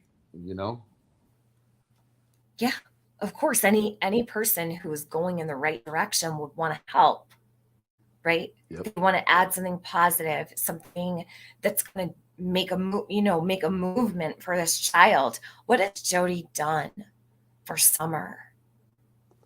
Only taken away and not reported. Never reported abuse. Oh. She says all these things were taking place, but she didn't tell anybody because they were already involved. Whatever. That's your own personal choice. But in my opinion, the things that she says gone on should have absolutely been reported. And even if they were already there, so she judges everybody else, but she does not take responsibility or accountability at all for knowing or seeing and observing things happening that shouldn't have been and not doing anything. But she'll sit here and park her ass and talk about it now. So. And lie. Benny, everything she says is untruthful. And it's really difficult because there's certain things that I do believe, and then I have to question everything, right? Everything. Even if the sky is blue with her. Because it comes down to the stupidest shit that she lies about. And if she lies about the small things, she's lying about other things. Correct. Absolutely. Yeah, I do know. Sorry about that. Jody cut you. Some woman sent her $100 check she gave to Grandis for pills. Who? Crimes. Some woman said. Benny, do you know about that? Repeat. They broke up on mine. Some woman. Yes. Crimes has consequences. Okay. Yes. So a friend of mine, which is no longer here. Oh no. Her name was Mama Jan. She couldn't do it anymore. She really helped Candace. So on Candace's birthday. Oh, she's alive, right? Yeah. Oh, yeah. Okay. She's fine. She's on YouTube. Okay, good. I mean, she may be under another name. She'd had enough and she split. So she was a really good friend of mine out of Florida. And she was an older gal and was financially successful. And she was helping when times got tough, would help a little bit here and there, by giving cards, send a card. So what had happened was on Candace's birthday, she had got a card in the mail, from Mama Jan, and it was $100 MasterCard Visa, preloaded deal. And so they were actually on the phone with Candace, and Mama Jan were on the phone together when Candace, opened up the card, got the card out of the birthday card, asked her mom for pills, and gave her the whole card, and never read like the card inside or anything, like straight like that on the phone with the lady that gave her the money. Used the money to buy $100 worth of pills from her mom. Damn. Cold blooded like that, yeah. And when Mama Jan told me that, she was like, "No more. I'm done. Like I can't." Wow. And I think on one more little anniversary of something, Mama Jan sent her a bunch of seashells from the beach or whatever, and then that was it. Like there was no more. Mama Jan dropped off, and it was clear that she felt She was banged up done. by. Yeah, Yeah. and so I didn't even reach out to her, and I just texted her at the end. I was like, you're an awesome woman, and don't let because she started to play with her mind. Like she was on the phone with Mama Jan every day, all day, and when Candace did a couple of the things she did, it crushed her. She's like, how can this woman be this way? And I'm like, I don't know. And she's like, I'm done. And she ran away and stayed away. Never came back, not once.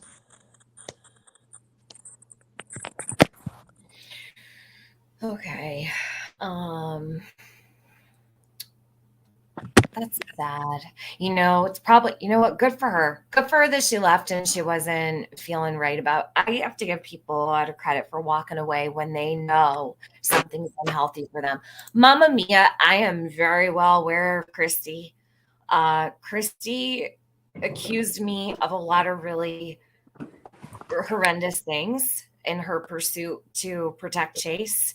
And even after she realized what was going on, she played a lot of games with me. Christy did, and I don't trust her.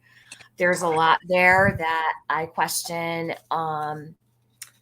Always have. There's a lot of lies about it. I was very vocal about what Christy Vincent did to me. She smeared my name all over the place and accused me of attacking the church, harassing the church, to take down the billboard because I called out what Chase was doing, and it was completely overlooked. Christy was a very big obstacle. It's over now. No harm toward the lady. I just very much aware of her.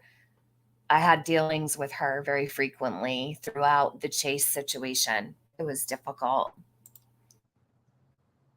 I'm sorry that had to happen. That's all right. No, everything happens for a reason, truly. So it's fine. I mean, I wish the lady well. I don't think I've not heard her name in a while, but I know about her. Mamma Mia. Mamma Mia, I think you might be new to my channel. I'm not sure. I think you've been here for a couple weeks at least. But there's, I wonder, those should be on public. Maybe they're not. I might have put them on private. I can put them back. It doesn't really matter. That at least it was being, given to kids, which, I will not name the specific ones that I know, but the thing is that that's really nothing new. I mean, so you kind of open like the party house for teenagers too, etc.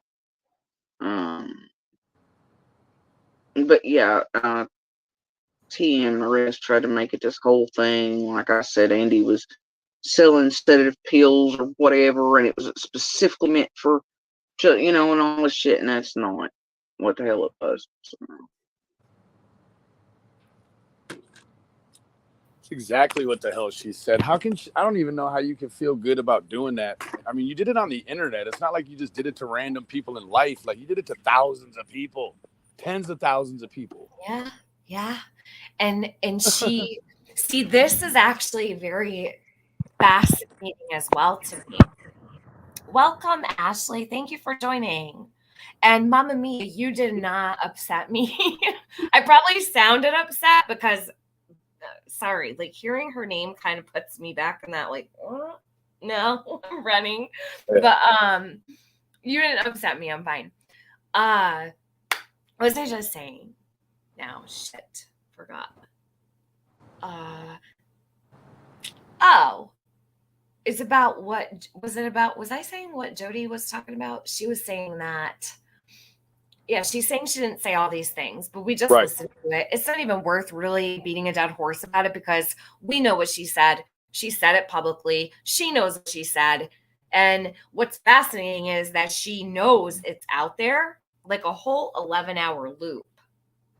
I played that shit all through the night. I slept through it. Like a 3-minute clip over and over for 12 fucking hours. Like, I can see you, Cotton Candy. Yes. So it's very telling as to how advanced I think that her warped sense of reality goes, really, to the point where she knows that this was said. She knows how it went down. She knows what was out there, what she put out there, and she's willing to sit before the very same people she said it to and lie and say she never did. It's like watching somebody walk into, let's say, a Dunkin' Donuts and throw a coffee at a worker.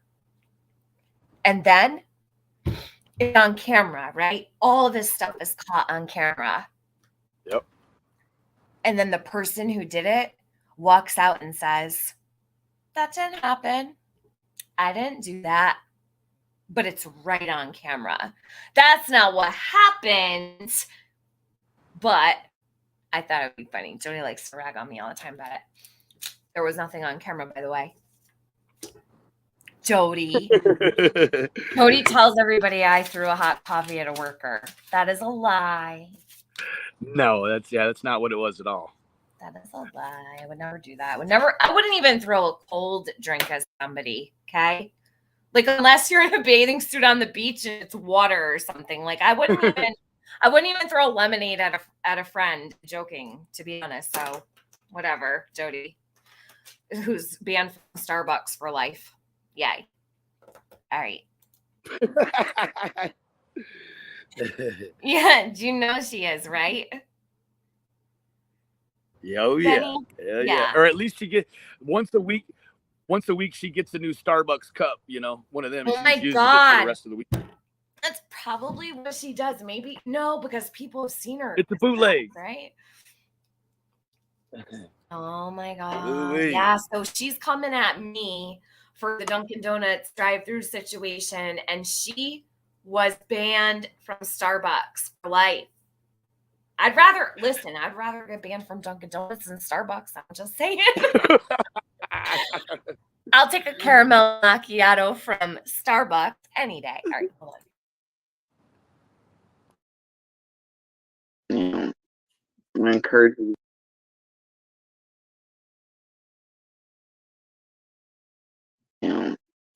I encourage you to watch the FO video to slip. No worries. I just played it for you. Jody, you want me to play it again? You guys, so listen to what she does here. You can go listen to the FO video, right? And you can hear me say all the things I just said I didn't say. So she knows a lot of people have no clue where to find the video. And she's like, oh, I have proof, right? Just like her proof is texting somebody that something happened. There's no solid proof. It's just a text to somebody saying something happened. But in her mind, when she does that, it rewrites it. Even if it's just for that one person, it rewrites it. But that's the mission, is to rewrite it all to somebody. Yeah. And that's what she's doing now. And do you know who I believe she's truly rewriting all of this for? I'll give you one guess, Benny. Do I want to say it here? Yeah, you can. Don. I don't know if we're thinking about the same person. She rewriting it for Don? Yes, absolutely. Yep. Yeah, absolutely. And it's a very high, you know, I'm looking at it this deep in the game, starts to look like there's a high potential that he doesn't even need a rewriting, right? Like, right. So why are you rewriting a situation that maybe not even need rewriting? That's probably some more of this weird psychology, but she's white knighting, she's simping, you know, she'll probably the first thing she'll do is try to get Don over there with rapping them and whatever it takes. Like seriously, I don't care if I've always said I'll make a deal with the devil as long as it's approved first by Jesus. If that's what he tells me to do, I'm going to do it. So you got to do what you got to do. But it's going to be a whole bunch of weird stuff, and I'm guessing that it's going to be even more out of character. So you're probably not even going to recognize what species you're looking at. Oh, hold on, I'm gonna play this. How many minutes are left on this? 3. So I'm gonna play this while I smoke. So I'm not gonna be able to pause it. We'll just play it right through. Get it over with. All right. All right. Okay. It's like a Band-Aid. We'll just rip it off. And you can clearly hear me address TM and tell her that, and give her the absolute clarification that she needed. And then she still went with that panel, and then there's BK and Scott and Jason. They want to push it and do a narrative and a spin with it. And you can clearly tell she knew better, and she went and lied and pushed a narrative and spun shit. So is weed the only thing Andy sold that you know of?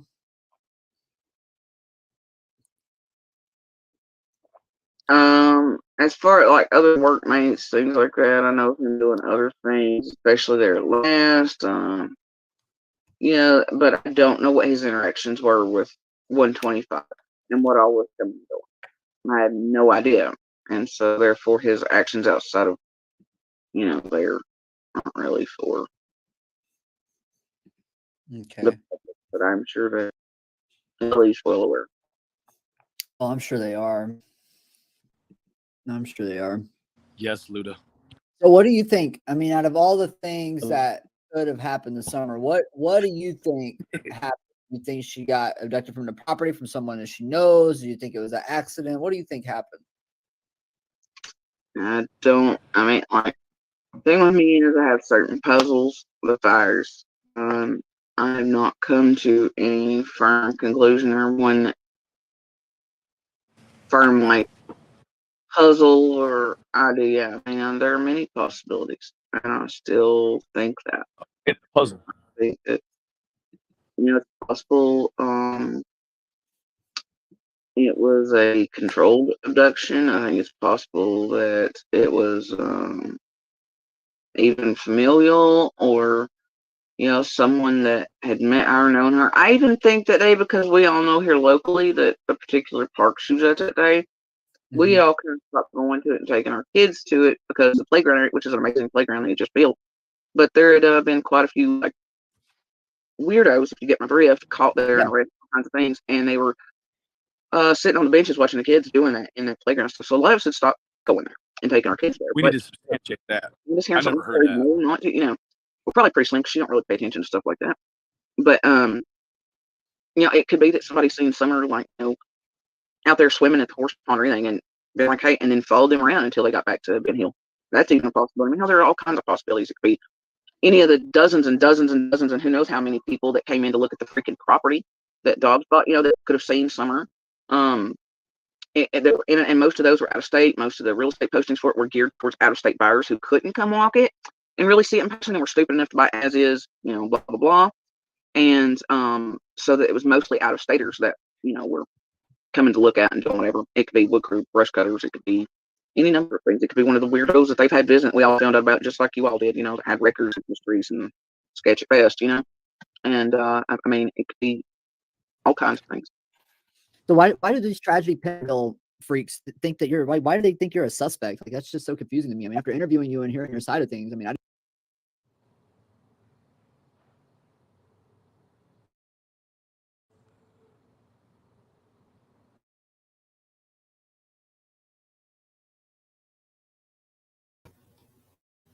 All right.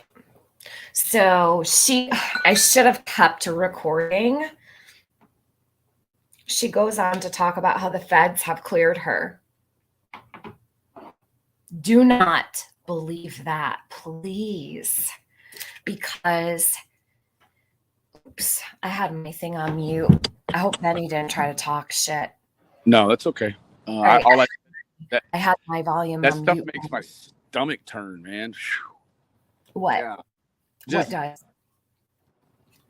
It's not even the sound of her voice anymore. Like, I'm over that. Mhm. It's like the lies. Like, she'll tell a lie and it'll be a lie. Like, it's that's the great thing about Jenny's database at Gavel Geeks, and you know, everyone's pitched in. Adrian, Skilo, a lot of people got a hand in that, you know, and it's because of that database I can listen to her. But because of the database, when she lies and I know about it, I'm just like, it makes me sick. Like, it just rolls my stomach over, and I'm like, it's like a comedian at a new club every night.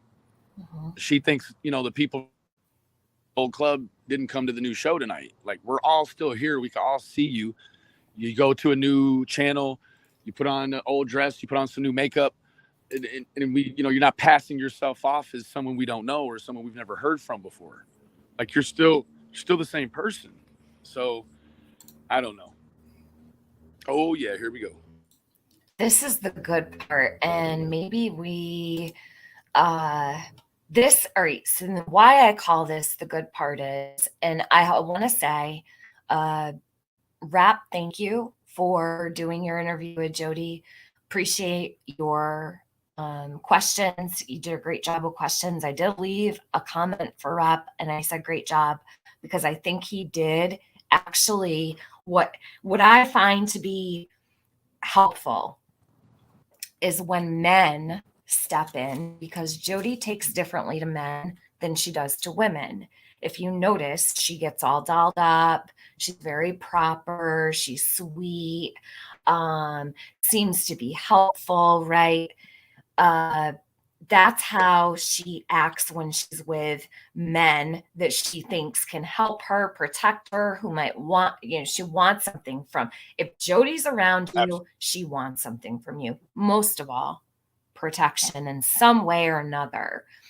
But I personally think, because of the line of questions that he asked her, and I don't know him from Adam, so I can't speak for him.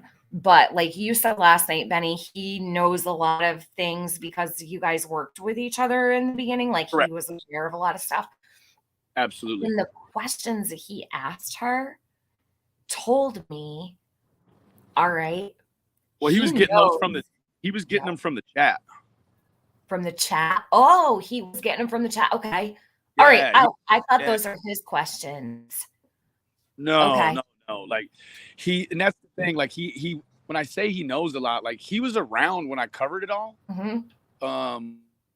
But I only really talked to him when it had to do with Ernie's stuff, right? And it just, like, he would ask questions here and there, but he was around for it. But I just don't think he didn't retain any of it, because everything that he should know that. So he didn't retain and it. if you don't have like a vested interest in it, you kind of flies over your head a little bit. Sure, there's certain things I'm like, I don't really pay attention to that or whatever. Sure. So, yep. Yeah. And I don't fault him for it, but again, like, I do see the dynamic now. It was before I hadn't really deduced it all the way. I was like, how is this going to be helpful? You know, and I thought it was going to be better than it was. It ended up being so horribly wrong and bad that it was useful. And it was like, okay, it's almost like dumb luck, because that was not what happened. Wasn't the design, but it just ended up that it was going to be good for everybody, for her to do a bunch more new lying and story changing. And so he wasn't paying attention to that. He was busy messing with Skirn Dog. Exactly. And that's okay. Like, you know, like his deal is something else. My deal is this. And it is what it is. He asked people to email him questions prior. There's that too. Okay. Well, I will say the questions were, I think they were helpful, and wherever they came from, he conducted it pretty well, and I was kind of impressed by him. Just Yeah, you did. and I say it's helpful also because when Jody is introduced to a new person, she gives a little more, right? But don't be fooled, because when she gives a little more, it doesn't mean it's true, right? She's pulling out of her hat so that she feels she's offering something to somebody. But I think he did a good job with it. And I also think Ernie did a good job with his interview of her as well. It's some more of that dumb luck. It's like when the formula for a good interview with Jody is her accepting an interview with somebody that doesn't know anything about the case. Now and that's why she's here, people. She will never go and talk on someone's panel that knows anything about the case. It's always going to be some dumbass like Ernie or somebody like Rap that has no clue.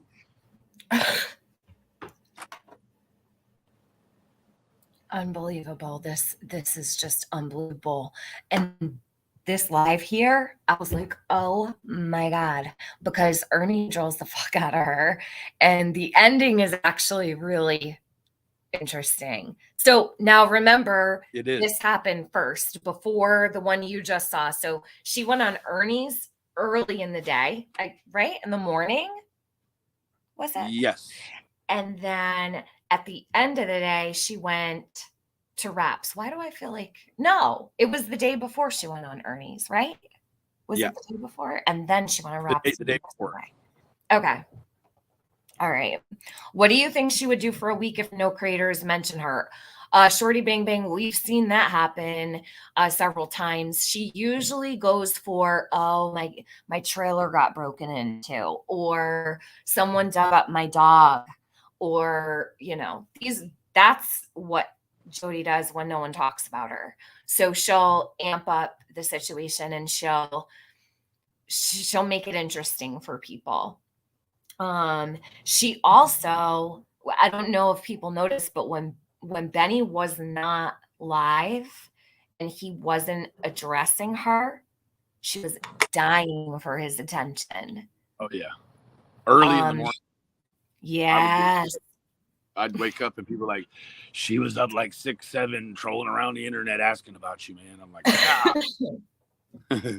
Well, I think one night even, it wasn't even that long ago, maybe about a week ago. I wish I could remember. She does so many lives for so long, I can't remember everything, but there was something she said. I'm like, oh my God, she's obsessed with Benny. It's crazy to me. Yeah, I don't know where it comes from. She's a suspect. So it's strange to see a suspect obsessed with someone else that's covering her. It's like, okay, you're a suspect. Keep on with this behavior. Like, it doesn't bother me. The sheriff said you're a suspect. Shares called. Many people have called and asked the TBI, is Jody Sue been cleared? And what they say on the phone, on the lives, is everyone's still a suspect. So, and they don't mean all 200 million plus in America. They mean a handful around there. But then you almost have to theoretically, almost spiritually, I guess, not really the word, but the ideal of Andy, you can almost exclude because Jody said he's been cleared. Yeah. Now, Sheriff Lawson hasn't said that, but I get the feeling that, with him moving away and things, like he, might be pretty good to go. If there was a problem, I feel like they might say, yeah, we need you to hang around here a little bit. We need to talk a little more, or whatever. It's not that, Mm-hmm.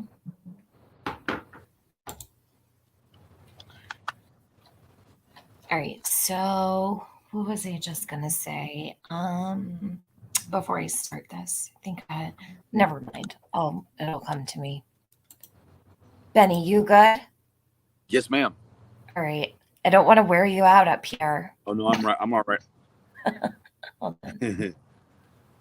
You stayed with me the whole time, so. Yeah. Well, don't feel like you have to, though. I know it's Friday. It's been like a 5-hour thing. Thank you for being up here. Man, I'm here for it. I don't know. So this is from Ernie's. A rap said I'm exploiting the interview on his community. Okay, hold on. Okay, hold on a minute. Let me go see. I'm not exploiting the interview. Good Lord. What I'm doing is reacting to the. I just gave this guy compliments. Like, what the actual hell? And he was saying last night how he's got your address. He got it from me when I doxed you. Well, him along with all the rest of the internet. Thanks for the compliment on my interview, Tiffany Marie. You can tell BK is super jealous. Sometimes it's good for someone who doesn't know much about the case. I agree that it's good for someone who doesn't. Absolutely. Absolutely. I wouldn't even dispute. Jealous rap at all. Yeah, you're totally exploiting me, bro. I don't think that you sound jealous. I think it's been a great live stream. Sure. You've been super respectful up here. I haven't even heard you say negative things. So sometimes it's good for someone who doesn't know much about the case to do the interview. Agree. Sometimes it is, especially if it's somebody she takes to, you know. There is a strategy behind my interview that BK would never understand. I believe there is a strategy behind your interview, but I think BK would understand your strategy. Don't showing my house while you do some of it has nothing to do with the strategy, sir. I'm really sorry that you feel like showing my house is part of your strategy, but it isn't. Putting my son's address on the internet is not part of the strategy, sir. I'm sorry. I apologize that you can't get that shit together, man. You need to quit that pussy shit, sir. You did a good job. Damn. You exploit everything on the internet. Move forward, bro. He said he's going to cover. Rep, you're more than welcome to cover this live or react to this live. I have no problem with that. Thank you for letting me use yours. I don't know why you want to react to my live, but you're welcome to. Actually, Rep, will you do me a favor? Get Jody up there to react with you. I'll catch up you. Me too. All right. So I'll actually show up for that. I'll listen. Please do. Get Jody on that panel with you to react to this live. That's great. All this is all about. He did do a good job. It's only about they're weaponizing the situation against me. Okay, we get it. Yeah, but like the thing is I'm sitting up here, right? So I'm sure Rap knows that like me and Benny been through the ringer. Really, I never would have imagined that I'd be cool with Benny or even like talk to him. I never really like understood Benny, and we didn't have like a good relationship here on YouTube at all. And what I will say is, while he's been up here today, I think he's probably had a lot of restraint and self-control, just saying, because I know Benny's, norm. It ain't even about him. I'm listening to him do a good job while they talk to the suspect. Yeah, and I think that Rap, I think you should at least recognize that Benny's putting Summer first. He's not making it about you. He wasn't making it about anything. And I really I'm kind of surprised that he would be bothered because I haven't heard you really say anything. I'm not bothered. Things. Yeah. Nope. Yeah, Penny, he has been respectful on my channel. I appreciate that. Rap doesn't care about Summer. Well, we don't know who cares about what and what not, right? But I like to give people a chance, and I don't want to judge anybody, So I don't know him. I've never even spoke to the guy, so I can't make a judgment on him. And I just wanted to go over Jody's interview. It was important, just like this one is. So, all right, let's get to it. And more than welcome to use my live streams. Please be respectful is all. Okay. I mean, we've been very respectful to you. So. Jody Oh, is. I guess there's a nicer one up there now. Oh, So is there? Oh. Yeah. Okay. I don't know. It's just it's These are emotions and stuff. misunderstanding. Yeah. Everyone's emotions are high. Get it? Yeah, and I don't want him to feel like I'm picking him apart. I'm not at all. Like totally not. So just so he knows. Jody said she came. Look at here. Look at Luda. Yeah? Jody said the rap to make Benny mad. That's all. That's all. Did Jody say and that? It's not about. I'm here for summer. Wow. There you Luda, go. where did she say that? Do you have the? Will you put it in a Luda? Throw that in a little clip for me. I want to hear that, and I'll play it real quick too. People trying to be Summer's voice, telling her story is about Summer, not the creator or creator battles. Exactly, chasing truth. And you know what? I'm guilty of having like creator battles through this case. It's been hard, but at the end of the day, I have worked with pretty much anybody when it comes to Summer. I don't really care who it is. I'm here for the long haul for Summer, and I think it's great that we have been able to all come together. I don't like to see a disconnect, and I think for the first time in a really long time, we actually have, I feel, more unity now than we did before shit went real sour back last October. I think things are good in the community, and Jody, you know what it is Jody Sue has managed to position our community in such a way that pretty much everybody is circling over what I believe is the closest to the truth that we've gotten this far. So that's going to bother her every day, all day. What she actually did was almost like, I don't want to explain it that way. I'm trying to think. The word will come to me. I'm trying to think of how to explain. Every single creator is paying attention. Now, they might not have the same ideas as me. I've had people say, you're obsessed with Jody. No. Don't get it twisted. I'm not obsessed with Jody. It's torture, actually. I want answers for Summer, and there's a lot going on. So I'm not going to give up on it now. Why would I put all that hard work to waste? Not doing that. This entire community is together in one unit, and we're all seeing the same thing. And we are a strong community. Yeah, cupcakes. I agree. I want to scream, but only when it's a lie or something on Summer. Chasing, I know. She's tried so hard. You've done such a good job staying away from. Girl, I gotta hand it to you. I couldn't do it. I've got too much of a big mouth. Shay said she told folks I came down there and shot at her camper tires. What? When? Is that recent? Or old? Yeah. Benny, do you know if that just happened? I don't know. That's the first I've heard of it. I never heard of that either. Shay, when did she do that? Oh my God. She'll be saying it was me next, you know. That I drove 11 hours there and back. Just to let out the air in one tire. Yeah.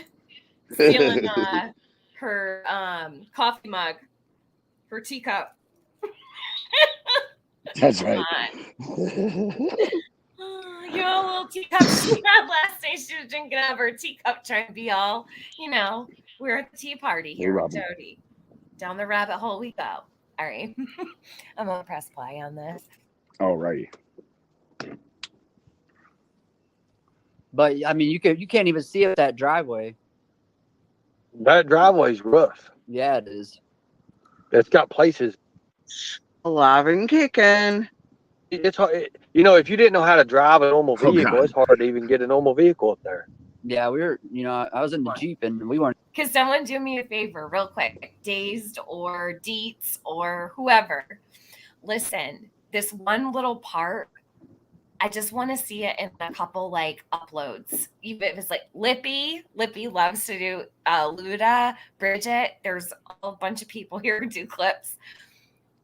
This one part where she says, "I'm alive and kicking." Can you clip that? Somebody. I don't know why. I just think that it belongs somewhere.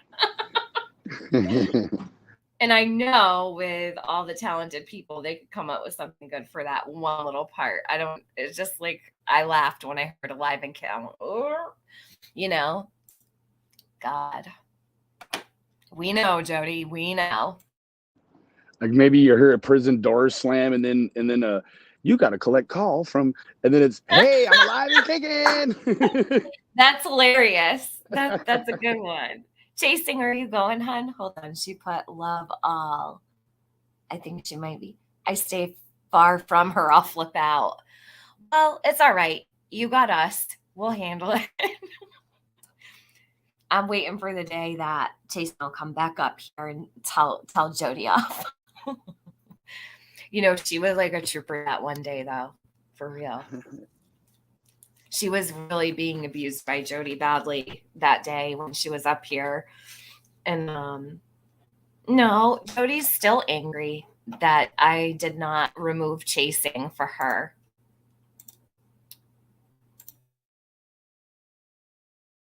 I don't even try it. Yo. Hey, Ernie. Hey. How are you? Long time. How you been doing? Alive and kicking. Long as you're alive and kicking, that's the key thing. Kicking. Keep kicking. It's hard to even get a normal vehicle up there.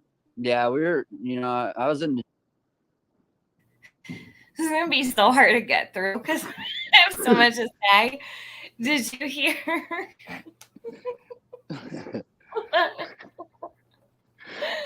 Oh, man, I can't. She sounds like a pair of tennis shoes. She goes, "I'm alive "Hi, and kicking." Ernie. Sounds like a car horn in the UK. Ernie. I always say it sounds like a cow is dying. Like a dying cow. You know, she grunts a lot, you know? Yes, she's constantly going. So did Carl on Sling Blade. Carl on Sling Blade? Yeah, Billy Bob Thornton on Sling Blade. He did a lot of grunting too. Jody's constantly grunting and grunting. I'm like, damn, act like a lady, would ya? It's an alternate form of a We weren't conversation. even going to try it. Yo. Hey, Ernie. Hey. How are you? Long time. How you been doing? Alive and kicking. Long as you're alive and kicking, that's the key thing. Kicking. Keep kicking, because you're going to have to keep on kicking. So why is he still on you for? Ernie, he's always been on me because I refuse to fucking talk to him or play with him. Oh, no, you don't. You love Gross. to play with Benny. We see that all the time, Jody. What are you talking about? You refuse. No, you let him on your panel. You let him moon you. You let him dance for you, and you love it. You love it. You unblocked me to allow me to do all that too. Oh my gosh. This one actually, a lot of questions about summer come up. It's important. So it's going to be a little bit different than the last one. This is actually I think there's multiple things in this live stream that are extremely important. So hang in there, guys, and stick with us a little bit longer. Try to get this done today so I don't have to do it again. Don't know if I'll be able to do that, but I'll sure try.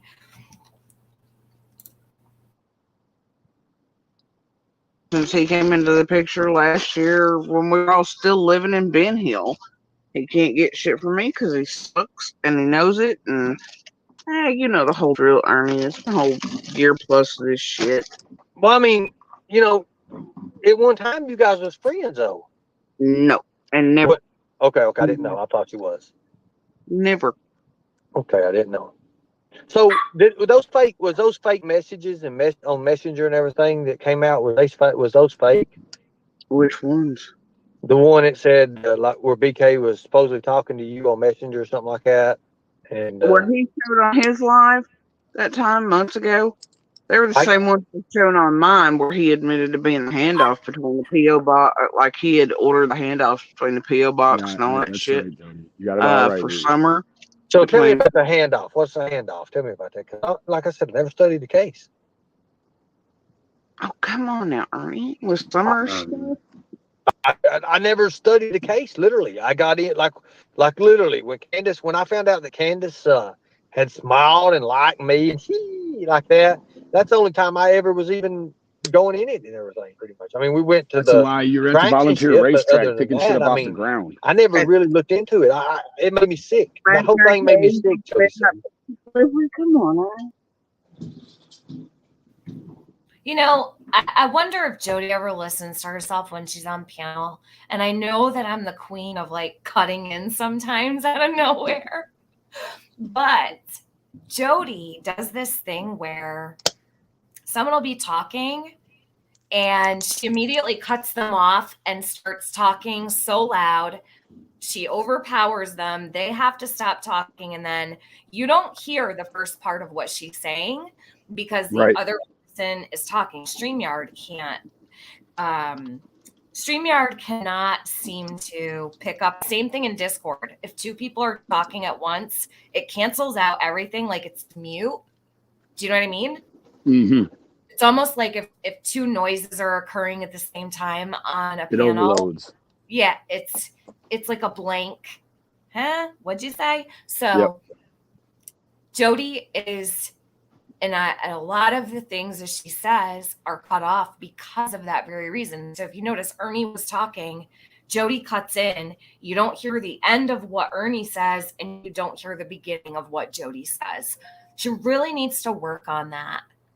I mean, I guess we all do in a way, but this is Jody's a different type. Like she doesn't even say like, oh, sorry. You know how if you're on panel with somebody and they interrupt, like we'll say, oh my God, I'm sorry. I just have to say this or whatever. Because you have respect for the people that you're on panel with.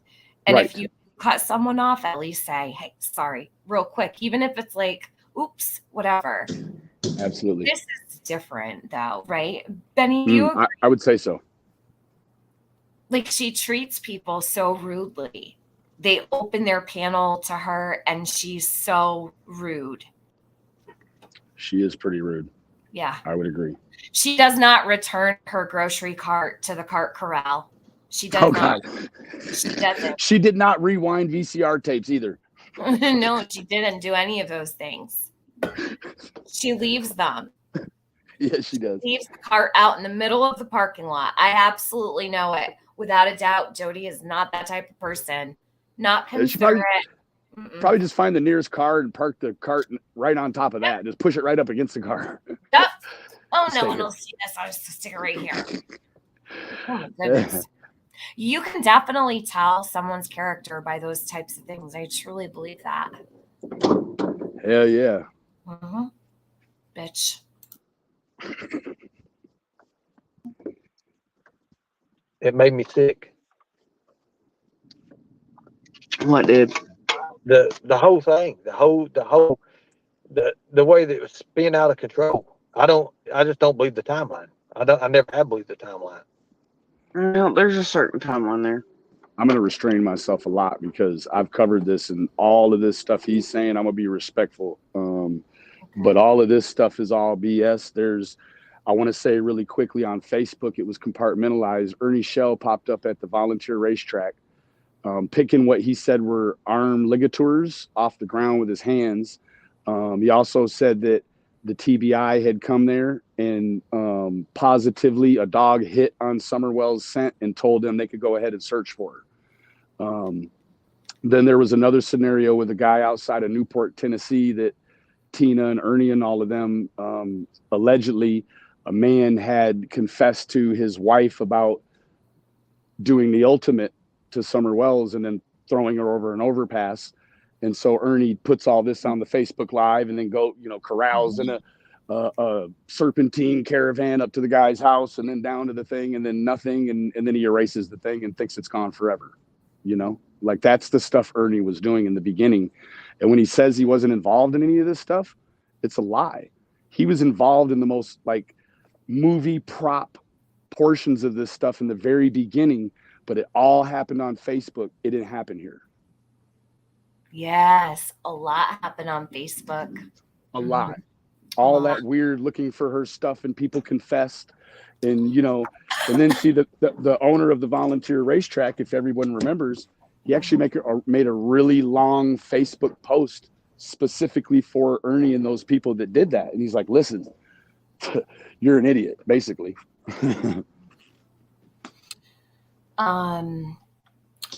So Glare is true crime. Yeah, Penny. Yeah, he actually, you know, he's grown on me a bit. The Glare, I know he does not care for me at all. I've definitely bitched him out. And I think he thinks that I'm a terrible person. He thinks I exploit Summer, whatever. I don't really care what he thinks, but he's definitely grown on me in the way of how he takes up for the victims of crimes and missing persons, missing children. He is not afraid to stand alone in his ideas and his beliefs. And I appreciate that. When people can stand alone, no matter what, and stand firm in what they believe in, I have a tremendous amount of respect for that. So, you know, he has actually really, he has grown on me a bit. His coverage of Kylie, I appreciated because no one was really advocating for compassion and understanding, or even just a pause until they found her. I found myself listening to the Glare quite a bit throughout Kylie's case because I didn't really have many places that I felt like my opinion was wanted. So I kind of just stuck close to Queen Bee's channel and Glare. I watched a lot of things. I appreciate that he took up for Kylie and her family, and especially her mom. And because I think Kylie's mom is truly hurting and devastated. I don't think that those people deserved even a modicum of what was tossed at them. Terrible tragedy. And I like him. He's all right. He's not bothered me or anything, but I know your history, so that's a big one. Yeah, Bridget. Yeah. Okay. Shit. Oh, so what I want to say before I press play on this, don't forget, this is a huge piece. Benny, you could probably help me out with it too, is now you see Jody going over to Ernie's and she's, you know, taking on this let's work with Ernie vibe. And although I think she might be a little, she's getting salty with him, I feel like. Yeah, it does. Do you feel like there's going to be a pull for like between Ernie and Rep? I feel like Ernie was kind of like throwing some cheap shots, like trying to, I don't know, I feel it. Guys, don't go crazy over her, trust me. You should probably run and save yourself a friggin' headache. But for real, if I could go back. I know, like, spoiler alert, I've listened to it, and it doesn't end how Ernie had designed. However, what I want to say is that if those two, even if they're, I mean, many people in the chat have said they're trolling each other, they're trolling Benny, they're trolling, and it's like, whatever they're doing, if they can keep her talking, it's a beautiful thing.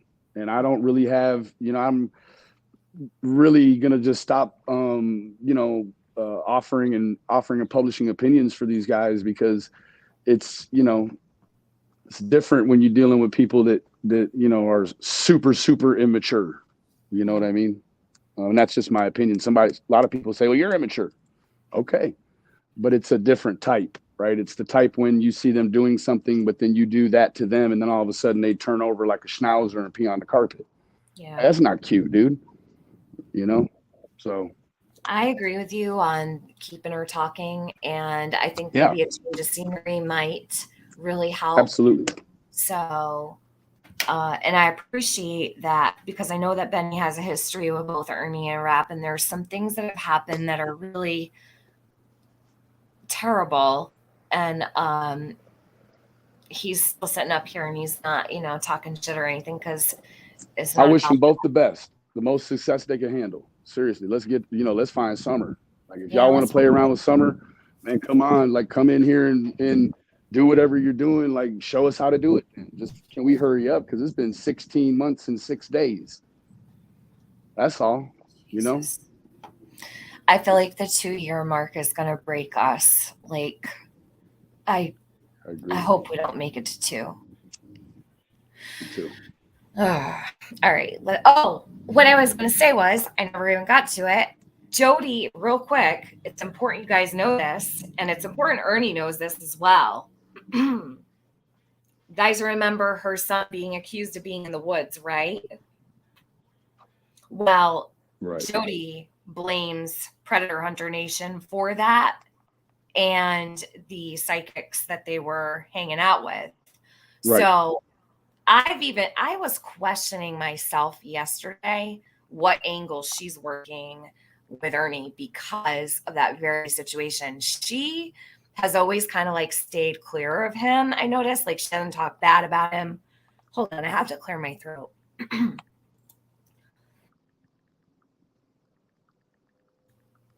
I'm getting sick. I can feel my Oh no. sore throat coming on. Yeah, it's all right. I figured it would happen eventually. It's October, so Yeah. Anyhow, what was I gonna say? So Jody blames Ernie and his crew, right, for all of the crazy people that were out in the woods. And I don't mean that one time back in the beginning. Yeah. She had a major problem with Ernie and all of the people that were out there. Dusty is one of them. You guys who've been around for a long time will remember who that is. Some people won't know what I'm talking about. Don't worry about it. Now, Jody talks about this. It's very important because Ziggy did a panel a long time ago, and geez, it probably be about a year ago now. And she had Dusty up there. I wonder if Ziggy still has that up. I went up there.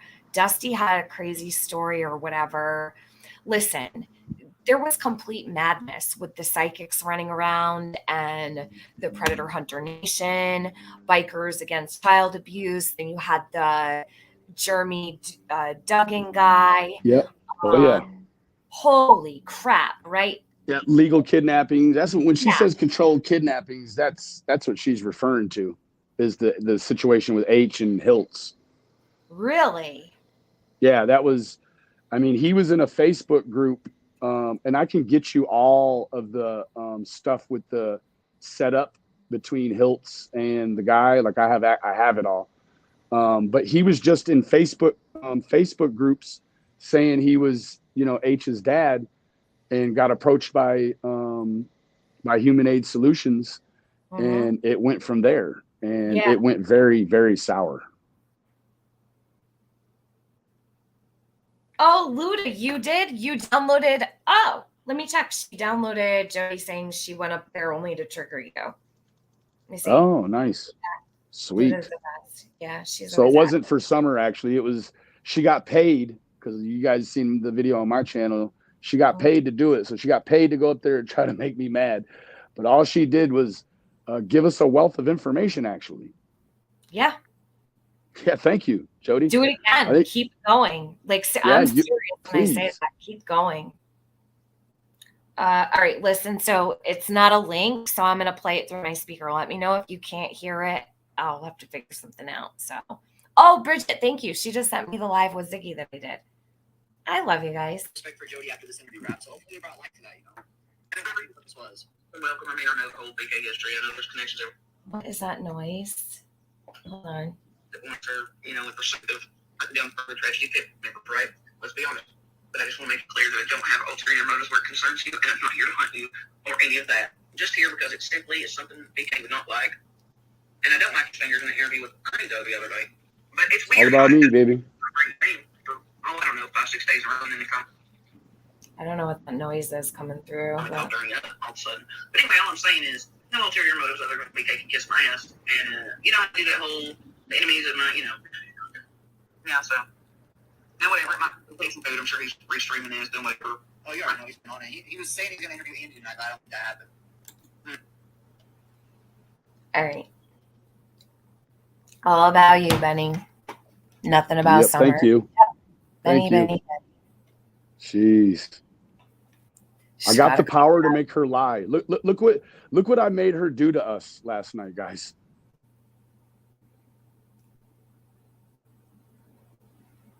Yeah, she's out of control. She's off her rocker. She is. Everything from the month Summer went missing after all that with H. The wolf pack? Oh God, that must be a Predator Hunter Nation thing. Yeah. Yeah. It is. All right. The wolf pack. Yeah. I'm sure they have it still. People don't delete it forever, you know? Yeah, it's around. For sure. I mean, I never heard it. You know, I just only heard Don's version of a timeline. And like I said, that's it. That's all. And what I wanted to say, I'm so sorry. I feel like I'm talking too much, you guys, but this is the thing. I forgot what I was just gonna say. Shit. Hold on. It'll come to me. Nope, it's not. Hold on. All I know. Saying every delivery, come on, man. It made me sick. It did. The whole thing, the way that it was spinning out of control. I just don't believe the timeline. I never have believed the timeline. There's a certain timeline there. All right, I know what I wanted to say. So the other day, Jody had said something like, you don't know the timeline. And she's been talking about a timeline. Now, in all fairness, she could have her own timeline, right? But she's not speaking in terms of her own timeline, in my opinion. When she talks about this, it's a I know something you don't know timeline. There is a timeline, she says, but you just don't know it. Basically, this is what she's saying. Jody, if you have a timeline, you need to go turn yourself in. Yeah, because I'm guessing that probably the timeline has something. I mean, it's going to be anchored by the times on her camera. If her camera footage is such a great gift to this whole thing, she's anchored by her timeline. Now, like I said before, if her footage, because you know she's about receipts, if her footage matched the timeline, I'm guessing she would have showed it. But there's probably some sort of discrepancy, and that discrepancy is why she won't show any of it. Because she has no restraint. She's trying to act like it's restraint keeping her from showing it. Like, well, no, that's for the investigation. Oh, no, there is no such thing of it's for the investigation with her. There's none of that. So it doesn't fit the timeline, or it doesn't fit what she said. Mm-hmm. Her timeline.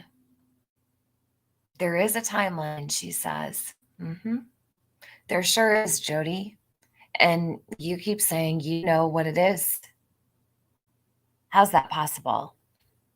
You didn't see anything, right?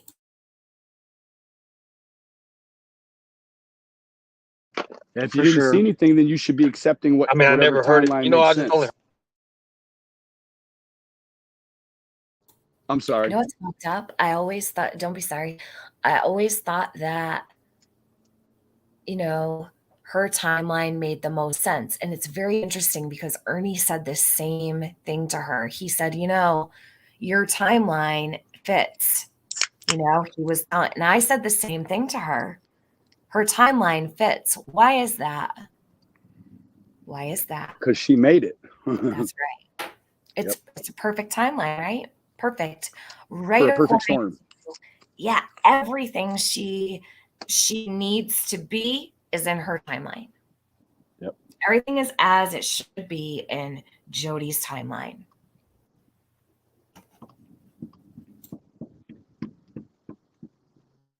Heard Dawn's version of a timeline, and like I said, that's it. That's all I know. Everybody that day has their own times, right? But then they put those together. But then there's a certain timeline there that exists that we all know collectively it can't be. It's like between 320. People was given too much time to come up with the timeline. That's what my problem is with it. Mine was immediate. Like I never He's heard just yours. saying I never heard words. yours. That's what I'm saying. That's all he's doing. He's just saying words. I'm sorry I interrupted. I had to point that out, though. Now, you didn't interrupt, but you know what? When Ernie plays dumb, it works. Sometimes it has before. Yeah. Accidentally, that's the way. It's like what goes up must come down. If you act like a dumbass, you will get the answer on YouTube.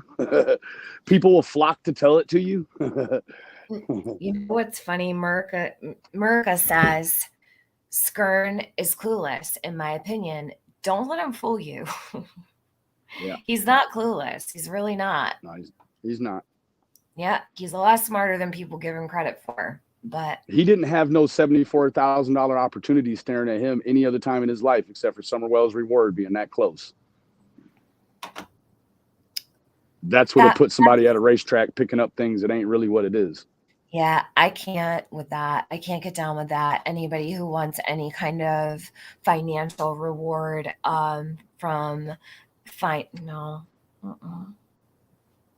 I can't stand that.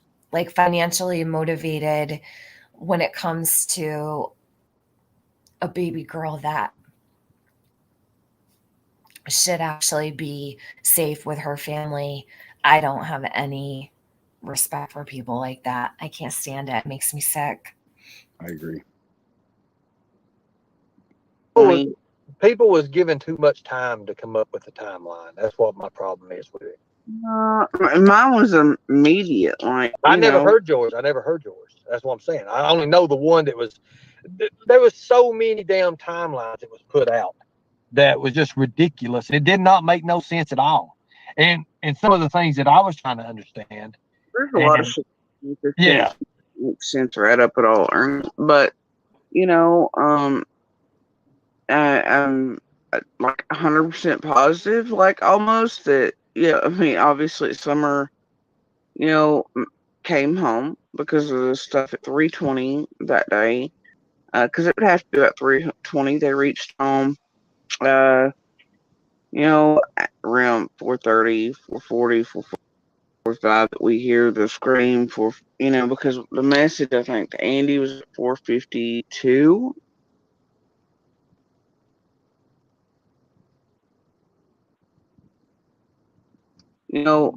Came home because of the stuff at 3:20 that. All right, so I need some clarification here, Jody. What stuff happened at 3:20? What stuff? So isn't that the beginning of the window for the scream? No. So the scream is 4:30 to 4:42 p.m. That's right. The car door was 2:40 p.m. That's right. The car door. So the car door, she calls it truck door, car door. She's called it both. She says it was a heavier kind of door, like an older vehicle. So she could hear that it was like a truck door. So she thinks it was a truck door. And that was at 2:40, I believe. Then the scream came at 4:30 to 4:42, allegedly. And she completely forgot Wicked Stitches. 4:42 is not been said in quite a while. All of a sudden, this is the thing. Oh, Luda's here. Hold on. Oh, Luda. I'm so excited. I love Luda. Hey. Hey, Hey guys, how Hello, are Miss you? Luda. can you hear me? Yep. I'm good. I'm good. I'm so happy. Yeah, I'm finally now at peace. I've done everything. It's nighttime. It's good. Everything is done. Good. I'm glad. So you're relaxing us for a little bit. Well, this is not relaxing, but guys, Well, it is. It's a great live. Thank you, Benny, and thank you, Thank you, Tiffany. Miss Luda. so This Thank is you. really great. you guys, And if you this, only knew how much Luda does behind the scenes, you would like literally kiss her on the cheek because she is nonstop around the clock for the last 16 months, just completely waist deep in summer and researching all the time, constantly looking for, finding things. She's such a Thank you for your service, Miss Luda. yeah. well, we are all here for summer, and Jody did one thing that I thought it was impossible, but she brought this community back together. She did. And set us straight. So, yeah, Right? she's willingly doing evil things, but unwillingly, she's actually doing something good in all It's a that beautiful way bullshit. to look at that. Yeah, I have to because we spent thousands of hours listening to this bitch, and then we had to go re-listen with a different set of ears. Yep. Right. So she wasted thousands of hours because we had to do it all over again. It is. So, And when I yeah. found out it was Jody, I was like, oh my God, my fall to the floor. You're not telling me I got to go back through all this shit.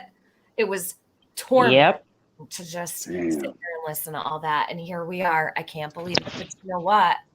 We're at an advantage because now we have so many creators that are together in this.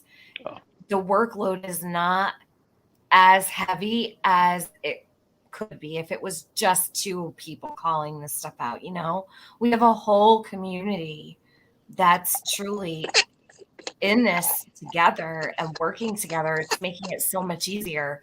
So we just take turns, you know, doing what we can do. Perfect. Yeah. Chasing, I'm going to drop the link. I'm going to drop the link to that live stream that I did. Right here it is, went up the Wells driveway. So this is actually a clip. Take this, Chasing, if you want to hear this. This was 3 months ago. This happened the same day, and I'll tell you what. It happened the same day that Justice for All did his interview with Jose Roman.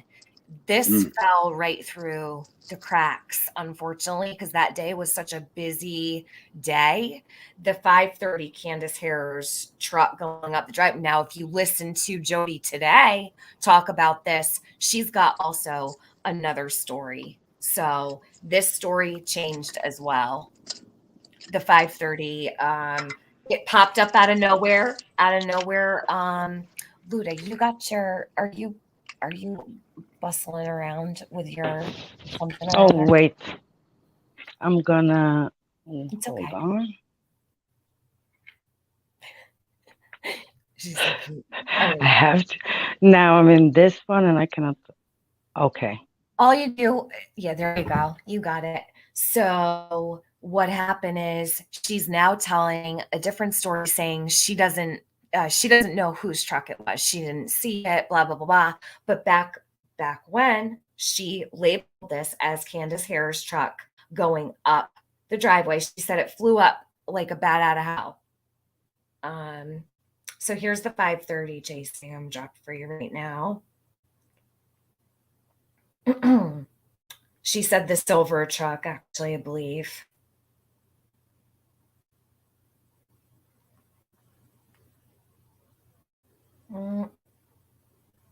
Sorry, guys, taking forever to drop it. Okay. Oh, I wrote a little title in it. It rates the title for you now. I didn't realize that. That day, because it would have to be about 4:20 they reached home. Around 4:30. Oh my God, I got through 2 seconds. So she's talking about 3:20. What happened at 3:20? Because number one, let's get this straight real quick. All right. Jody relies on the 309 video. No one else does that. I have not heard anybody, not even Candace, not Don, nobody has relied on the 309 video like Jody has. She refers to it and uses it when it comes to even so much as explaining her own stories. She uses the 309 video. Now, there was months back, Ansley said they do not count that video in their timeline for summer at all. Jody is relying on a video that we don't have actual confirmation that it was taken that very day. Now, it very well may have been. I always believed it was, but I've changed the way that I speak about that video now, because if they leave it out, I feel there's a reason for that. And it's like almost like you don't need to really even say. Agreed. You know what I mean? Yeah. So you don't even need And to why would why would Jody rely on that 309 video? She does why? Yeah. Yeah, but why? She has this thing about the timeline, and if it's not, for example, Cops and Dawn and Andy didn't come at the hill at 6:30 because that's impossible, but she sticks to that. She doubles down. It's something about the time that she needs it to be, for that video to be true, for all the scream, the door, the red flash, everything has it, and it's for a reason. Absolutely agree with you. It is for a reason. She knows the reason. We don't, but we might soon. Sorry, I'm gonna press play. 4:40, 4:45 that we hear the scream for, because the message, I think, to Andy was at 4:52. And so I gave myself a few minutes, because I've been back in there still ignoring him. And then, I see Candace the first time after 6:09, right? And so, but Summer, they say the first call's in to law enforcement, or what, 6:20 something, almost 6:30 that night. See, the whole thing was the 4:30 issue I had. Like, why wait so long to call law enforcement? I mean, did you actually spend that much time looking for your kid when she was missing? That's what got me. That's the thing, Ernie. She didn't, like, I didn't call because I didn't know, you know what I mean? That's like, I don't know, when you hear something like that and you try to explain it. Now, notice she says she didn't call, but when she released those first 16 videos, what did she say? We're the ones that called. Yep. Which is it? Can't be both. Damn. It away and you try to. Well, how would you have known? I mean, did they come to you directly? See, I don't know the time. See, I don't know what. See, I'm taking it from a new person looking in. How would you have known? Did they run over you and tell you, run over to you where you're at and tell you automatically? Or no, like, with me, I didn't put. I want to say something else too. You can tell her comfortability level with Ernie is not the same as with Rap. She knows Ernie will actually call her to task.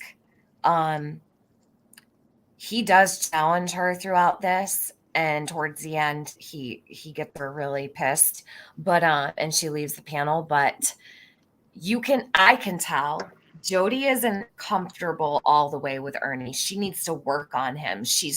And that's probably what her plan is, or was. I don't know if she'll follow through with it, but I feel like she's trying to feel him out. Now, I know Benny has a different opinion. I don't know what Luda's is, but and not that. I think, Benny, you had thought they may have talked already before, and that very well may be true.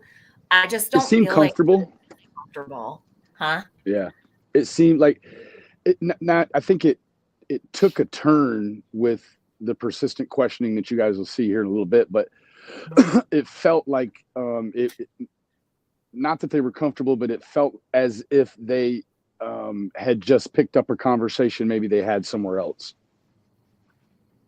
Yeah, maybe it could Yeah. totally. Like Facebook And or can whatever. be, yeah, from the beginning.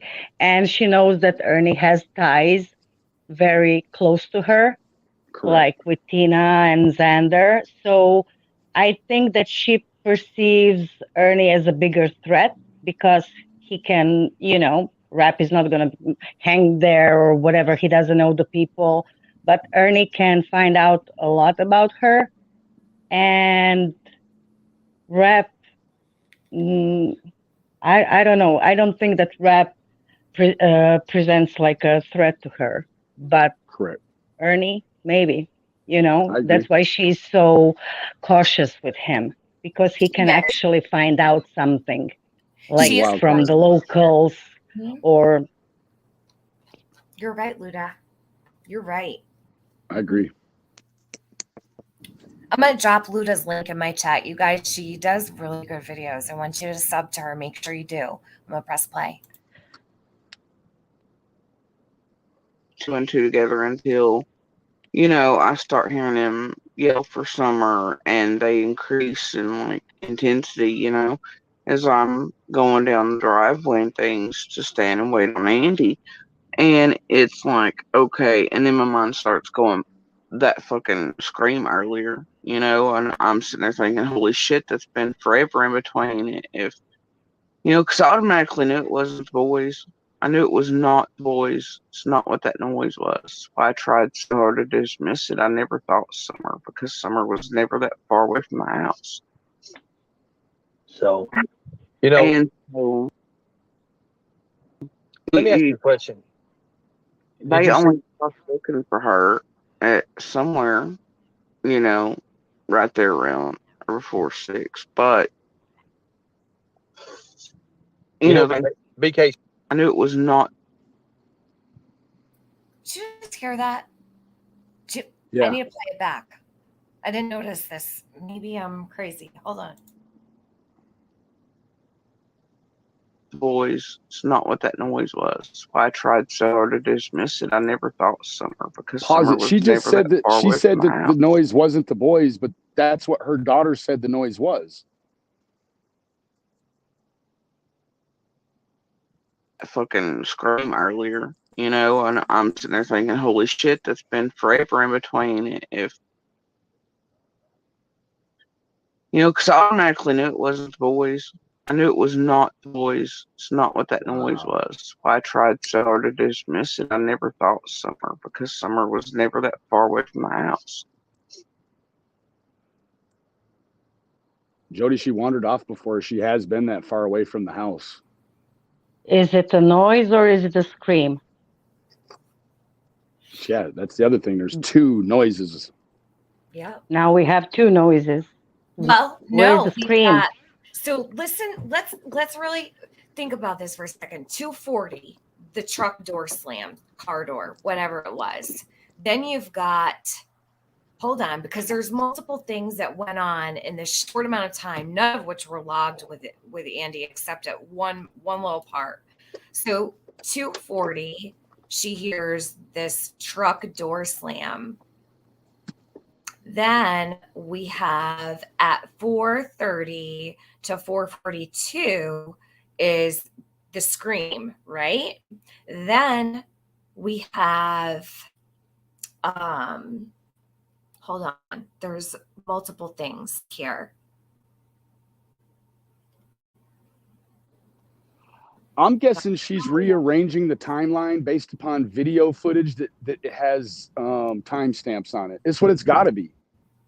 It has to be that she has video that shows what she was doing down there off the camera, and she has to stick to that timeline or loosely to it. Yeah.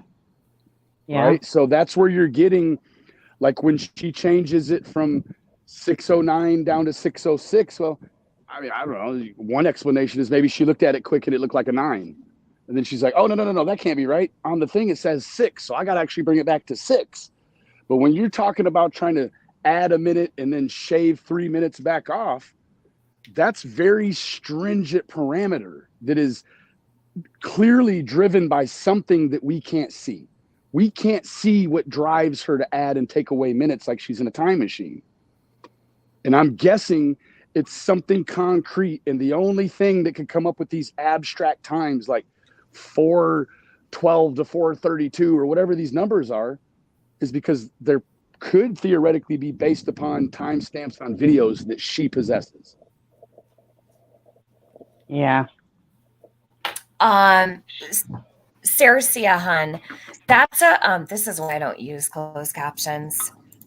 Do not rely on the closed captions, guys, because they don't pick up especially with Jody. Especially with Jody. Yeah, it's a mess. She didn't say my house, hun. It just sounded that way to the closed captions. So poor closed captions has to deal with Jody. Yeah. Damn.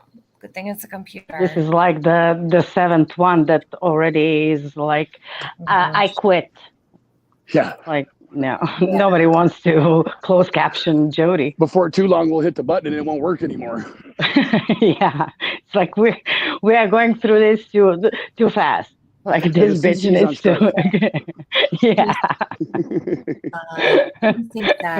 So what was loud enough to make her go outside? That would have been the scream. So chasing, she said that her and her kids went out. They walked around and that her daughter could still hear it when they came in.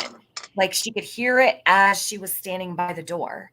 So, you know, she talked about the scream, how it like wrapped around her gut and she knew something, but she tried to dismiss it so much. No, doesn't make any sense. Never will. So how long, someone had asked, I don't remember who it was, how long was the scream? Who knows? They were allegedly out there looking around and coming back in, and the daughter could still hear it. So Lord that makes it seem like a loud screaming duration of time. Right. I mean, yeah. It was prior to 2:45 in the text with Andy. Yeah, so I think she said 2:30 to 2:40, she heard the truck door. So the noise at I say 2:40. So the noise at 2:40 was the car door slam chasing. According to Jody, that's what she says. So just trying to line it up like a chain of events. And that also she couldn't see. She went outside and couldn't see anything. So is it true that tree cutters left early that day? Because if it were the noise was prior to 2:45 or when that, or if they were still there, how could she hear anything with that noise? I don't know when they left. One of them came back to fix a mailbox he had hit or something. That's right. He did, didn't he? Remember? He did. So one of them came back in his Camaro. Yeah.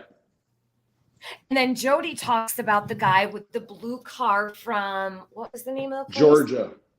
No. Oh, no. Andy said that guy was from Georgia, but then Jody has the blue car from... Oh, the very well-to-do guy. He's from a different county. What's the name of that town, Benny? Do you remember? What about Luder? It's like a store. It's like Saks Fifth Avenue. What is the name of that town? Is it Bloomingdale? Yes. Deets on the street. Yeah. Yes. Deets on the streets. Deets on the streets typed it in chat. I couldn't remember. Will somebody drop that video by Deets on the streets, please? I need about 7 minutes. I'm listening, though. What is it, Benny? I've got to move a chair off a truck. I need about 7 minutes. Go I'm ahead, take your listening. time. No rush at all. Deets on the Streets made a video about a week or two ago where Jody talks about this blue car. Now, interestingly enough, Andy said last night that a guy with a blue car, a blue Camaro specifically, he said with Georgia plates, was around there and whatnot. But Jody also said that the guy with the blue car had a big fluffy dog that had never touched dirt, and the county on the license plate was, oh shit, damn, it wasn't Sullivan County where Bloomingdale is. It was a different county. Damn, what was the county? Somebody will know it in here. I can't retain all this. I'm shorting out. My hair is gonna fry.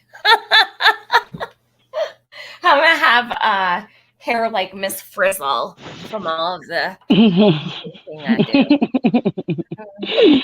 Hold on a minute. 16 months and she sees a guy. Luda, I'm so glad that you came up here. Yeah, I'm too. Jody, Washington don't County. fuck around. There is no emergencies. Just Jody, I hope she doesn't, last time she intervened. Yep. Mm-hmm. Isn't Dobbs from Georgia? Yeah. So isn't that guy that came from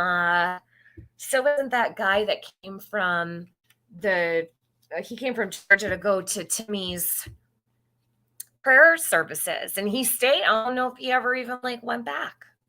All right, I'm gonna press play. I'm gonna try to get through this really quickly as possible, so we're not here all night. Jenny wrote it's Washington County. Yes. Yep. Washington County. I love seeing you and Benny team up for summer. Yeah, Benny's not so bad. No, he's actually really easy to work with. I love seeing you and Benny team up for Summer. You have always been so loving of Summer and protective of her and her brothers, and I thank you so much for that. J-Dub, thank you, and thanks for always showing up for Summer. You've been here since the beginning. Oh, Woman of Steel. The police should get Jody Sue to swear to hearing the scream on an actual police report. Either she'll back down or tell it again. She probably did put it on the police report, I'd imagine, because she was on the news. I bet it's there. I'm assuming, anyhow. Carolyn Smith says, "Love you, Ben Keys." I have never seen her before, so I put up there. He's moving a chair, Carolyn. JD had nothing to do with Summer missing, in my opinion, says Cotton Candy. All right, let's go.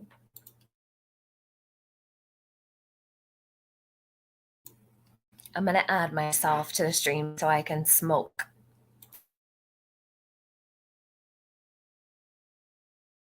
So, and let me ask you a question. They only started looking for her at somewhere, right there around or before 6. But BK is crying right now because you're over on my panel talking about this, of course. Oh, I've been listening for a few days, hoping Tragedy Pitville will bring you back out. Damn. So let me ask you a question because I didn't know. Now take note of that, what Jody just said. She said she's been waiting for Tragedy Pimpville to take him back, to bring him back out, basically. She has been waiting for Benny. She admits it. And it's very obvious, and it actually looks really pathetic, Jody. But yeah, I think now we get into a lot of the good questions. And Luda, I'm gonna go on mute, and I'm gonna let this play Okay. for a minute because I'll mute you. I'm just gonna be away from my computer for 2 minutes, so I don't want you to think I'm not here if you try to stop me or try to talk or something. Smoke them if you got them, It's right? so hard for me to run this panel sometimes when I want a cigarette. Nobody complains if anything crackles, okay? Okay. Tell them. Yeah, well, you know. The clothes that she went missing in, I've always had a problem with that because didn't they dress her in her brother's clothes during the last few days? No, Ernie. No. They didn't dress her in her brother's clothes, promise. Not that I've ever heard or seen. She had pink. She Ernie Shell, if you're listening, Summer had a pink shirt and gray pants on when she went missing, allegedly, and possibly barefoot. And in that video, if it's from that day, she had a jogger suit on. It was like a little, almost like a spring hoodie, like a windbreaker type deal, almost with, I believe they were capris that went with the outfit. I can't be sure if they were like folded up or what, but she was in a blue and pink outfit. And that's the milk jug photo. But Summer was not said to go missing with that outfit on. She was said to go missing with the pink shirt and gray pants, which is also odd. Yep. You know? Yeah. No, I mean, she always kind of just wore whatever, like tomboy stuff, whatever she wanted to wear, But the day she vanished, they put her in what was new school clothes in the back after she leaves the lake, supposedly, and then somehow that changes in between, them getting home and her vanishing, and then there was a couple outfits told, of course, even to us in there. So this creek that supposedly that it was at or something before, where exactly position location is this place? This creek here. Where's that at? It's right there. You can see it from the road, Ernie. So it's the one that's down low there. Is that it? It's just right there. You've been on Ben Hill, right? I have delivering pizza. I know you have when you took the pizza. Do you know the little tile bridge that you cross over? The tile goes under the roadway right there. The little curve. Oh yeah, but that whole damn hill, the way it goes up and goes around, and it goes up like way up top, and it's like just like sitting on a damn hill. Everything else is under. You know what I'm saying? And it's just like I don't even know. I mean, you could put a fortress under that damn hill. Yeah, but a man's like you enter the roadway, you can see Candace's hill and our ex hill or whatnot. But there's sentinels kind of the whole road. But yeah, that creek is the main creek, and it runs through Beach Creek. But right. it was Okay. I know what you're saying now. And the only reason there was water over on the side of Candace's, to go around was because the tree cutters and brush cutters had dammed it up. Had rained just, like what, 24, 36 hours before. And, Not but the true. right side of that, if you're going out of the roadway, it was dry, because that's what, So I had another question to ask you. The prized possession that BK has, the shoe, how did that come about? How did he get that? It I do was not up have a shoe. there, just in the, yard, whatnot. But honestly, there's some shit behind that I don't fucking like. And I find really big problems with that and other things. But from my understanding, like the pillow was given away that she supposedly sent, but you don't see it in pictures. And then that shoe, one of them found a yard. It's actually on live somewhere. I don't want to say that Cam and them actually found that. One of them did when they were up there with 423 chasing all them last fall. And they were like, "Oh, can we have this?" And I guess they let them have it, or they just took it. I don't fucking know. I just find a lot funny with BK in person and all that too as well. Every time it was mentioned, he was there. He done the thing that TBI had contacted me about and talked about where he said that I just had a vacation, Smoky Mountains, and then he turns it around and his channel's gone and all that done. That really draw my attention into that because The channel disappeared about the time that he doxed us, and people, I think, reported him the first time he came here that fall, and he got the shoe and all that shit right. He so when he so so let me ask you. So he come in. So when was the first time that you know that he was actually up there? The first time. before look around the Dr. Phil episode coming out, because I know he was behind the call and the bullshit, at least some of it.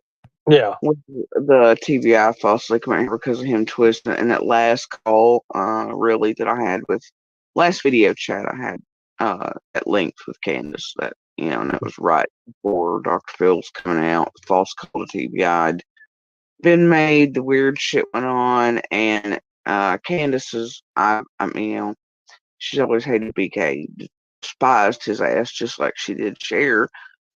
And then somehow they weasel in, and I get this laugh that on the vid chat. I mentioned BK, and all this, I'm like, she's still around, and she makes this laugh, and I'm like, oh fuck, she, now with the BK thing, and that was not a good sign, and there's other things there, but it's all. Jody, you had reached out to me back earlier, and we didn't get to talk. I remember something about that. I think it was in chat, wasn't it, or something like that. So we need to talk, and we do need to talk. I want to talk to you about something.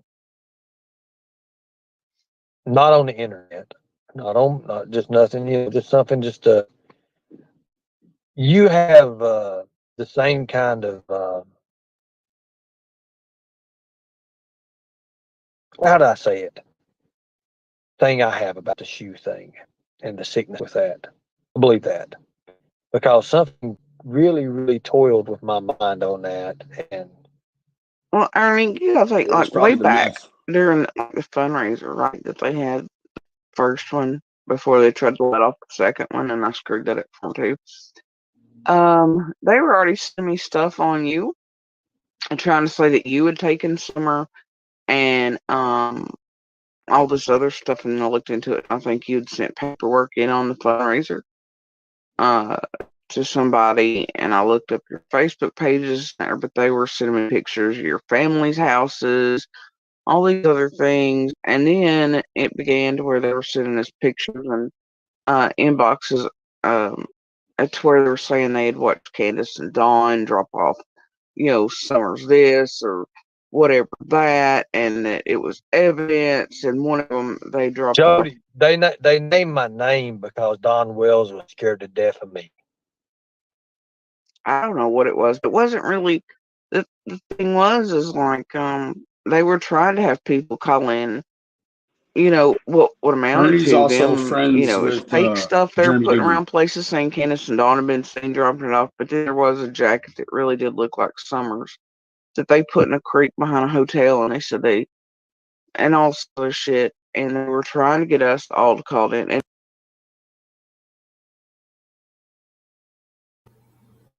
Was that?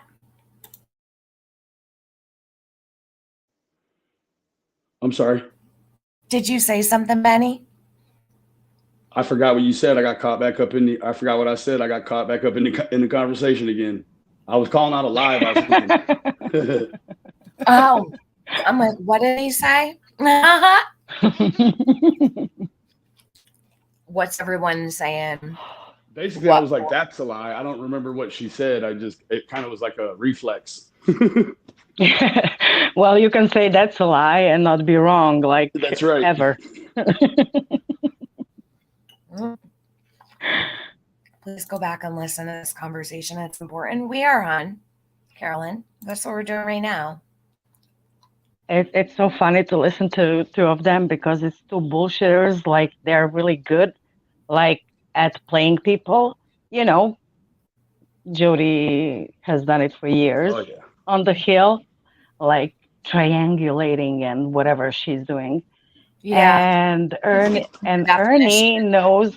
Yeah. So yeah, it's funny. It's like Ernie is like, oh yeah, Dawn was scared of me, and Jody's like, she's also important. It's a couple of monsters in their own minds. Yeah, they're funny together. They're funny together. Was it about the shoe, Benny?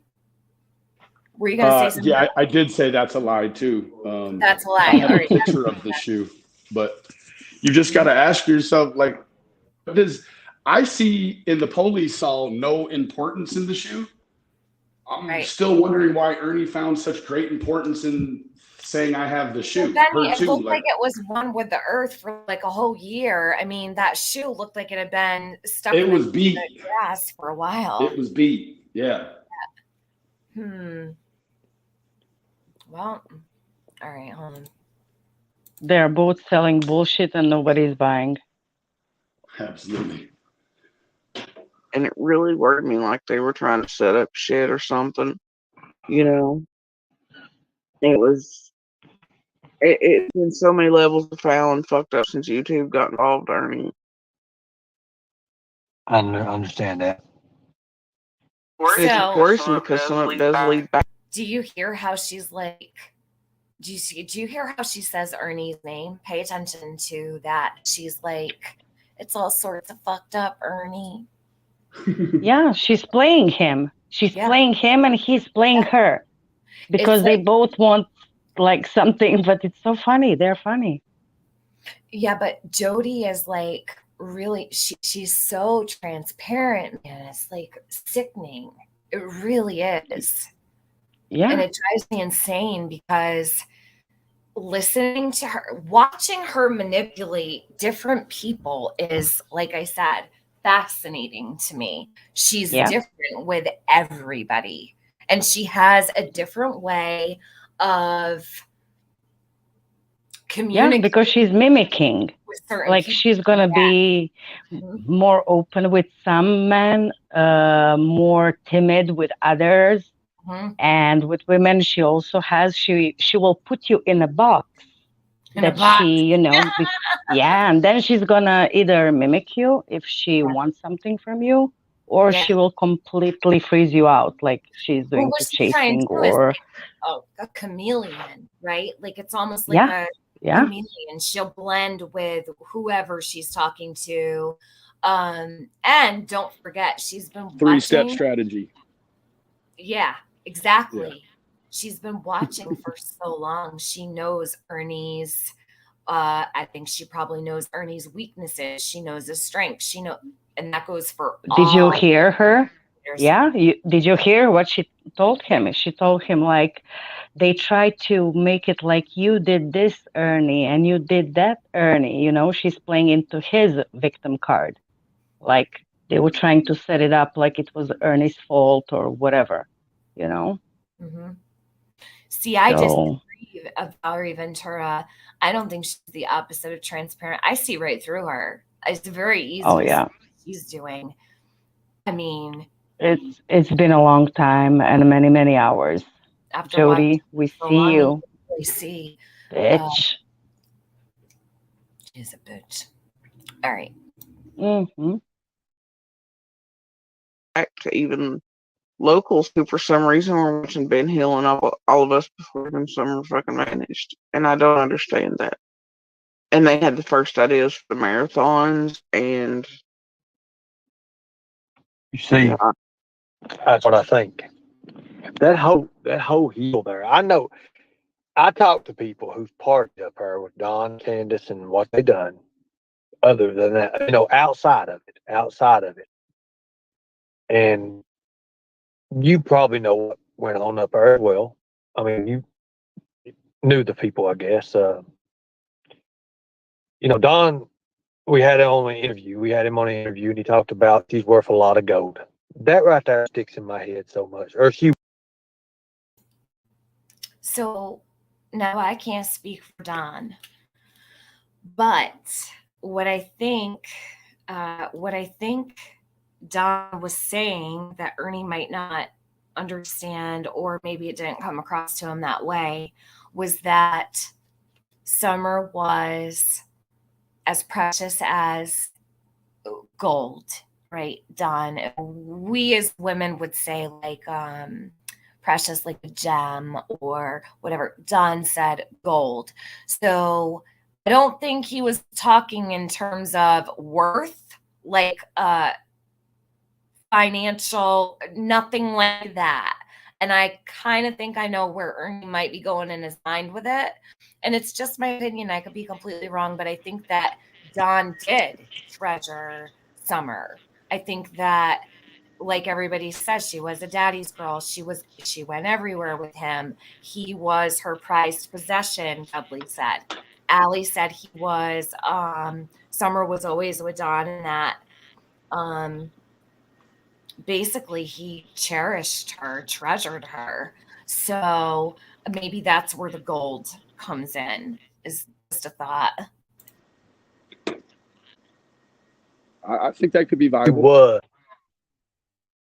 With that, Benny? I said I think that opinion could be very viable. Yeah, because for him to compare her to gold would, all fathers should treat their daughters like gold. All little girls need that. Now, whether that's what he meant or not, I couldn't tell you, but that's what I think. Dudley said she was like a trophy. Yeah, Cerise, yeah, he did. He said she was like a trophy.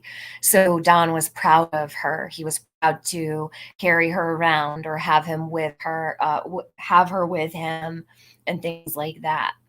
Yeah. It seems like everyone has the same kind of idea of how Don felt about Summer. And that's why I've always kind of felt like maybe Candace was so afraid of Don, because he always warned her something would happen, et cetera, et cetera. And when Don said that, I remember it chilled me to the bone when he said, I always knew something would happen to Summer. And I truly believe that's because he knew Candace did not keep a watchful eye on her. And I think he probably worried about it.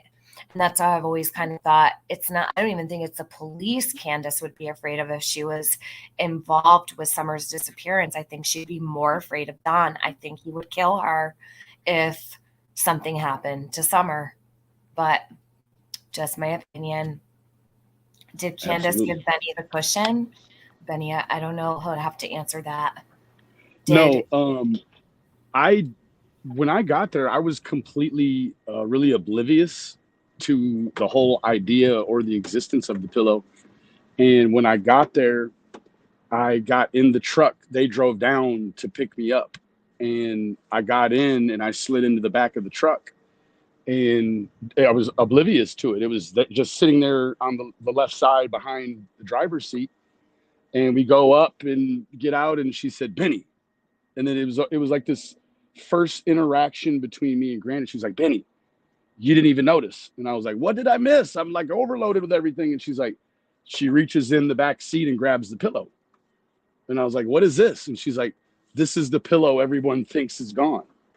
And I was like, can you give me more? And she was, I just didn't have any details. And she said, you should look on the internet. So I quickly had to call somebody. I was like, fill me in about the pillow. And saw the pillow right there. It's just a dirty old pillow she would sit on when she drove. That's all it was. It had no pillowcase on it. Looked like it was probably about 10 years old. I mean, that joker was a country outside pillow. I didn't know I didn't know the importance of what people thought it was or wasn't, or where it was or wasn't. And then I looked at it and I was like, and I remember what I said to her verbatim. I'm like, all this fuss over this dirty pillow. And I didn't mean to insult her, but it was dirty. And she was like, yeah, that's the one. And I'm like, okay.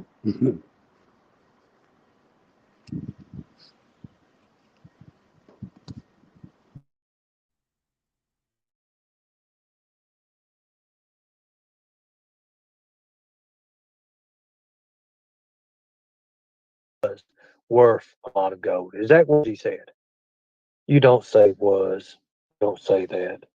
He's spoken about Summer in past tense since before dark, and she vanished. I don't really necessarily, like Megan Boss went on it, right? I knew immediately where she. So I find this part interesting where she brings up Megan. Now, granted, Megan's been in the news because things are, moving forward with baby Evelyn's case. But do you guys remember when Don, one of his very first interviews with Jeff Bobo, had said, oh, I just dropped my phone, of course. He had said, people are comparing my wife to the Boswell lady, right? Now, Jody's bringing up Megan, which is just another another parallel that I noticed. Just like tuck it away for a rainy day or what. It might not mean a damn thing. I mean, it's their area, so it would be perfectly fine for them to discuss it, and it's not, shady at all. But then I don't know. There's a little part of me that's like, remember that one time when Don said this or whatever? Just kind of brings you back a little bit. Yeah, and it's another point that it could be that she was in his ear and she was like telling him, locals are comparing your wife to the Boswell lady. Right. Yes. This could be very well her words, because she told him other stuff that he was repeating like a parrot, right? So I don't think that Don was watching true crime, and people don't know. People don't know even about Summer. Like, it's big thing here, but not all locals know about Evelyn. So I don't know. Maybe she loves to talk to him. Yep. Hey, Kat, I haven't seen you in a while. So good to see you. Lindsay, you're new. I don't think I've ever seen you in here before. Not the first time a local has compared Summer to Evelyn. No, absolutely not. Totally. That's what I was just saying was it wouldn't even be a red flag for especially a local to bring it up. But what I was saying was I was comparing it to Jody bringing up Megan and Don bringing up Megan in the beginning. That's all. I usually will compartmentalize these things and stick them wherever in a box, right? And then I'm reminded of them and I'll bring them back up when I hear something that reminds me of, a past conversation that Don or Candace may have had or whatever. So, but like I said, it's in the news and people are talking about it, so it's not a big deal, but I still like to say it out loud. Use certain languages like "oh, that bitch is guilty," but with Don and them, I think it's more base. Plus, he's his own, type of, obviously he's a predator. I can't say he's not. He's his own monster. I've heard him abuse everybody over there. Don knows that I know this, just like he knows that Andy's an abuser, and y'all have heard him say that. He's heard Andy beating on us and the kids crying, and honestly, the violence on our hill is far more and worse than what was over on theirs. But, the thing is I've also had Don turn to me and admit to doing that to at least one of his sisters. And I told him, so I know, but what you have there is somebody that's very base, in tune with other monster type things, and he knows the statistics. He knows that nobody's taking Summer for Disneyland. And I think that at first it was a lot easier maybe for them to deal with the idea of Dawn. Now, it could be me just trying to excuse it and still, because I don't know who's guilty. I don't know who's done. I don't know who's responsible. And none of us will until FBI, TBI arrests somebody, right? But I ask you something? don't on anybody, but Dawn and them have used past tense. Did you say something, Benny? No, ma'am. Oh my God, why do I keep hearing you? That's so weird. I keep thinking you're saying something. I thought you said, can you for a second? Sorry. Wow. No, Your inner voice is like arguing with Jody. I'm in a continuum. Oh my God. All right, hold on.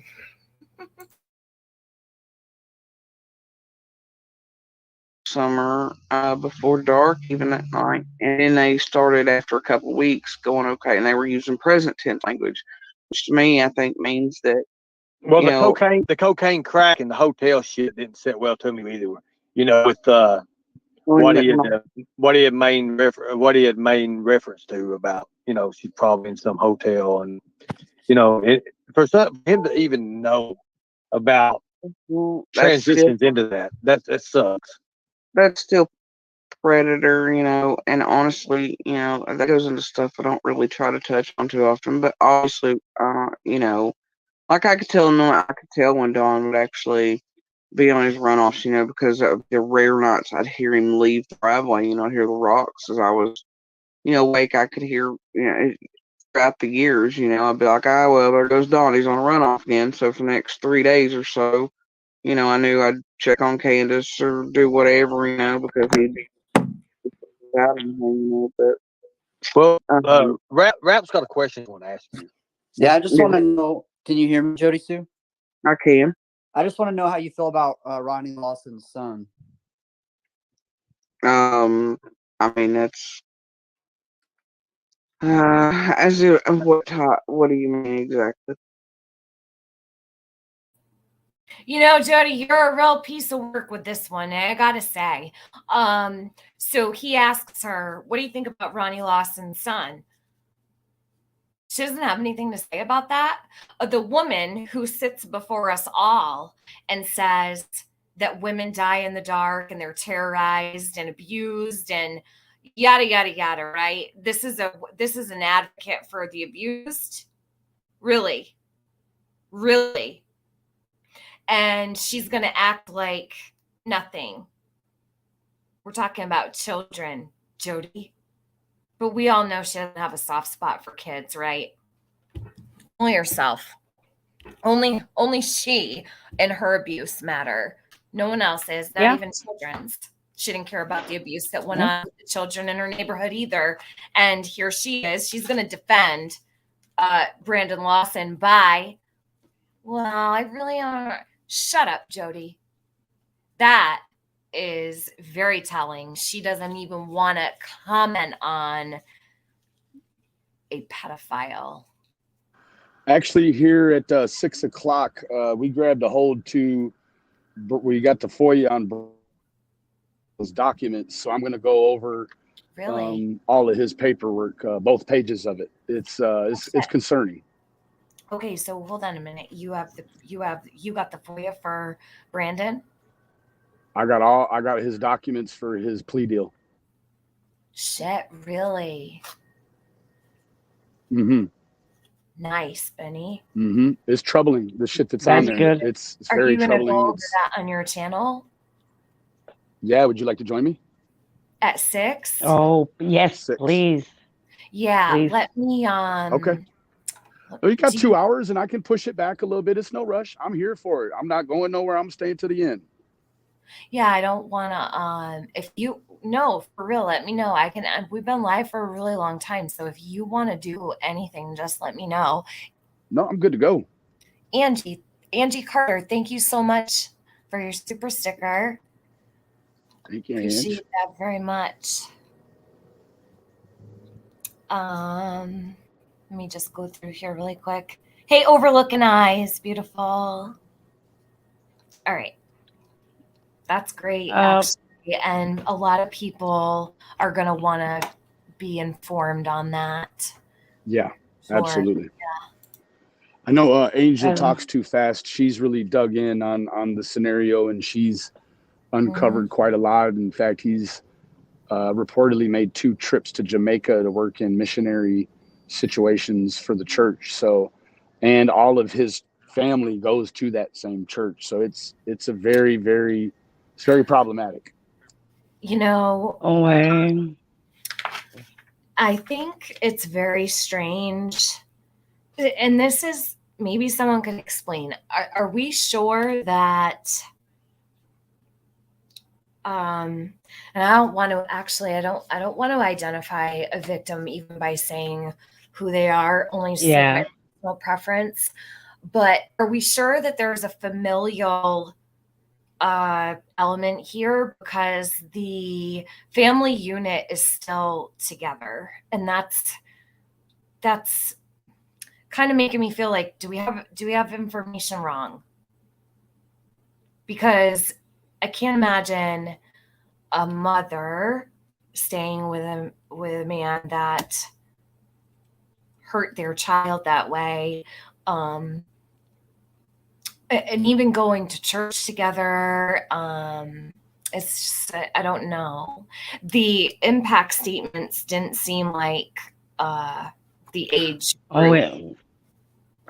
Impact statements, like I was listening to Angel Talks Too Fast, that live, and apparently there is so it's two sets of parents, and one were like really upset about it, and they like probably didn't want to sign that, approve that, whatever plea deal that he made. And that's why media got a hold of it, because this was all supposed to be in 3 hours. He's in and out. Nobody ever in a history of justice system went through all the stages as fast as this guy did. Correct. And added to that, Miss Luda, as of 48 hours ago, WJHL, they had a little footnote in one of their latest at that point articles that said that they were still trying to obtain a mugshot. So he wasn't even officially in the jail. Like, you couldn't even look him up in the jail. And then, not to mention, somebody texted me while we were doing this and said that they had even looked him up on the registry, and his photo's not on the registry either. So he's still not there. It makes you wonder. I mean, it's a sheriff. You know, if he's doing county jail time, he's in his dad's jurisdiction. You know, his dad could do something like a house arrest, or, you know, bring him, you know, make him do a house arrest for COVID. You just never know what they're told, what they've told. Anything. Yeah, and the county that he's supposed to go and serve this 1 year is like these two counties, Hawkins, and I forgot the name of the other county. They are like in really good relations. Like, so he will practically go where his father's friends are. So he's going to have a smooth ride. And now, watching this happen with this case, it's no wonder that he wasn't charged and there was no case when he killed that guy on a boat. Right? That's very reminiscent of the Murdoch situation. You know, you just have the offspring of people in power, just malicious and wanton in life, and really there's no consequence for the behavior. I mean, and in fact, the boat situation was almost a carbon copy of the Murdoch situation. You know, which thankfully that situation is now being looked at. You know. Yeah, and this should definitely be looked at. And Jody said on her live, I think it was 2 days ago, she said, and now the rumors on YouTube about Andy's family being on that boat, they're making it a conspiracy. But yes, it's true, they were there. But there is nothing, you know, people know people for generations, and, you know, and blah, blah, blah, blah, blah, blah. And I forgot to ask that when Andy was here. She said it. I have it clipped. She said it. It's true. So I don't know if she's the one that is starting this rumor, because I didn't hear that before. So she's like, yeah, it's true, but, you know, there is nothing to it. So, and he was never charged for that. Nothing. So I don't know. It's things to high heavens. I guess, well, if Benny's going to cover it later, I just have questions, because something just is not adding up in terms of the statements that I already put it in my chat. It's literally right there. His name is right there, and I don't want his name all over my chat. He's the predator. I placed his name right above. So what I was gonna say was it's just some things are not adding up from what I'm hearing online and then what I read in the paper. And it's hard to even say it without, I refuse to identify in any way the victim. I just don't understand how it would be possible that a child that's young like that would have that vocabulary and the way that it was explained in the paper, Benny, is what I mean. So when I was Right. reading what those two statements said, I'm like, this really doesn't fit with the age category of this child. No. One of them had said that they had lost a lot of friends. So I'm assuming that there was probably like close family friends and such. That's a really difficult situation for a kid to be in. It sounded like they were teenagers. So, Yeah. Well, I But mean, they are, but you got to remember that those offenses, and you'll see in the paperwork, the offense date is 2018. Fast forward till today. So, you know, I don't know if the delay, if the delay could have been caused by the push for this last election. It's hard to say because it would have happened in the middle of one term, and then he's got the election coming. So he's got to get through the election, get reelected. And now, you know, he's been elected for what, 6, 8, 9 months. And now this drops out and they try to sweep it under the rug and you can't find any pictures. You can't find proof he's even locked up. Right. So it's super problematic. And Granger County. yeah, and when you read his attorney's statement, you can see where this guy is coming from. Like, so he wants this to just to move along and to allow this victims for them to move on from this and blah blah blah blah blah. Like, there are lifelong consequences of his actions, and that statement is an insult to anybody. Year to serve, like for real, and then he can be out in citizenry for 19. It's disgusting. That is a fucking miscarriage of justice if I ever heard one. I'm absolutely, and there is no fucking cure for that kind of disease. Absolutely not, and he will offend No, again. it says in work, and we'll cover it, but it says on his paperwork the stipulation for eligibility for release is after 30% of his time. So what? That's going to put you like 4.5 months. He could be eligible for a release. Oh my God. Yeah. Oh my God. What is going on in Tennessee? This is all in the paperwork. It's sickening to look at. They really do not serve justice when it comes to sex crimes, and it's a travesty. Yeah, it's definitely not motivated by victim justice. I'm sorry, Ms. Lee.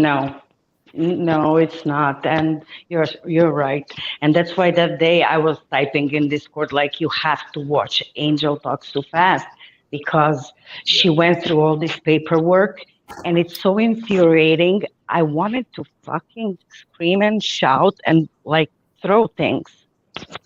Horrible.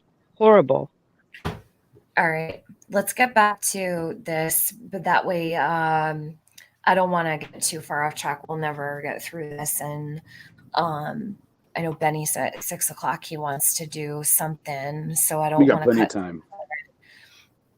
I can even speed this up a little bit too. That and way. That's 6 o'clock my time, which is 7 o'clock your time. Oh, that's right. I forget you're an hour behind me. Yeah. Okay. We got plenty of time. That's why you said 2 hours. I'm thinking, what is 2 hours? Okay. He's got terrible mathing. I don't know, Misty C, where he is. I don't know, hun. Not sure. Granger County. I don't know how to even say it. So let's see. All right. It's hard to come back to from talking about this, to going back to Jody, because that's such a serious situation, and I'm absolutely disgusted, and it truly makes me feel disgusted, and Ronnie as well. Although I know it's his son, and he's not responsible for a grown man and what he does, but it's very alarming. I will say this: it's very alarming to me that Ronnie Lawson was able to keep this so quiet, and if he can keep it that as quiet as he did this whole entire time, that's terrifying. And it speaks to the level of power that he actually has, where how old is his son? He's in his 40s, was able to keep that under wraps, and no one's even uttered a word about this. These are crimes against children. And Ronnie Lawson ran again for another wow. And so omitting this, right? And it's just my opinion. I'm not a citizen of Hawkins County. I don't live there. But listen, he ran unopposed, and people knew what was going on. Literally outraged if I was to live there and find out that he kept that from the public like he did. And that's exactly what happened. All through this whole entire case. I mean, we've been 16 months. Nobody knew about this. Hush, hush. And that scares me for Summer.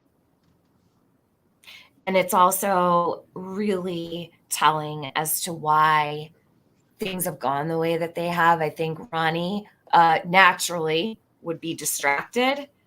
But if so, that's like my brain surgeon retired 2 years ago because he had surgery on his back, and he went in to go perform and his hands were shaking. So he stepped away from practicing. That would be a perfect example, in my opinion.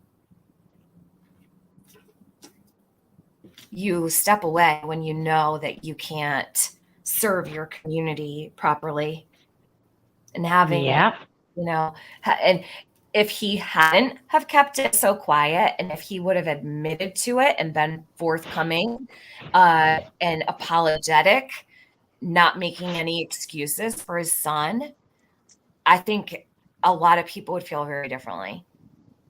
Hiding it from the public and his community is a disgrace.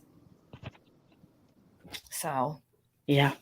It just makes me really scared for Summer because there's no justice in that county. There's just not. And even surrounding counties, it's a disaster. How many people had to keep their mouths shut? Go ahead, Benny. What did you say, Buddha? How many people had to keep quiet about this? A lot, right? Yeah, a lot of people. A lot of keep quiet, exactly.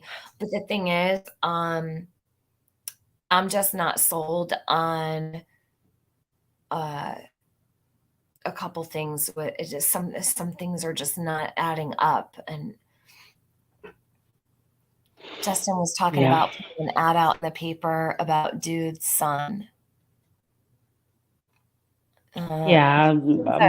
Justin probably saw the idea for billboards. He likes to climb back on Summer's case when he's bored and shit. So he puts Summer on a shelf and takes her down, and puts her on a shelf and takes her down, and it makes me sick. I don't like it. It's gross. If you can't stay with Summer, don't bother. Can't just leave her and come back, and leave her and come back when you feel like it. It's gross. Yeah, but he didn't go to Georgia. He didn't go there with those two. So he has to do something. Right. So now it's a good time to jump on this. It's a good time to pick Summer back up when he's got nothing to do. And that's what I mean. Yeah. It's gross. It's a slow time, Mm-hmm. Yeah, when it gets slow, they all come back to Summer. Yep.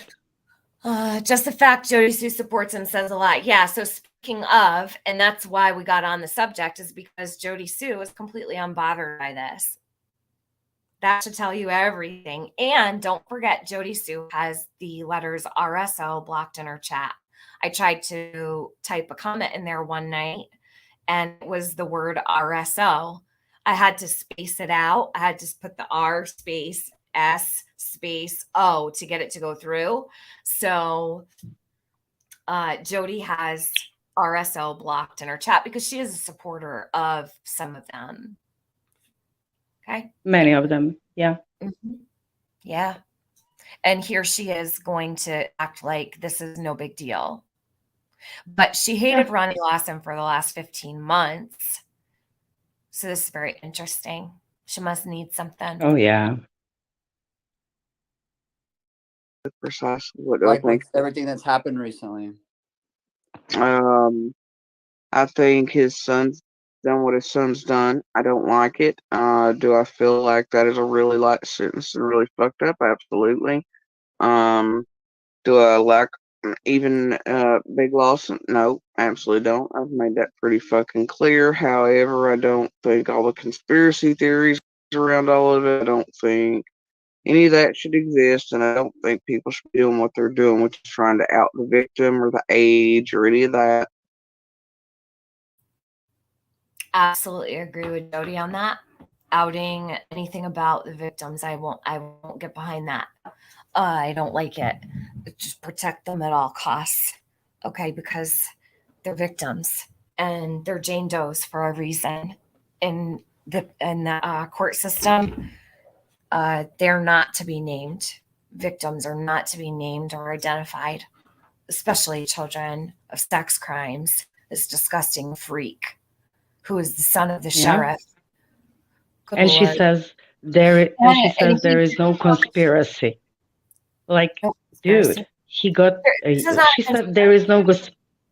No, she's calling it a conspiracy to diminish it, to minimize it. That's why she's calling it a conspiracy. It's not a fucking conspiracy if the guy got sentenced with 20 years and he has to serve one.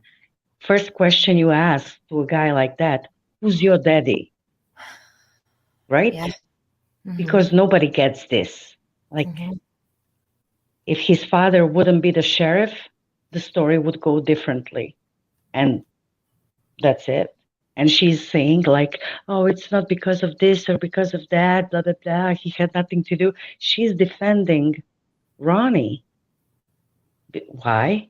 Because in her sick head, she thinks she has that kind of influence that Ronnie will say, oh, look, Jody Sue is defending me in public. Like, she's crazy. She's crazy. And to say there is nothing behind it, like, don't make such a big deal out of it. You're crazy. So who would be more of a monster, Andy or Brandon? Anyone? Put a 1 in the chat for Brandon and a 2 in the chat for Andy. Who's more of a monster? Let's take a vote. Who's the real monster in this situation? Shouldn't be hard. So Jody's going to cry about her monster for the rest of her life. But when it comes to a child offender, what? Yep. Make excuses and brush under the rug. Like, oh, we're not going to talk about that. Nothing to see here. Of all the things, I mean, geez, I don't think anybody could fault anyone for having these feelings. All right. Yeah, Fizzle, not even comparable. Thank you. But not even comparable. The thing is, though, Jody can't run around calling people monsters when they're actually not. She's going to sit here and completely ignore what's being asked to her about this man and act like it's, she is tongue-tied over a child offender. How disturbing. So that tells you a lot about where her mind is at when it comes to sex crimes against children. Yeah. She cares more about her imaginary Yeah. DV than actual victims of assault. And Right. yeah, she's crazy. Crazy bitch. All right, press play. Actually, I'm going to bring it back like 5 seconds so you can all hear her and exactly how she just lets it slide right on by.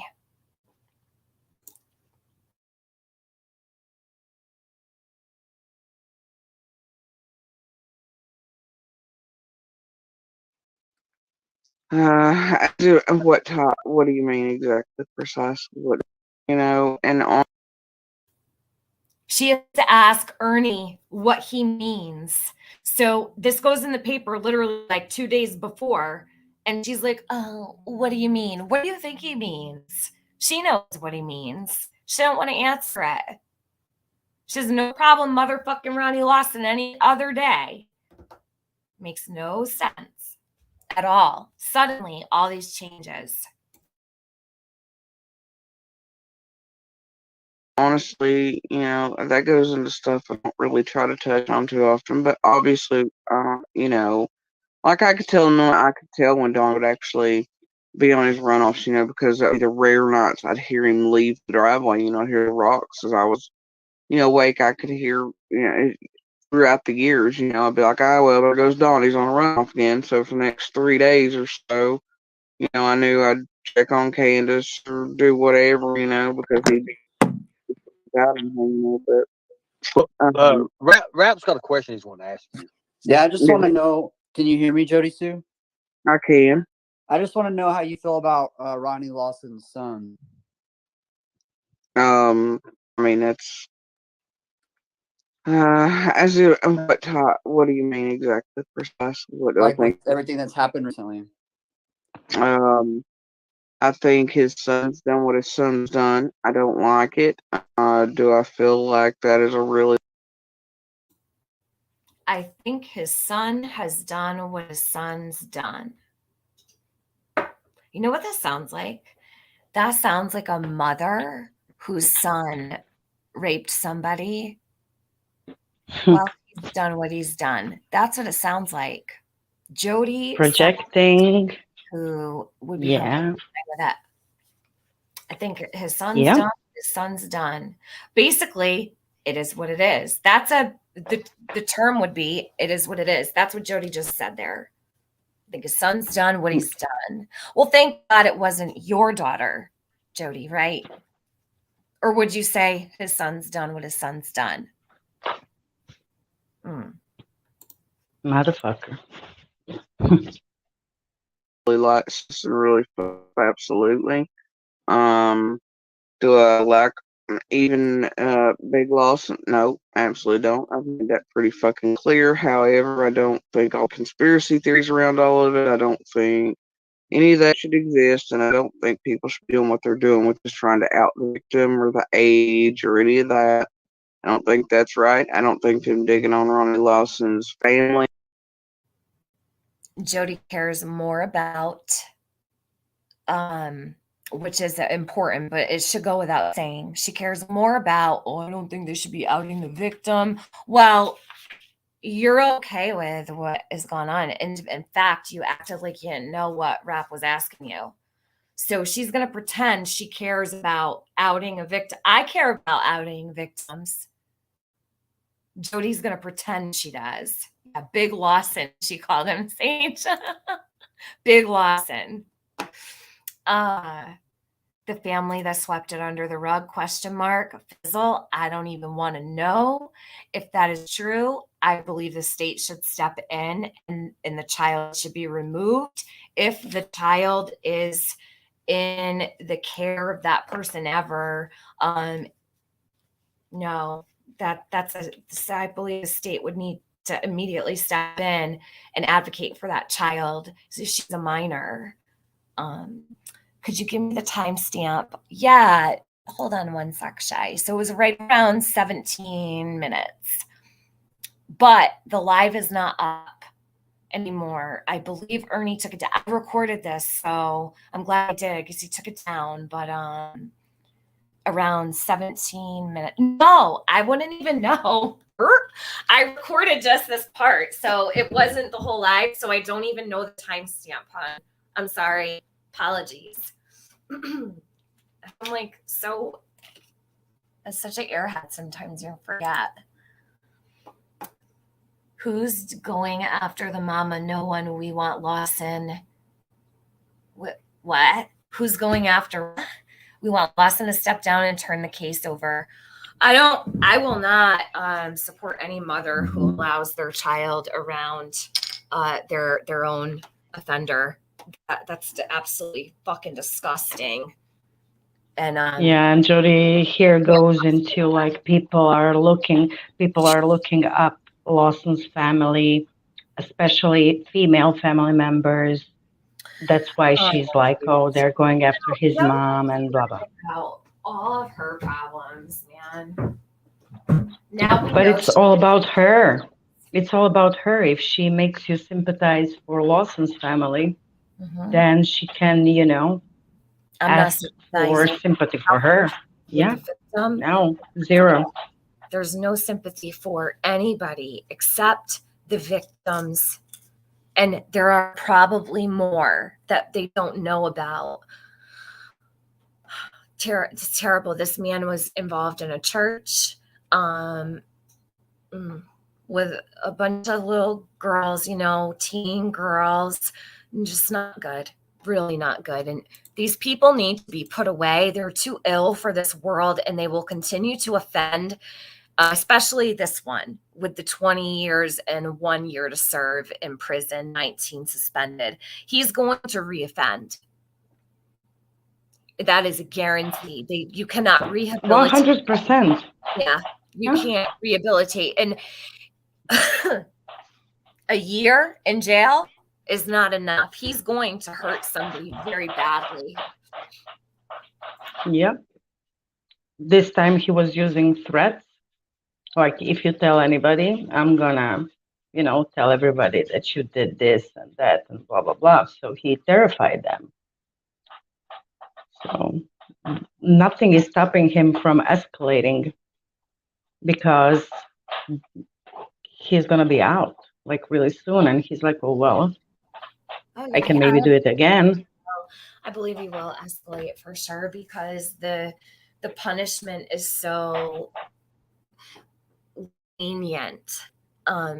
It's abhorrent to me. I'm going to press play. Hold on 1 minute.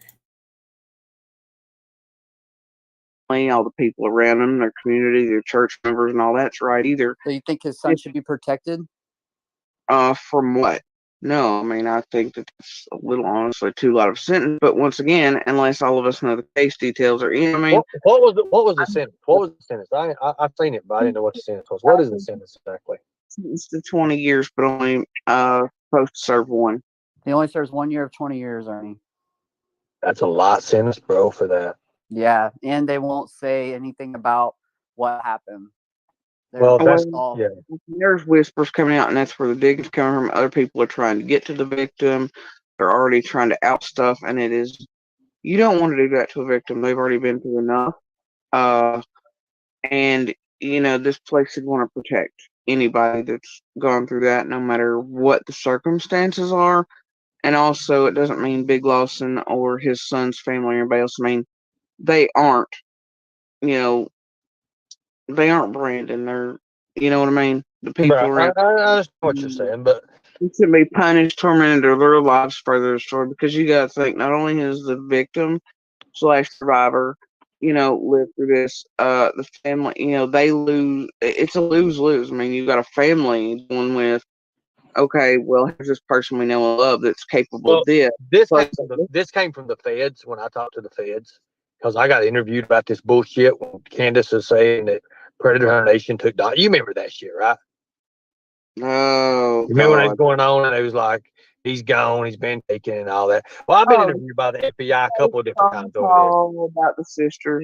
Yeah, I was in there. Yeah, and they mentioned my name, Storm the Capitol, all that bullshit. Anyways, I got brought back into this shit. I got brought back into it. And one of the feds, didn't part in like whole thing at the Capitol, right, though? The Like what's that? you were there when the Capitol thing happened, though, correct? I was at January 6th. Yes.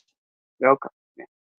Now, the thing about when they brought it over to it and everything, well, the FBI's question, and this is exactly after I talked to the FBI, I'm not gonna say the other Fed group because it's neither here nor there. But Yeah. they told me, they said local law enforcement should have done more. It's more in their hands that calls the feds in. They call the feds in. It ain't the damn feds jump on something.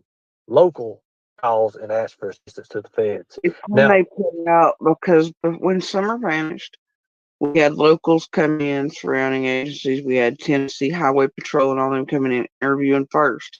And then they all determined by all of our statements and everything at night. And around midnight, they put out the Amber Alert, right? And then that automatically triggers the feds. Okay. And then they come in, and what happens is they had just let us out of the road for a few minutes to finally go get the kids and everything, something to eat. We were all starving, we were hungry, been out searching, And that was what doing that. Even when I went down the so hill, was there a scent? So you were there, obviously. Was there a scent that was picked up, or is that fake? Yeah. No, there was many scents and many places picked up, and over different days, all kinds of things. And there's a lot of that I don't want to quite touch on, or places and certain things. But yeah, there was scent. Can I? Nicolina, let me tell you something, bitch. Keep coming in my fucking chat and doxing with super chats, and you're cloning creators in the boy. Keep it up. You're in the wrong place to be fucking with people from the community I've come from, okay?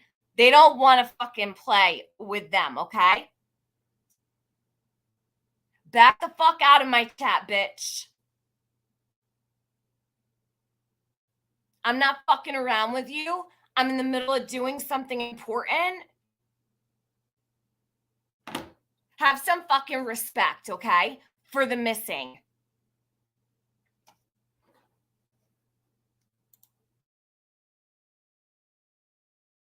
I ask you a question. When Candace agreed for me to be able to take a team and search that property around that area, and she seen that we had 500 right off the bat, I had 2 choppers ready off the bat, everything. And then all of a sudden she changes, and then she said you can't search the woods. Well, she don't really. That's the thing, Ernie. They don't actually have really anything to search. I know that. I know that. I've been there. And I looked. I took a flashlight. I looked. But there's no way in hell a little 5-year-old girl would just wandered off in that area. It's too rugged. The terrain is not for a 5-year-old. It would be hard as hell to get through that. Ernie, Summer did not just wander off into those fucking woods, never to be seen. I promise you that. I know I'm that. telling you, she didn't. I know she didn't leave the house and wander off into the fucking woods. And I don't think anybody I've heard believes that or thinks that. Not without assistance would Summer have ended up so far away or in the woods that nobody ever, Bingo. And you just said it, the assistance of someone. That's exactly right. When I talked to Don Wells, and Don Wells said to that dirty bastard predator that came through our basement door, you see, that changed the whole fucking timeline, the whole game plan and everything done. Then he stopped. Stopped because he knowed he got caught. Open-ended question caught him with that. He knew then, I knew that ain't the whole bullshit that was even said was false. I knew that. Look, I'll tell you, I don't think anybody came into the house and got her out. Like, I know that kind of to be false. Nobody came into the house and got her. Okay. I think Ernie smoked up the best part. Golly. But here's the thing, Ernie. If you pull up to the basement door, even in like the full. Now listen to this part. This part stood out to me, right? So Jody starts talking about how you can't hear. Now these are the types of things when she talks like this that really They say so much. When you speak in terms of somebody who was able to stake out the house, watch Summer, watch their movements, their comings and goings, their habits, their schedules, everything, listen to what Jody's going to say. It's extremely strange to me because I feel like you're actually listening to, just my opinion, a predator who's explaining how they prey upon people. Now, doesn't mean she is or she has, but it's indicative of that, in my opinion. I'm glad that he asked her, how do you know all this? Yeah, right. That was poignant.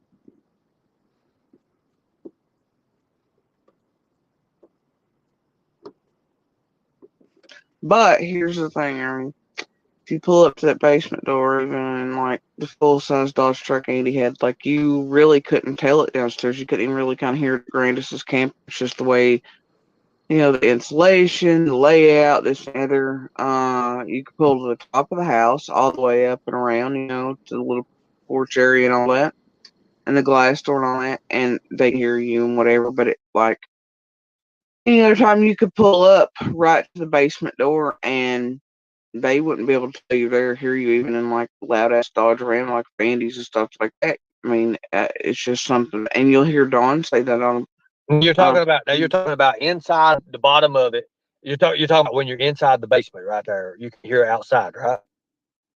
Right, but even upstairs, they wouldn't really hear it either, unless you went all the way up around the turnaround into the front door. Because the hills caress and hide the noise. I know how that is. We had a Hummer up in there. We had a Hummer. We took a Hummer there, but when I went and walked down, I seen how the train was. It is possible that a car pulled up right there, and I mean, you know where her swing is, right?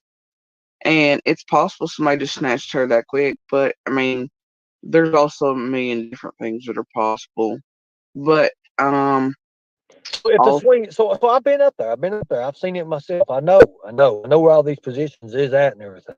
I know right there in the bottom of the house there, where it comes out, the door and all that shit right there, where that is. It goes up, goes around, goes on over to the front of the porch and all that, where the little dogs and shit's at. I know where all that's at. I know how the terrain dips in, dips out, dips back up, goes around, and it's got like a little cliff edge there. You know what I'm talking about on the side, right? You go over the hill there. Yeah. So if a truck pulls up to the bottom and right there at the door, you can't hear from the top part of it because the elevation is lower. That's what you're saying. And they could hear if they're in the basement because that's where they stay like at night, stuff like that. They can't hear you. And then if they're in the top level, they can't hear you. It's just something about the way that is. If you're parked right there in front of the basement, they can't hear you. Don't even know you're fucking there. Even in full size, big ass engines like Dodge and things. I mean, they can't hear it unless you may pull around all the way to the front. So are you saying that your theory is that was a handoff maybe? I don't have really any theories. I have puzzles and pieces, and I work, and every day I wonder, and all the little things I hold, I've found, I've listened, all these things, and all the statements, and all the things from all the others in person, just everything. Every day I work through them, and Let me ask you a question. When this first happened, did you change your story in at all? You never changed your story at all? Nope. And maybe think about something and add something to it later on. Well, there are things like. So when Ernie asks Jody that, she says, mm-mm. Just a faint, mm-mm. Then she goes, no. Like she's so, this is what I say, she's like glass, right? So yeah, here you have Jody sitting up here talking. Benny, did you just hear all the things that she said about the sound in the house? Oh yeah. Okay. That needs to be clipped somewhere, like by Dietz or Lippy or Luda or give me all the names of the channels. Anyhow, there's so many. Dazed. Yeah. These are the things they stand out in such a big way, you know? Oh yeah, they glare out. That's for sure. Yeah, they really do. Hmm.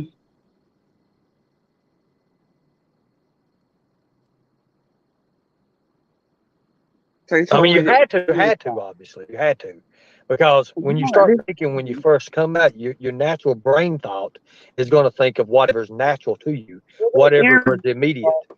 Right? The first couple cops, they get certain things, and the next two, and then TBI does and all this, and eventually it's like, you know, there's things they tell you to wait on that'll solidify things like Where the story gets repetitious. Yeah, well, it has to. It has to. You've been asked 100 times. It's like at a certain point, I know what I hear that day. It's like at a 5:30 point. You know, I'm turned around, I'm facing the electrical box in the cabin. I've got my shirt off, putting another one on.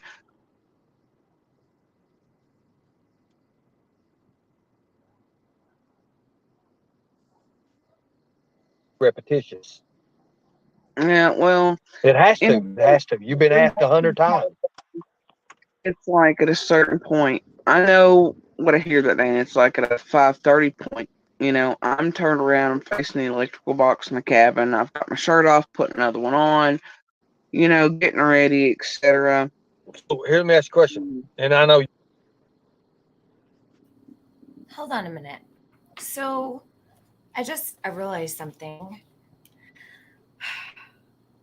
She says at 5:30 she she had her shirt off, she put another one on, so she changed her shirt.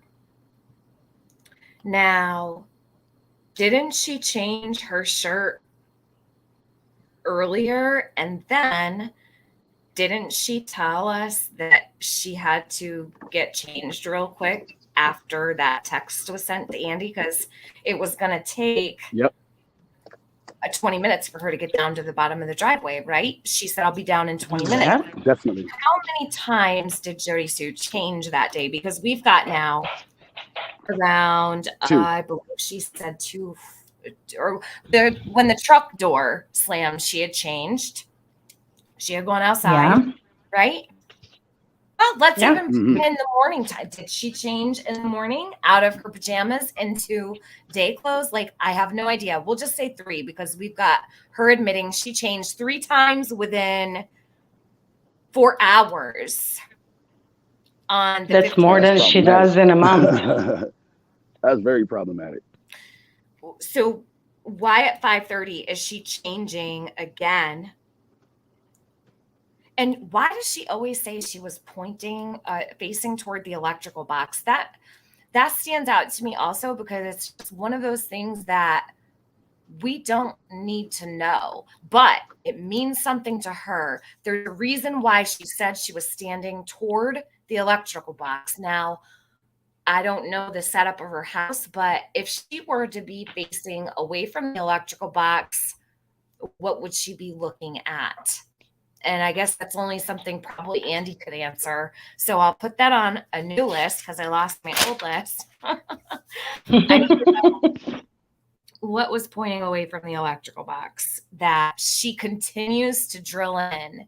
She was standing toward, she never leaves that part out about standing toward the electrical box. Strange, right? She knows why. We don't, because we don't know where her electrical box is. So.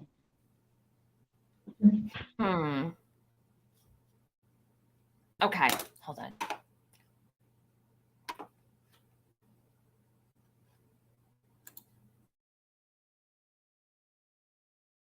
You probably never been asked this question. What was you doing before that? What? You said you putting a shirt on, taking a shirt off, right? Something like that. Oh yeah, but before that, was it just because it was hot or something? You just changing clothes? No, I was getting ready because, like, after we hear a scream, we go out and look for it. So we come back in. And the kids, they went to the main. I stayed in the cabin. I started getting ready because, you know, as you can see by the text messages I released it publicly or whatever, you know, trying to meet Andy. Okay. Hi, Nat Chloe. Nat Chloe, I am going to continue on doing what I've been doing, and you don't have to like it. You can unsub from me. Yes, I'm obsessed with the Summer Wells case, and I'm not going to back off of it because I've put far too much of my heart and soul into it. So, Nat Chloe, respectfully, thanks for your opinion, but it doesn't mean anything to me. I know what I'm doing over here, and I know my heart. So thank you very much. You have a good day, Nat. And you could block him, guys. Mm-hmm. Okay. And he'll continue to upload about me nonstop. When he gets off and gets back to the house, to pick me up so we can go out. So I'm starting to get ready. But at that point, I thought he was going to be on time, right? But he wasn't on time. He wasn't. He let me know it wasn't going to be shortly after that, but I was already getting ready at that point for what I assumed at those minutes was him, getting off and going to be on time. But he wasn't. Just a few minutes later, he let me know he wasn't, and whatever. But so prior to that, What was Candace doing at this time? And Dawn was supposedly at work, right? Yeah. Do you think Dawn was at work? Now around 5:30, when I'm putting on shirt and stuff, I hear like a car hit the driveway over there. But it took a little. I was like, man, what the fuck, And So this is what Chasing Truth was talking about earlier when she asked about, unnecessary detail. Sammy Sparrow, I don't know which one you mean is unnecessary, but so Chasing Truth was talking about this a little while ago earlier. And hold on, let me keep playing this real fast. She also said she said she had to get ready. So what time was that at? Before And she also 5:30, or what did she say? So 5:30 she was also said the car going up, or the Suburban. She called it not the Suburban. Did she? She did call it the Suburban at first. Then she tweaked it, and she said it was Candace Harris' truck. Now she's saying she doesn't know which car it was, but she knew it was one of the bigger ones. Yeah, and she also said when she was starting to get ready that the kids went to the main house, and she stayed to get ready. But then she also said on reps that kids were with her when she was at the bottom of the driveway when she started searching. Mm-hmm. So she picked them up on her way to. So no, how would they know? They have to start searching with her. So she never did ask her kids to help her search or anything. So, which I find not until yesterday. Mm-hmm. It's just so strange. The 5:30 truck going up the driveway came out of the blue too. So I want to say about 5 months ago, maybe. That is the first time she's ever mentioned the kids, other than to say her son guarded her daughter. Yeah. So I never heard her say that she had her kids with her either. For still being here for summer. Lily, yeah, I'm not gonna give up on Summer. This is no. Summer is important to so many people. Yeah, she really is. And so many people treat Summer like she's, a doll, and you can just play with her when you want and throw her in the toy box and close it for a couple months till you're bored again. I'm not doing that. I'm staying right here. Been here the whole time, and I'm not turning my back on her. Who does she have? Who does Summer really have? If nobody left. If we give up on her, that's it. She will turn into the one speaking is going to be only Jody. So because she's never going to shut up. Never, unless she goes to prison and loses internet. She's never going to shut up. And in 5 years, if she's the only one talking, God forbid that it's 5 years, but if in 5 years she's the only one who's talking, people will know only her story and all the lies that she says. Look at Summer Laura. didn't deserve that. I will not give up on Summer. You guys want to flood my chat with that? I will not give up on Summer Wells or whatever note you want to write in here, because we are still here. And I appreciate you guys for staying. I've been live for all these hours and everyone's pretty much still here except 100. And like, this says a lot. People love Summer. Oh, And I yeah. hope that one day she gets to see it. Although I know the chances are slim. How amazing would it be if, she was able to know that she has a whole entire online family, thousands and thousands of people. How incredible that would be for her later in life. But I don't know, maybe that's just a little dream, but her parents aren't fighting for her. So who else is there? Well, I beg Candace all the time to fight for Summer. All the time.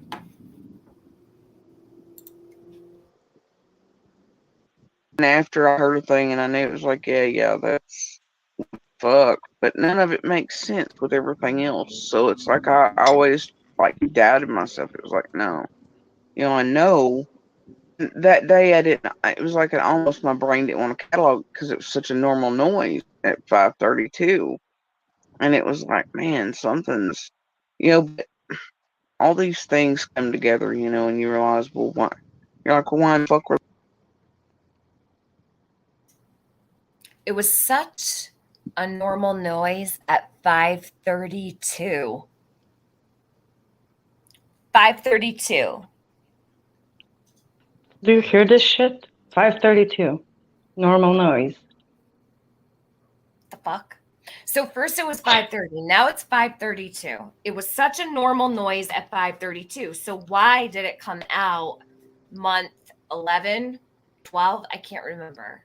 When did Jose come around? I'm trying to remember. Doesn't matter. Way on, like a year later. So it was such a normal noise, but it was also a noise she never discussed with anybody or even talked about until out of the blue when Jose showed up on scene. When Jose showed up on Justice for All's channel, Jody said, and I have the whole clip, that she heard Candace Harris' truck go flying up the driveway at 5:30. Flying up the driveway. So it wouldn't be a normal noise, right? Because if it was flying up the driveway and that was a normal thing, Jody wouldn't say it was flying up the driveway. She'd just say Candace Harris' truck went up the driveway around 5:30 like it always does, or 5:32. Now, I don't believe it was a normal noise because she described it as flying up the driveway like a bat out of hell. That's what her first comment was about it. And that's not a normal noise if that's the way you need to describe it. So, no, Jody, you're lying again. And that is why this is why I do this, Nat Chloe. It was a normal noise. People don't talk like that if they're not constructing a story. This is so dramatic and it's not normal. If it sounded like that, then you wouldn't have any wish to say it was normal. Like Annabella, Plastic Jesus, I'm disappointed in you. So hold on a sec. So Plastic Annabella, Jesus is rap. Oh, I have Plastic Jesus where I come from. All right, so it's not my Plastic Jesus. It's a different one. No. Okay, yeah, this is not the same icon. Whatever. I don't know how much. they're cloning. They're just cloning everybody. What a waste of money, you guys. Stop it. They're all getting deleted and they all go to charity. Come on now. Yeah, baby. For real. I haven't kept a single one. What what was I going to say? Oh, Annabella said, could Jody Sue mean, see, it's a distraction and it's a distraction away from summer. And this is the way it always is. Whenever I try to talk about summer, people always try to distract me and they don't want people talking about summer. So now that I know that it's coming from rap, that's kind of disappointing, rap, because I gave you the benefit of the doubt in a couple different Yeah, it ways. sucks. Yeah, and see, that's the thing. People really do take advantage. I could be a bitch right out of the gate, but I usually am not. And people give me a reason. And this is why I tend to be a bitch most times. But in the event that I'm not, this is the way it goes every single time. So, Rap, if you're going to continue to do interviews, that's great. But why don't you find Oh yeah. something you actually care about, because summer isn't it. You clearly don't care They're about it. just, they don't care. Tell me you don't care about summer without telling me. And this is it. It's That's it. ridiculous. And Annabella, I thought about that, the 532, meaning two, like TOO, but no. I've listened to it over and over, and this last time, I'm sold on 532. Now, maybe Jody will correct me. I don't know. Apparently, she doesn't listen to anything I say. But you know what? Jody's never live when I am. She will not go live when I am because she has to listen to every word. Yep. For the cars going up and down over there at 5:30 and all sorts of shit. And So there was cars, more than there was one. a car. There was something. I didn't hear it come down, but I did hear it hit back up. But I know that it was one of the two heavier vehicles over there. So I Okay. know Candace or Grandis, one of the heavier ones, coming back up into the driveway at 110. And then at around 6 when the calls for summer start, where they're yelling for and things outside.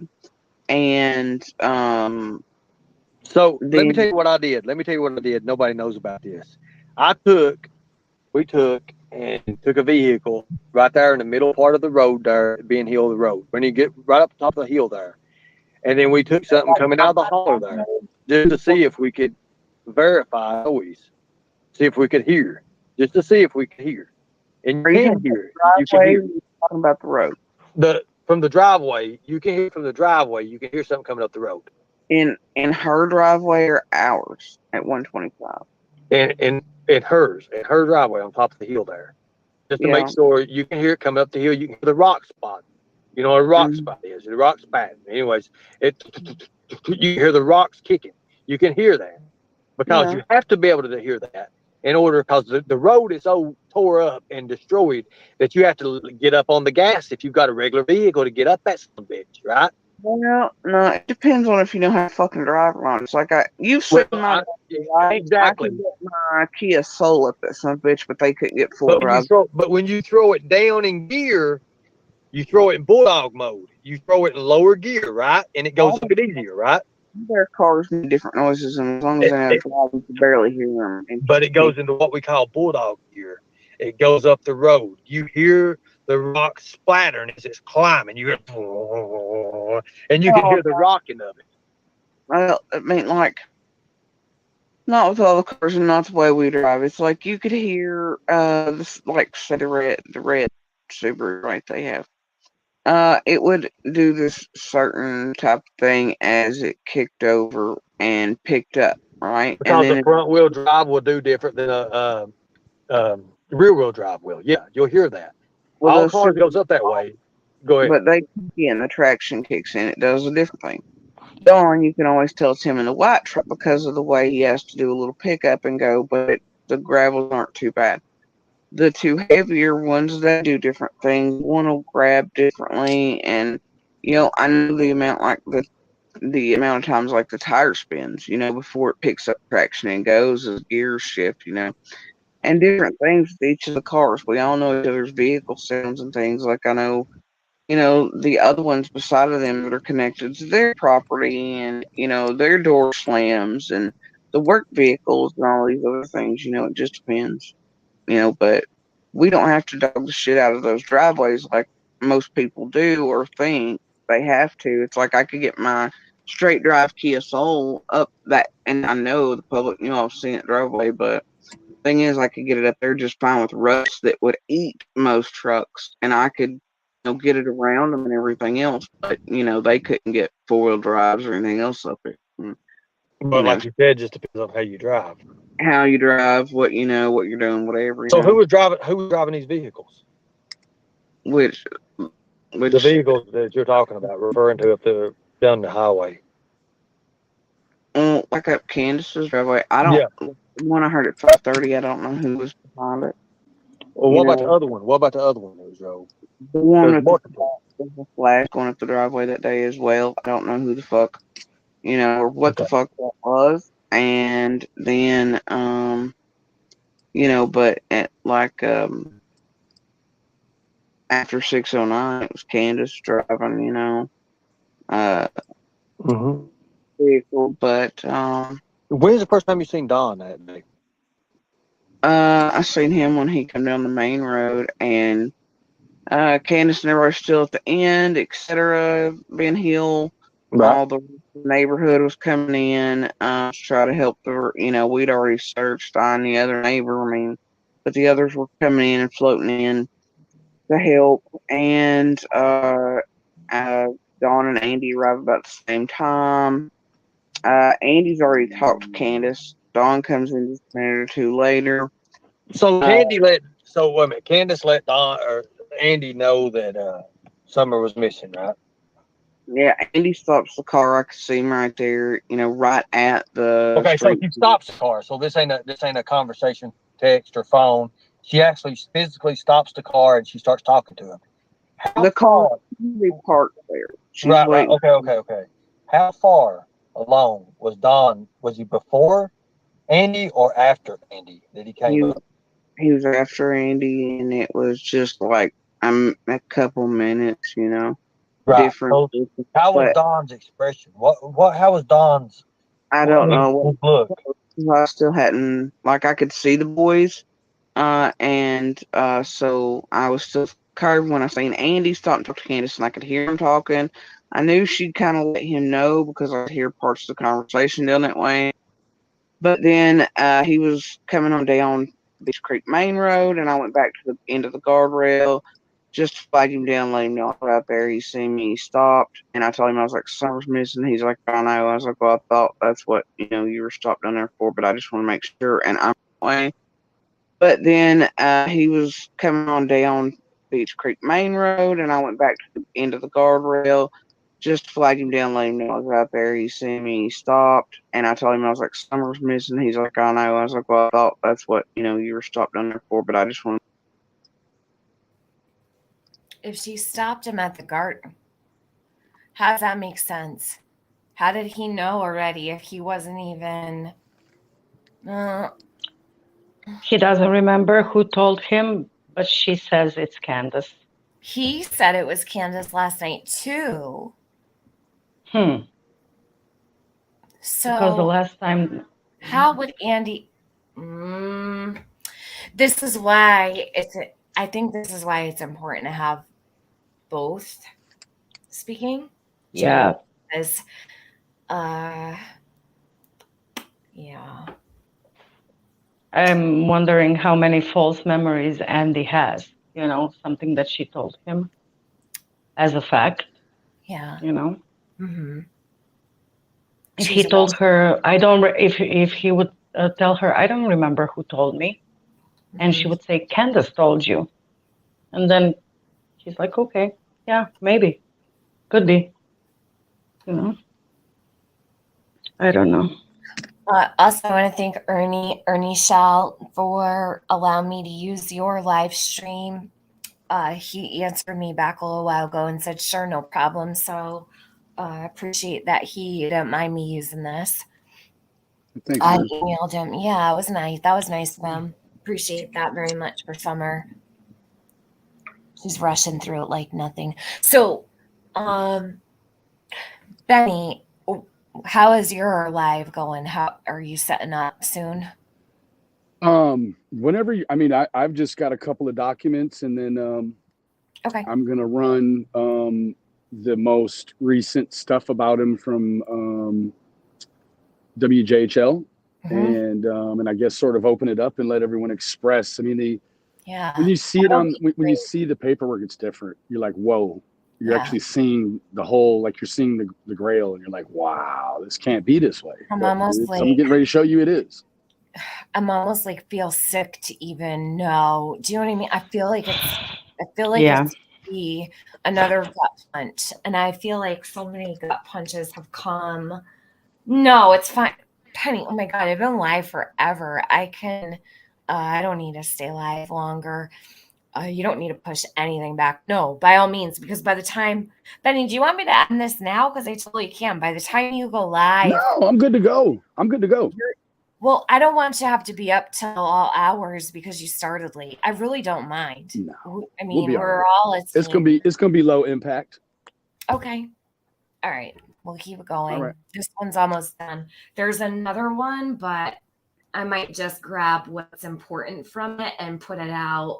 I might actually just put out like a whole video with the clips of what's important from this. But hold on, let me see something. Let me see how long the other one is. I think it's like 20 minutes, but let's see. So Ernie, all right, 45 minutes and 24 minutes. I'm not going to do the second one probably. I'll do like a compilation of the important parts. With credit to Ernie, of course. Thank you, Mr. Cho. Yeah, thank you very much, Ernie, for caring about summer and allowing, us to use your content to discuss things, even if you might not agree with what we say. Very much appreciated. Make sure, and I'm right here. And then he drove on down the road looking for this and the other, but drove on down the road looking for this and the other. Who did? Andy? So that's a part I've not heard. Have anybody heard that part before, that he drove on down the road looking? Jody's always adding to her story. It's kind of like a cream pizza with extra toppings, all you can eat pizza. It's like in school when you get in a circle and you whisper. It starts out like a red Corvette, and by the end it gets to be like a fuchsia school bus. Except the only thing is, there's only one person in the circle. It's just, it's just Jody passing her own info to herself inside her head, and by the time the other personality kicks it back, it's all new. Carolyn. Oh my God! But looking for this and that, if he was driving, he was looking for summer, right? For looking for this and that, what other than summer could he be looking for? She's probably trying to hit a lick. All the police are over here. Let's go hit this lick way over here. Exactly. It's the old school stuff. That's so true. Call in a shooting when you're going to do a bank robbery. Share the truck door slam while grabbing some. Carolyn, be careful how you word things. I'm going to delete that because I don't want it to be stated as a fact. You never know the way people run with stuff out of here. Just put in my opinion. That way people don't see. They'll be like, oh, Jody heard the truck door slam and she grabbed Summer. So just put like your opinion that way. When people leave here, it's not all over the community, and then a rumor starts. I don't like the rumors to start from my channel. But Carolyn Smith says, I think she's covering for Boog's involvement. Candace and Jody were at the bottom of the driveway exchanging money, drugs. Summer went.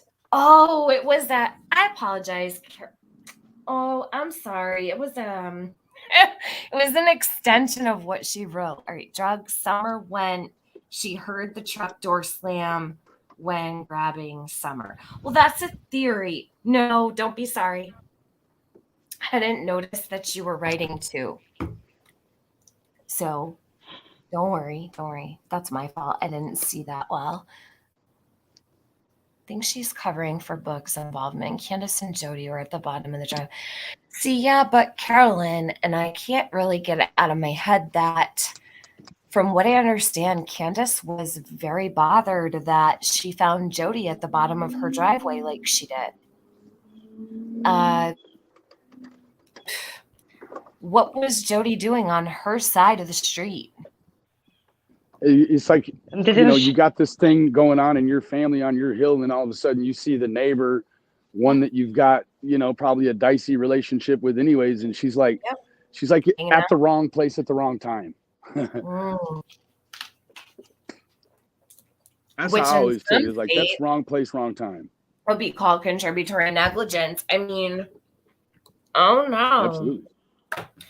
Anything could happen. Careful, Jody, because being in the wrong place at the wrong time, 110 Benno Road at 6:09 p.m.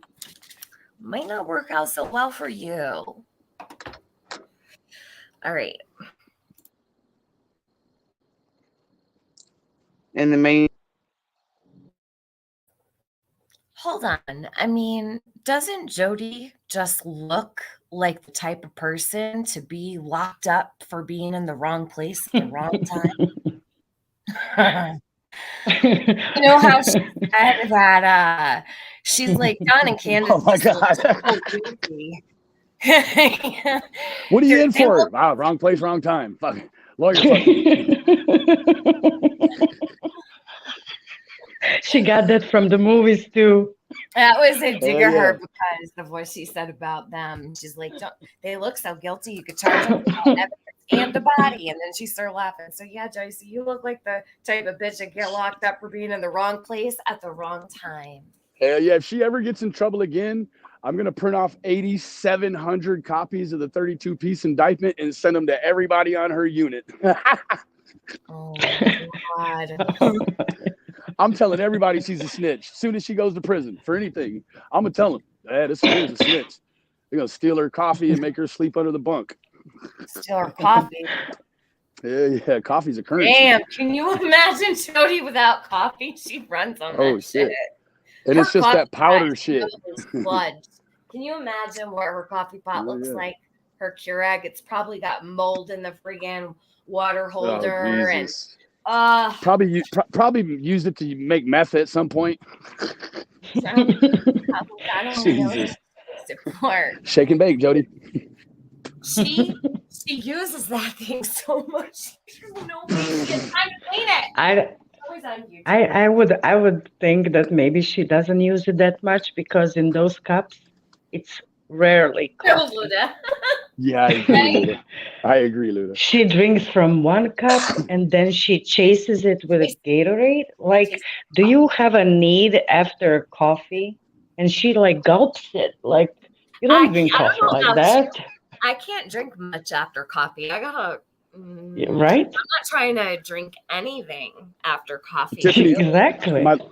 My lady got back to me. She said there was a point in time, she doesn't remember the month, but she said it was a point in time where Jody had showed her pills and said that they were it was thyroid medicine. Thyroid. Okay. All right. Yeah. That's what she said. All right. I don't know if they slowed it down and looked at it or what they did, but she's a great researcher, so it'd just be something that got passed over. Good. Well, she's admitted that she doesn't want. I understand not wanting to take medication. I totally understand that. Sometimes it can make you feel really shitty or whatever, but you gotta be careful with that kind of stuff. The thyroid, especially, will make you nuts. I'm wondering what kind of pills was Andy allegedly giving her. Do you remember when she used to say that he used to keep her completely drugged, like so she would not think straight? Yeah. Yeah. She knows a lot about a lot of things. Lean on Me says, I have a screenshot of the little blue pill. Send it to me. Lean on Me. Send it to my email, hon. If you can. Emmy's Mima, member for 4 months on the mezzanine level. Thank you so much for being Lean a on member. me. You think she's got Viagra? Is that what you think she's got? Viagra? No. Oh my God. Does her strap-on need a Viagra? Damn. Well, no, Could but if you're be. talking about a little blue pill, I'm gonna tell you what. If you look it up in the physician's index or whatever, them little tiny blue pills, that's not even OxyContin. That's fucking morphine. Look it Yeah, up. Little probably. tiny blue pills, dark ass blue. That's morphine. That's what it was. Hoo wee, baby. Well, you know, Mm-mm-mm. whatever she's on, I believe is very, very heavy duty stuff. And it looks like she's on morphine. It really, truly does. So, working in the hospital for the years that I did, very, very obvious to me, but I'm not, I'm just me. So what I think doesn't mean shit. You know what I mean? Like, I just Just think, your opinion. huh? It's just your opinion, but some of us value Yeah. your opinion, and I we can just, see the same thing. I think. yeah, no, I've been seeing it for a while. And when people ask me what I think she's on, I've always said heavy narcotics. Always, because you can see it. And listen, I wish no ill will on Jody in that way. I don't want to see anything happen to anybody. Okay, she'll laugh at that and say, I'm not out to get her or an evil person. I would not. I was worried last night, and this is the second time within several weeks that I've been truly worried for people that I see online. And I don't know if, some people might be having a rough time with the case too. Step away, guys, man, step away, take a break and get yourself feeling good and take care of yourself, please. Don't want to lose anybody. My old community, there was a girl, and she passed away just recently. From Was that Sarah? Yeah. Yeah. And Poor you Sarah. just wake up one day and they're gone. And Very sad. we knew, right? Many people approached her, many people spoke up. I was not one of them. Not that if I had, it would have made a difference. I don't think it would have. But she really was such a beautiful person. We didn't always get along. And I thank God that we made amends before she passed, because I would really probably hate myself had we not. And life is very precious. And yeah, love up for dips. And you don't know tomorrow when you open YouTube what the headline might say. And I have thought about Sarah multiple times lately. And it's just really sad. People struggle with things. You just don't know what other people are going through. I see drug abuse with Jody. And as much as I despise her and how much she irritates me, and as much shit as I talk, do I want to see her, die? No, absolutely not. No. I don't wish that on anyone. I would never. So I don't want to see anything bad happen to anybody. Just hope people will take care of themselves and put their health first is all. I agree. Talk to someone. There's help out there. There really is. There's help out there for people. People think that there's like no help, or, they don't want to get help. I get that. But life is too fragile. You only get one, and you only get one vessel to walk around our earth in. And treat it kindly. That was a very big wake up call for me to see she was gone. That's someone you'll never get to speak to again. You know, it's someone that, and that's why I think it's important, because I know that Jody's listeners are listening. In Enhanced New Hampshire, I just want to say to you,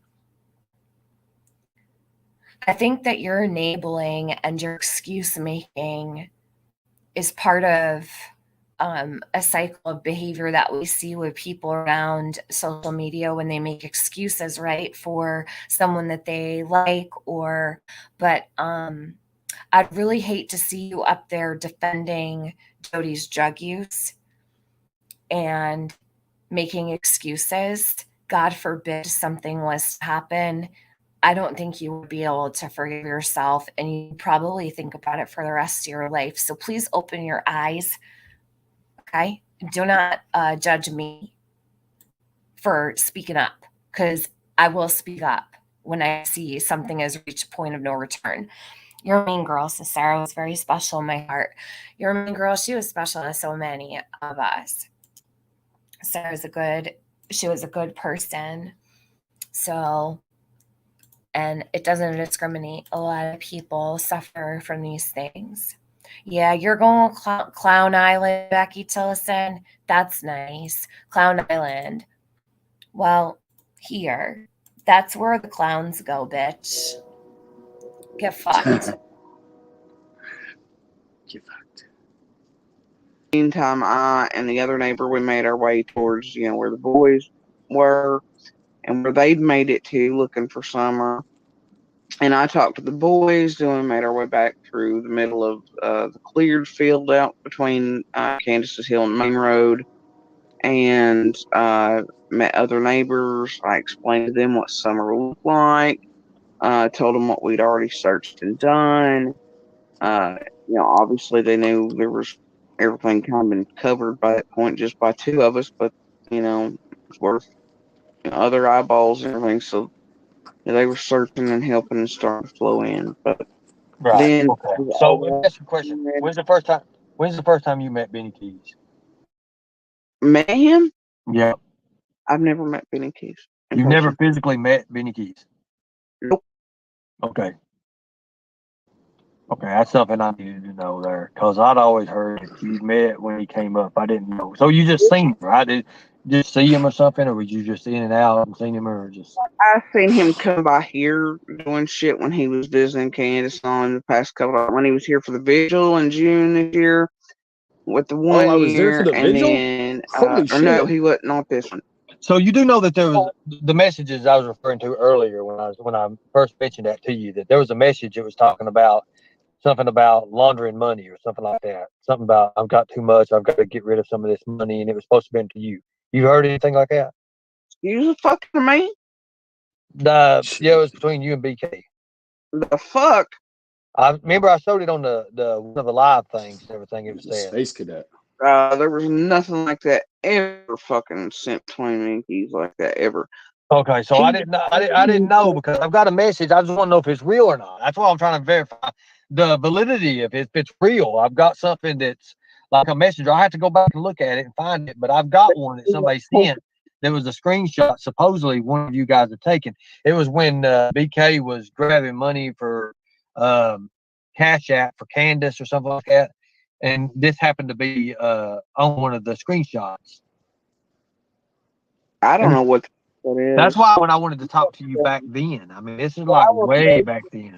Only I've shown mine and BK's like entire conversation online, right? I've shown it, and then he went around at one point trying to like refute it by like blocking out certain things he said that I'd already shown. But he literally admitted to being the one that told Chase to have the handoffs between Gemini Hippie or whatever and Ginger Snap. Before it got to Chase, they were supposed to be checking the PO I went box over this part too. So Benny what I told Chase, and then I Chase told was supposed Chase to get it at the end to not touch but any he checks. That's all I credit told for him. that and admitted to it to me in Messenger. But Sorry, Benny, I ran outside for a smoke. I could hear I'm you. sorry. She should just go ahead and show that. But yes, when all of it was going down, Brad called me And he was like, man, what Yeah. what am I going to do? You know, she was already turning on all the stuff. And I was like, look, man, I don't know what you've done or what you haven't done. But I said, I feel like if you have the marathon check sent to that, wherever I don't even know where the mailbox is at. She's tripping. But Gray, if you Tennessee. I touch, have like, the cause I Gray, was like, Tennessee. bro, if you Mhm. touch that check, because the plan was to take the check to the bank and have the news there. I was like, if you do all that, bro, I feel like it could be some trouble involved in that. I said, I wouldn't touch the check. I said, y'all got the money already. Just send it straight to the bank. They don't need. So it was like, it seemed like it was a thing maybe he was trying to do to get in front of the news. And I get it. Like it would have been useful in its organicness for people to widely know that they're, on the news that had happened. But I was just like, bro, if it were me, I wouldn't touch the check. I told him I wouldn't touch nothing coming out of nothing, man. It's just, and at that time I didn't know it was 5-7 days into it going kind of sour. And, I just told him, I was like, in terms of legality, bro, as long as you don't touch anything, you're good, So I said, don't touch it. And that's what is in the emails or Facebook between me and her. I was like, don't touch that check, dude. You touch that check, boy, it could change all kind of things in your life. I said, I don't even know. Don't touch that. That money came from overseas, came from all over the place. Don't touch it. And he didn't. And Q sent it in. And look, Q is the one that they're saying got jammed up with all this stuff. So I guess my theory was your correct. advice. Like, if you touch the money and you send it in, you was going to be the one they focused on. And that's what they did. Well, there's lots to be It's said about sad. that situation. That caused such a divide in this community. And I'm so thankful that things have turned around. Um, I guess maybe we might never know what role Chase played in this, but I do wonder about the connection between Jody and Chase, because Jody's been bringing up Chase so much. And if you notice, when she speaks about Chase, she'll call him the fall guy, the fall guy, the fall guy. Yeah. No, Chase wasn't exactly a fall guy. He was dishonest. Oh, lean on me. Thank you. Hold on a second, hon. Let me grab this. It's funny how she sympathizes and empathizes with 423 Chase. And whereas before Absolutely. he was the biggest scammer, right? He was the biggest scammer. And she knew all Correct. these stories and she busted out 423 Chase. No, bitch, I did. Okay. No Yes, you one wanted did. to fucking listen either. And I went on and on and on for months No, they about didn't. it. Yeah, you did. Bull. That's what me and you got into it about. Yeah. I just couldn't see. I couldn't even. Yeah, that's what me and you got into it about. I couldn't believe, like, I couldn't understand the mind state of somebody that would do everything he did publicly. So I just, in my mind, just on a whim, I didn't spend a whole bunch of time dealing with him. I just told him, don't touch this, don't do that. And you should be okay with the law, not knowing all the other stuff he had going on. But it was, like, that was the deal. Like, I couldn't imagine he had done all of that. I was like, there's no way it's like they say that it is. So I was just like, man, come on, it's not that. No, it actually was, and probably a lot worse even. It's interesting because she said she was going to meet with him, right?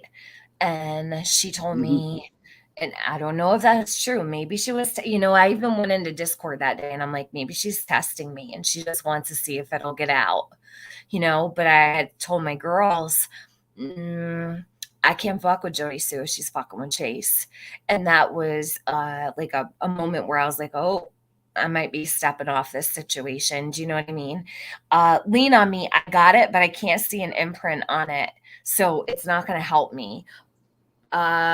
It does look like it could be a Percocet, but I'll tell you a little secret. I have something wrong with my stomach, and sometimes I need it's actually a muscle relaxer for my stomach. because I'll get like really tense in my stomach and I get like super bad cramping. And that it doesn't look like that. It's kind of like it's got very like not sharp edges, but like it's not round or smooth looking like that. It's more like a boxy circle. Sound like Jody Sue here. A boxy circle. Oh, shit. She ruined so many words. I know. She ruined so many words. It's like raised up, you know, it's like kind of a little bit chunky almost. It's not rounded, it's squared. So there's so many different medications out there that might look like something, but they're not. You got to see the imprint. I can't see the imprint as all, so I can't say boxy square. I'm dead. That was funny. Oh, geez. See? I'm starting to sound crazy like her. You hear the shape? Yeah, I heard the shape. Oh my God. Wow. Talking shapes. Yep, we're talking shapes. I tried to zoom in. Ernie just went live doing a search Who? around a lake for summer. Who? Ernie Shell. He's searching? Is he He there? did a 1 minute and 50-second search somewhere with a trash bag. You hear him with a trash bag. I guess he's planning on picking up stuff again. Is he out there, Benny? It's just a 1 minute, 50-second deal. He's probably taking a leak on a, road trip or something, but it's pathetic. You know what I mean? It's really pathetic. And people are in the chat. Well, you got to go down here. And they said summer's here and there. And I'm like, it's stupid. You know, Benny, It's those stupid. people who are saying that in the chat care so much. They're good people who That is the found. sad part. It is. Yeah. They're so desperate to find her. And a lot of these people can't get up and go look themselves. So when someone like anybody goes, it doesn't matter who would go live out there searching, people would show up and they would support because they want Summer found so badly. And there's all these places that people are like, oh, search here, search here, search here. And yeah, Summer's very loved. I wish she knew how much. If only she really knew that. She had the pill the day of her brother's funeral. Ari, yeah, lean on me. I'm not sure what that is. You could search blue pills and see if you could find one that looks just like that. That's like a baby blue color. I'm not sure what that is. I can't see the shape, but if it's baby Here, blue, I'll send it to sometimes you, those Benny. Maybe you know what it is. okay. Here, I'll send it right is it like to a you. football shape or is it circle shape? It's tiny circle. It They have very them well off-brand low, those like Adivans or Xanaxes. Some of the real low, like the old like 0.5s and stuff used to be blue, light blue, like robin egg blue. Yep. I'm not sure. I've not. She had the pill the day of her brother's funeral. Here we go. Check must be high tech. Yeah, let me check it out. It is it's circle. It's a tiny little circle. Yeah. Full hour. Everybody attacked Tiffany. And let me ask my mom really quick. Okay. And if we wouldn't go over some things, we wouldn't be here today, and we trusted Jody for so long because we refused to believe that there is such an evil person that would lie and sidetrack a case of a missing little girl. We couldn't believe that is even possible. So it could be the same way with Chase. People didn't want to believe that he's not the hero, but Tiffany saw it much, much earlier than others, and it's the same now, just with Jody,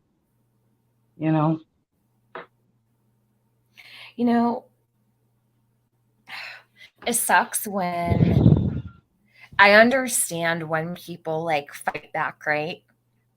And I understand when people resist what you're saying, but that was a really hard one because just I don't know. It's just something wrong with that situation. It was hard. It was difficult, but a really good support system, and I think that is really what got me through. And Luda was one of those people.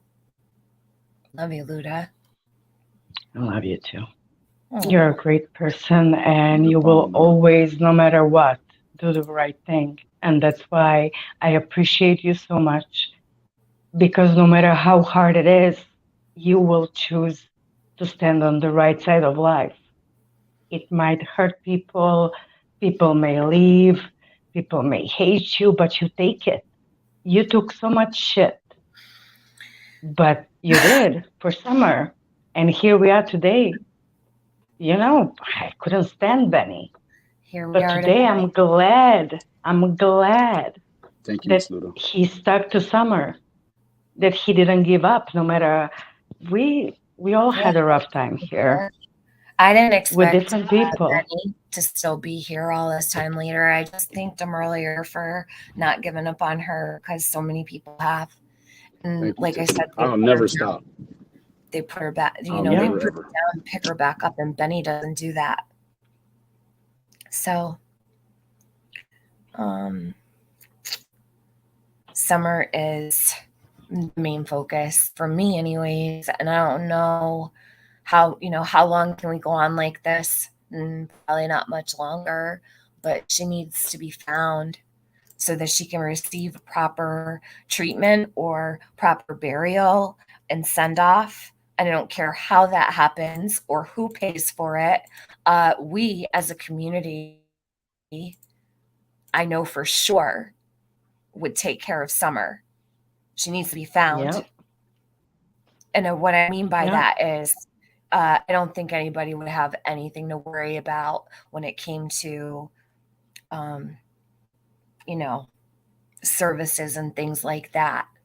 I really think this community will pour out for her. I know they would.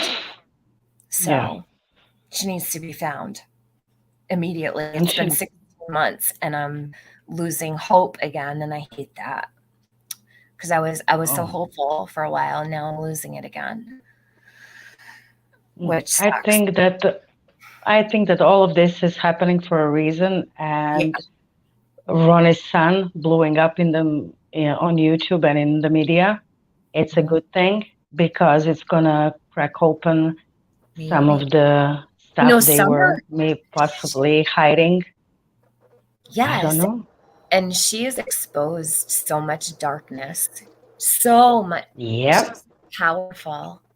Summer's energy is so powerful, and I don't want her to have to have been sacrificed to find out all these dark secrets. That's not fair. Yeah. It's just not. She deserves so much better. She's helped people that have never met her or even laid eyes on her in more ways than even humanly imaginable. There's so many victims that have come forward, secrets that are, coming to light and being exposed. And I think, wow, like her energy is so amazing. Yeah. But she's missing, and I hate it. It just doesn't feel right. Like, here these people are starting to bring out their hurts and their healing, and some are still missing. But some are still playing, like Jody. What's that? So I say, and some are still playing like this is nothing. I know. Jody, you really should have think better before you started fucking around, because you're gonna find out. I love that, Luda. Well, you will love this one. I don't know if you heard it, but the other day I read this saying. Well, I read this saying on Twitter, and I can't stop saying it. Look at the and number. Whenever I say it, 333. You see? Yes, 333, right there. Wow. In the chat, right See? There you go. I'm telling you. Keeps chasing us around. Yep. 333. threes. Those are angel numbers, and they're everywhere. Actually, Benny ended his live the other day. What was it, yesterday or the day before? I can't remember. And he sent me a screenshot of remember how the other day I set my chat to 33 minutes for subs? I did that again today, but I'm going to do that from now on. I'm going to do the 33. So actually 3 is one of my numbers at the casino when I play roulette, and I always hit on number 3 and 11s. So he had shown me his stream ended. I think it was, what was it, Benny? 3 hours, 33 minutes, and 27 seconds or something. You almost got it. Like, almost got it. It was right there. And when I went on YouTube into my feed, it said 3.3K views.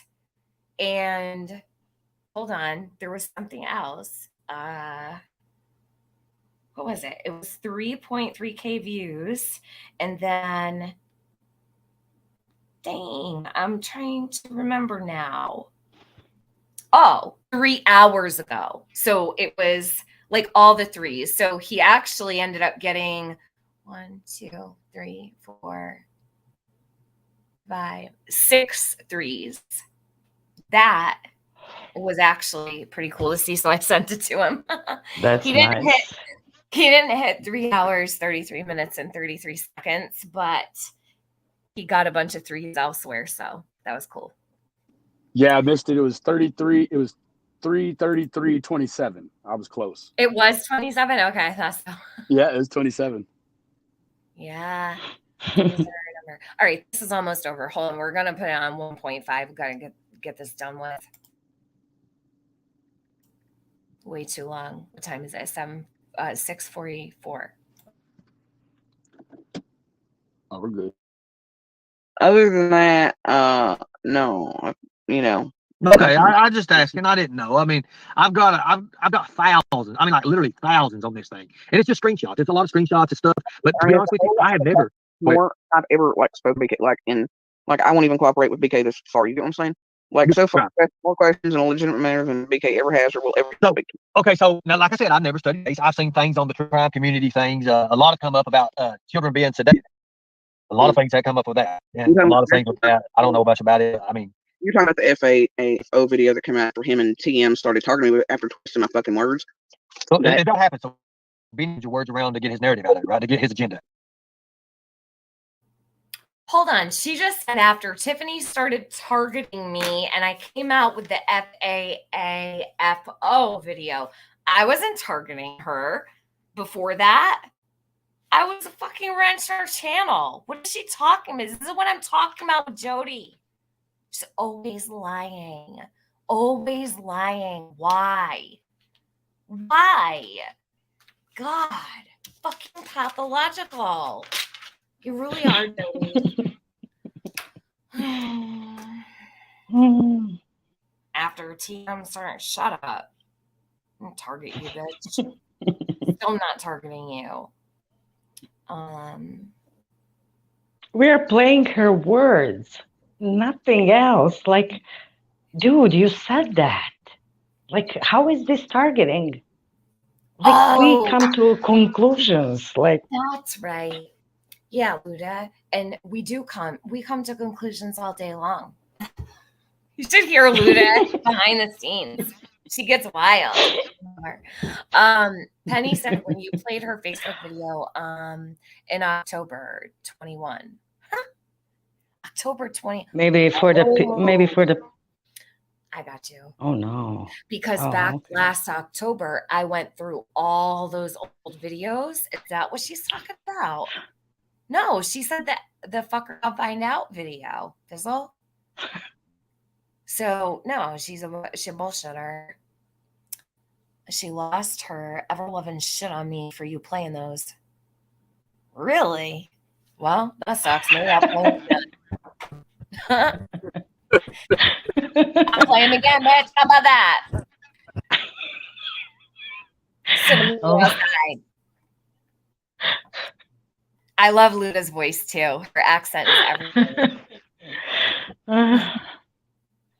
I have to complain that you, in English language, have such a small variety of cuss words. So, Yeah. yeah, it would be. Oh, no. I'll teach you some, Benny. No, Yeah. it's horrible. It's just, yeah, it's a whole dictionary only of like swear sentences. Like we go for a while, you know, and it's ugly. This is all, you know, you're nice. I want to hear it. Oh yeah, you will.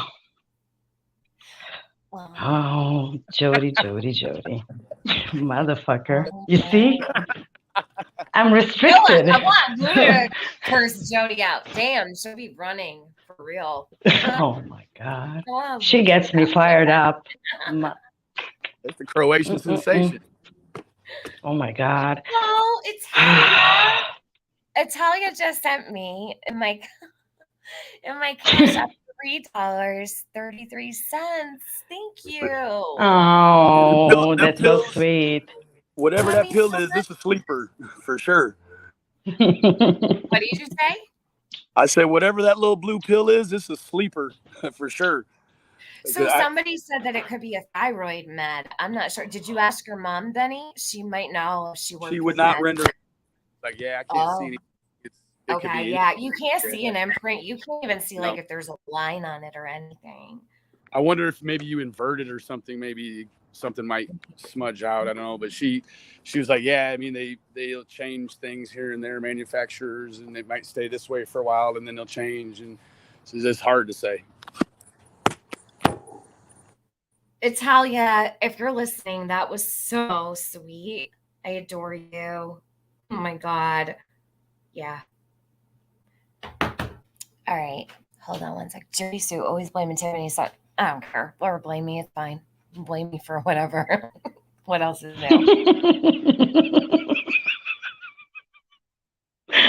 Him and the rest of this group, but they're all together. Ernie, you know how this fucking works. Oh, I know exactly how it works. You know I do. But see, here's the thing. I knew I can't really say online because it made me even more sick to even think about it. And I don't like going back to that thought about players of the Summer Wells case. I don't even like looking at talking about it because it is what it is, because it's evil. It's very sick. It's very evil. I told you, or I not told you, but I told people what I thought exactly my opinion of it was. I seen it. I believe exactly. I still stand by that. Hold on one second. I still stand by that. I stand by that as child trafficking. I don't know what it was. That's what he said. Well, there's proof or something. There's answers. The puzzles come together. TBI, FBI, somebody lets us fucking know when somebody gets arrested, then I guess we'll all know, right? Until then, all we can keep doing is trying to help find the little pieces. So the little pieces, I don't think there's little pieces left. I have deja vu right now. Right now. I don't know what it is. Even the flag, the chat, I don't know what it is. It just came over me. Benny sent me $33.33. Thank you. You're welcome. I love that. Oh, that's so much. All right, you guys can send me threes from now on. Listen, I'll be over the moon over a $3.33 Cash App. I think that's so adorable, and it's good luck. Yeah, ones and threes. Let's see. Let me go back. So, just ignore Joy Sue. I don't care what she says about me. I'm here for her lies and shit. When it comes to the case and Summer's timeline and all of the things she lies about. She could say whatever. I mean, Jody spends a lot of time talking about many of us. She'll pick a day, like one day it's me, one day it's Penny, one day, you know? She's got her special titles, and we're all we have dedicated names, and she really cares a whole lot about us. I will say that. Yep. Hold on. I think the only piece left is Summer Wells. So let me ask you a question. The little bit of woods that is behind the house there and outside the house around the area there. There's really no wooded area that's left or there belongs to other neighbors and their property. That's what I mean. It goes up and around. It's picketed up and all that. Have you, Candace? You ever seen Candace in there? Anywhere around there? In the woods? Yeah, in the woods. Anything? Go in the woods. Is she a wood person? I know she's a fishing person. No. But is she a wood person? No. Okay. You see, she was scared to death of those woods for some reason. I thought she was playing the game on that. I didn't know. Well, she is not a wood person. She doesn't really. She's scared of snakes. She's honestly scared of things. She doesn't know what the shit is. Exactly. She don't tell me with what's this snake, what's that, and should I kill this, and what the fuck's this, and the kids were also, except for boys, I mean, but they were all kind of like, but they did. I mean, they gravitate like children do towards more. Right. You know, little boys. Yeah, they do. So let me ask you a question. During this time, I've heard this timeline, and this barrel. Remember the barrel, the one where Summer's in the barrel came from out of the Parkway and already had that shit spray painted on it because it was the one out of a bundle of red barrels the guy has for sale. I can show you the house it came from. I know where that barrel came from, but it was the one he had spray painted on to sell the rest of the fucking barrel. So he kept going out there and putting up a damn sign. So that falls in line with Don and what he said about the red barrel. And now some people might not like this. I don't think, and I can't stand when I see the videos of the for sale with Summer for sale. First of all, don't put titles like that about Summer. Put some respect on her name. All right. It's a horrible title. And people speak about her so freely like that, and it's very upsetting. I think that it is possibility that there was a few barrels for sale, and I think that it could have been possibly spray painted. I don't think that Summer dancing in front of that red barrel, I know it said for sale. I know it was eerie and it felt weird. People were really bothered, and I get that in the beginning, but as time goes on, you learn Don picked it up from XYZ guy down the road. I think he even said his name, and that the guy had a bunch of barrels. And I think he said he got it for free. The guy gave it to him for free. So if I recall correctly, I don't remember. I think it was on Shares when he talked about it. Not backing Jody up. Maybe Jody is going off of Don's story. That wouldn't be surprising at all, because I think she totally would, because as we know, she's preparing for Don to get out. So would she take one of his stories that it correlates with his story? Absolutely, in my opinion, because she wants him to accept her. And Jody, we all know what your next course of action is going to be. You are see-through, bitch. Yeah, and Dawn will see too. I mean, you have people on a mission like Jody. You can spin all day long. There is no way of spinning this back. All right, we got 3 minutes left. Almost done. There's a whole nother 25-minute one. I can't keep going after this. I can't. It's too much. Overkill. It's just a coincidence that it just said for sale on it, right? Yes. Okay. So even if it's a coincidence. The barrels on all of our ways home. Don would have seen it. Plus, we all have barrels and shit. We burn in them. We collect rainwater, put liners in them. We do all kinds of things with them. Right. Okay. I know the kind. I know. I really do think that's fair enough for me. What do you guys think? Benny, what do you think? Would you be satisfied with the barrel being something Dom picked up down the road and it just happened to be in the picture, in the video, Summer dancing in the rain? Or do you feel like it absolutely meant something? And Luda, the same. I had stated before, like as soon as I saw the barrel, I hadn't even heard, like I just saw the TikTok and I already knew what it was. In the summer times in Michigan, every 4 or 5 years, we would redo it was like a floating deck, right? And you'd use the plastic blue barrels.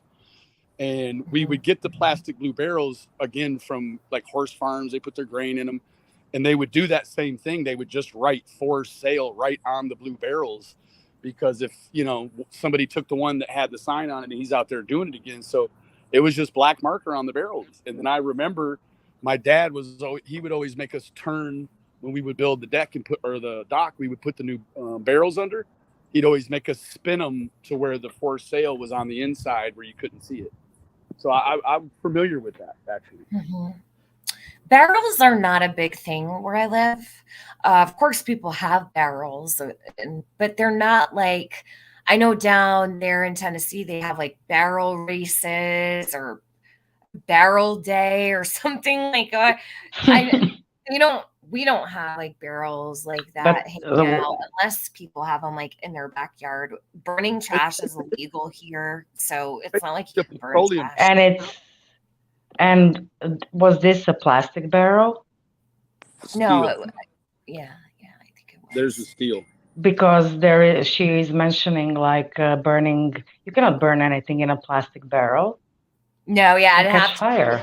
I'm pretty sure, Luda, that thing's probably so rusted on the inside. It was probably a trash barrel. Probably burn their trash in it or whatever. I know they do that out there. We are not allowed to burn trash where I live, but I know in some places it's totally acceptable. We use them to burn crazy. leaves, spread the you could burn leaves in them.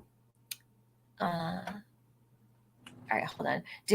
You did a whole video about DW doing it on purpose. Explain. Are you talking to me? We are all mad here? I don't believe I did. I don't remember that. Do you have a title? Maybe I did. I did a video about DW doing it on purpose. I don't think I did because I wouldn't put that on. I know I wouldn't put that on Summer. It's for Benny. Oh, Benny, we are all mad here. Says you did a whole video on DW doing it on purpose. Explain. You may have felt that way at one time. I know I've changed my mind about stuff. I have to refresh it. I'd have to refresh myself, or I'd have to get back in context with that. I was told. I was told something about that. I would have to refresh because I don't want to butcher the context, but there was something he told me about the barrels, and I will find out. Thank you. We are mad.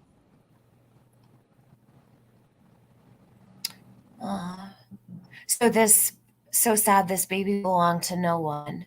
Well, no, Dolly UK. Listen, Summer has brothers, and they are.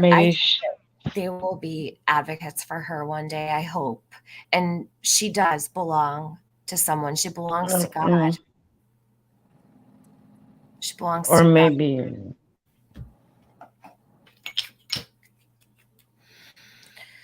And it's sad, but I know what you mean. Yeah, she really didn't have a chance out there, especially with Ronnie Lawson being so distracted by his son.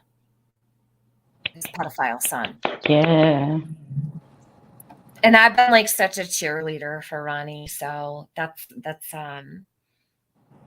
was difficult to swallow. That situation there was hard. And like I said, it's not his fault what his son does, but he should have been upfront and honest. Don't hide things. He's a sheriff. He should know that. He should know that hiding these things from the public, people have so much more respect for you when you're just forward and straight up about what's going on. People will trust you and have far more faith in you when you're honest. But that's hard. I get that. Oh, absolutely. I'm sure. Positive, it's probably. It's hard because not only for him, for many that are like in some situations, it's easier to lie than to, Yes. Of course. Yeah, especially with something like that. No one wants to admit that their child is a deviant in such a way. No. But he's a fucking sheriff. He should have hid it from everyone. That bothers me so much. He should have told. And they were so good at it. Like, I'm trying to imagine how many people knew and nobody said anything. Luda, I bet what a machine. It was like officials and their families, like wives of police officers and such, things like that. It was probably kept pretty quiet. And I imagine that, you know, of course, the victims' families would know, but they're not going to go running around parading, screaming that from the rooftops while there's, you know, things going on out there. And obviously, you know, this went on this already been going on for 4 whole years. How did no one know? And think about it, 4 years. So a whole entire 16 months, Ronnie Lawson was able to keep this under wraps from literally the world. And there's a lot of people can dig up a lot of shit and no one knew this. That's crazy. Someone wants to know if you knew Benny. Did you know about Ronnie's son? No, and in fact, I asked Andy about it last night, and he was like, "Nah." I think his reply was, "I didn't even know he had one," but definitely wasn't aware of. Oh no, he knew about the boat accident. I'm sorry, didn't know about any sort of. This is what I asked him. I said, "Is there any like urban legend that that Brandon can run around and do whatever he wants? Dad is the sheriff," and he's like, "No, not really." So it didn't seem to be that sort of culture for him there, but it clearly looks like it is, in my opinion. Lady R, thank you. Oh my God. And J Dub, $3.33. I love this. Oh, you guys are so sweet. So Lady R, J Dub, $3.33. Benny, $33.33. Thank you, Benny. And it's Talia, $3.33. You guys are so cute. I love it. I love it, love it, love it. All right, let's finish this off. We got to get out of here. Really, we got to blow this popsicle stand. Is that our popcorn stand? I don't know what it's called. Hold on. Both of them sound good right now. Well, there's popcorn, not popsicle. Popsicle stand. Popsicle stand. That sounded interesting. I'm just fine. I'm not burnt out from this stream at all. Hold on a minute. Brandon Lawson is officially registered. His status is inactive as a result of being incarcerated. He's on there now. So perfect. When did that go up? Just now? No, I in the last 24 hours, because I've got it pulled up here with WJHL where they had requested this information but didn't get it in time to run their article, so they were still doing whatever they were doing before it became really public. Like now it's official. He's a lifetime registrant, right? Is he? Correct. Yeah. They should have it on their license plate, and they should also have signs outside their house. I don't know why they don't. Fuck that, he ought to have it tattooed on the bridge of his nose. Agreed. But they have classified as a violent offender, so he's so violent that he only has to stay locked up for a year. Imagine that. Correct. In a county jail. Yeah. You know, that's such a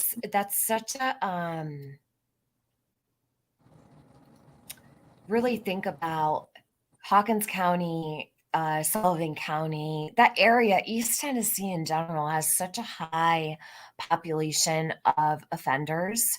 Do you know that sets the tone for people to offend that have never offended before because they can get away with that a year? Yeah. Mm-hmm.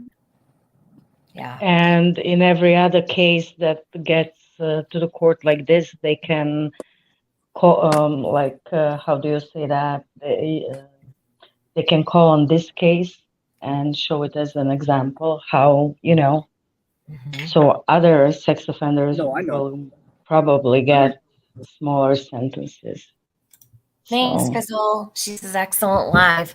Guys, I'm going to end this here because I have just something I need to do. And I believe Benny does also. He's got to run, I think, soon. He's got to be somewhere. Luda, girl. Thank you. You guys Thank know you what for having me. It's literally 1. All right. 1 a.m. Yeah, but I'm waiting now for Benny's live. I'm going to pull an all-nighter because I want to hear this. And thank you, Benny, for doing this. I mean, and everybody who is digging on this. Thank you, because it's important. It is. Now, my situation, we're gonna run the initial segment, members only, but then right after that, that's just so as we can protect the integrity and not, be interrupted with BS. Yeah. So we'll run members, and then directly after that, it'll be premiered for everybody else. So it's not good. Thing. We want the segment to go uninterrupted with no BS. That way, a lot of people can see it. So Benny, let me ask you before I end this, because last night when I hold on, I got to find out, because I joined Benny Keys, the $10 one, right? Yes, I'll get you the link. All right, but then the other channel, Blood Money, I think I pay like $4.99, but that one was set to the highest, and then the one I paid the $10 for was set to the lowest. Which one am I going to? Where do I go? Let me see. Hold on. Let me enter the studio. You can let me know, but maybe let everybody know, actually. And Fizzle has it set up to run on all 3 channels members, both of mine and hers. So okay. It won't. All right. Sounds good. Okay. Before I jump down, I have one last message for Jody. Yeah, go ahead, Luda. Jody, dildo of consequences does rarely arrive lubed. So I hope you're ready for your ride. Girl. Ouch. Did you say revenge rarely arrives lubed? Dildo of consequences, yeah. She better, Luda's get ready. And she's very mild. She's very mild. Oh, I'm mild. I'm nice. Yeah, I'm nice. All right, guys. Thank you for having me, and thank you all. You're very welcome. I might come back tomorrow. Maybe I'll do a stream this weekend, depending on the weather. We'll see. And thank you, Benny. Thank you, Luda. Thank you to everyone who came today and stayed for as long as you did. Sorry to the people watching the replay who are going to complain because they don't have time for my long lives, but I don't really come live a lot. So gotta make the best of it when I am able. So thank you to my mods, and go over to Benny's because he's going to be handling some pretty serious business over there. Not Jody related at all, for those who asking. And we'll catch you in a little bit. For those, ahead, for those Benny. that don't, if you don't want to step up, that I'm completely fine with it. If you want to just wait, probably about an hour and a half, 2 hours, it'll be premiered right directly after. We'll turn right around and run it again. Okay, cool. Fizzle said again, it's unlisted on other channels, members on Benny's. Unlisted on other channels. Hold on. What do you mean, Penny? Unlisted on your I don't know. I don't want to butcher what you just said. Both. We're all mad here. He said both channels.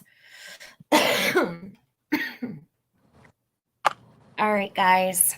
I'll talk to you later. Thank you. Bye, Luda.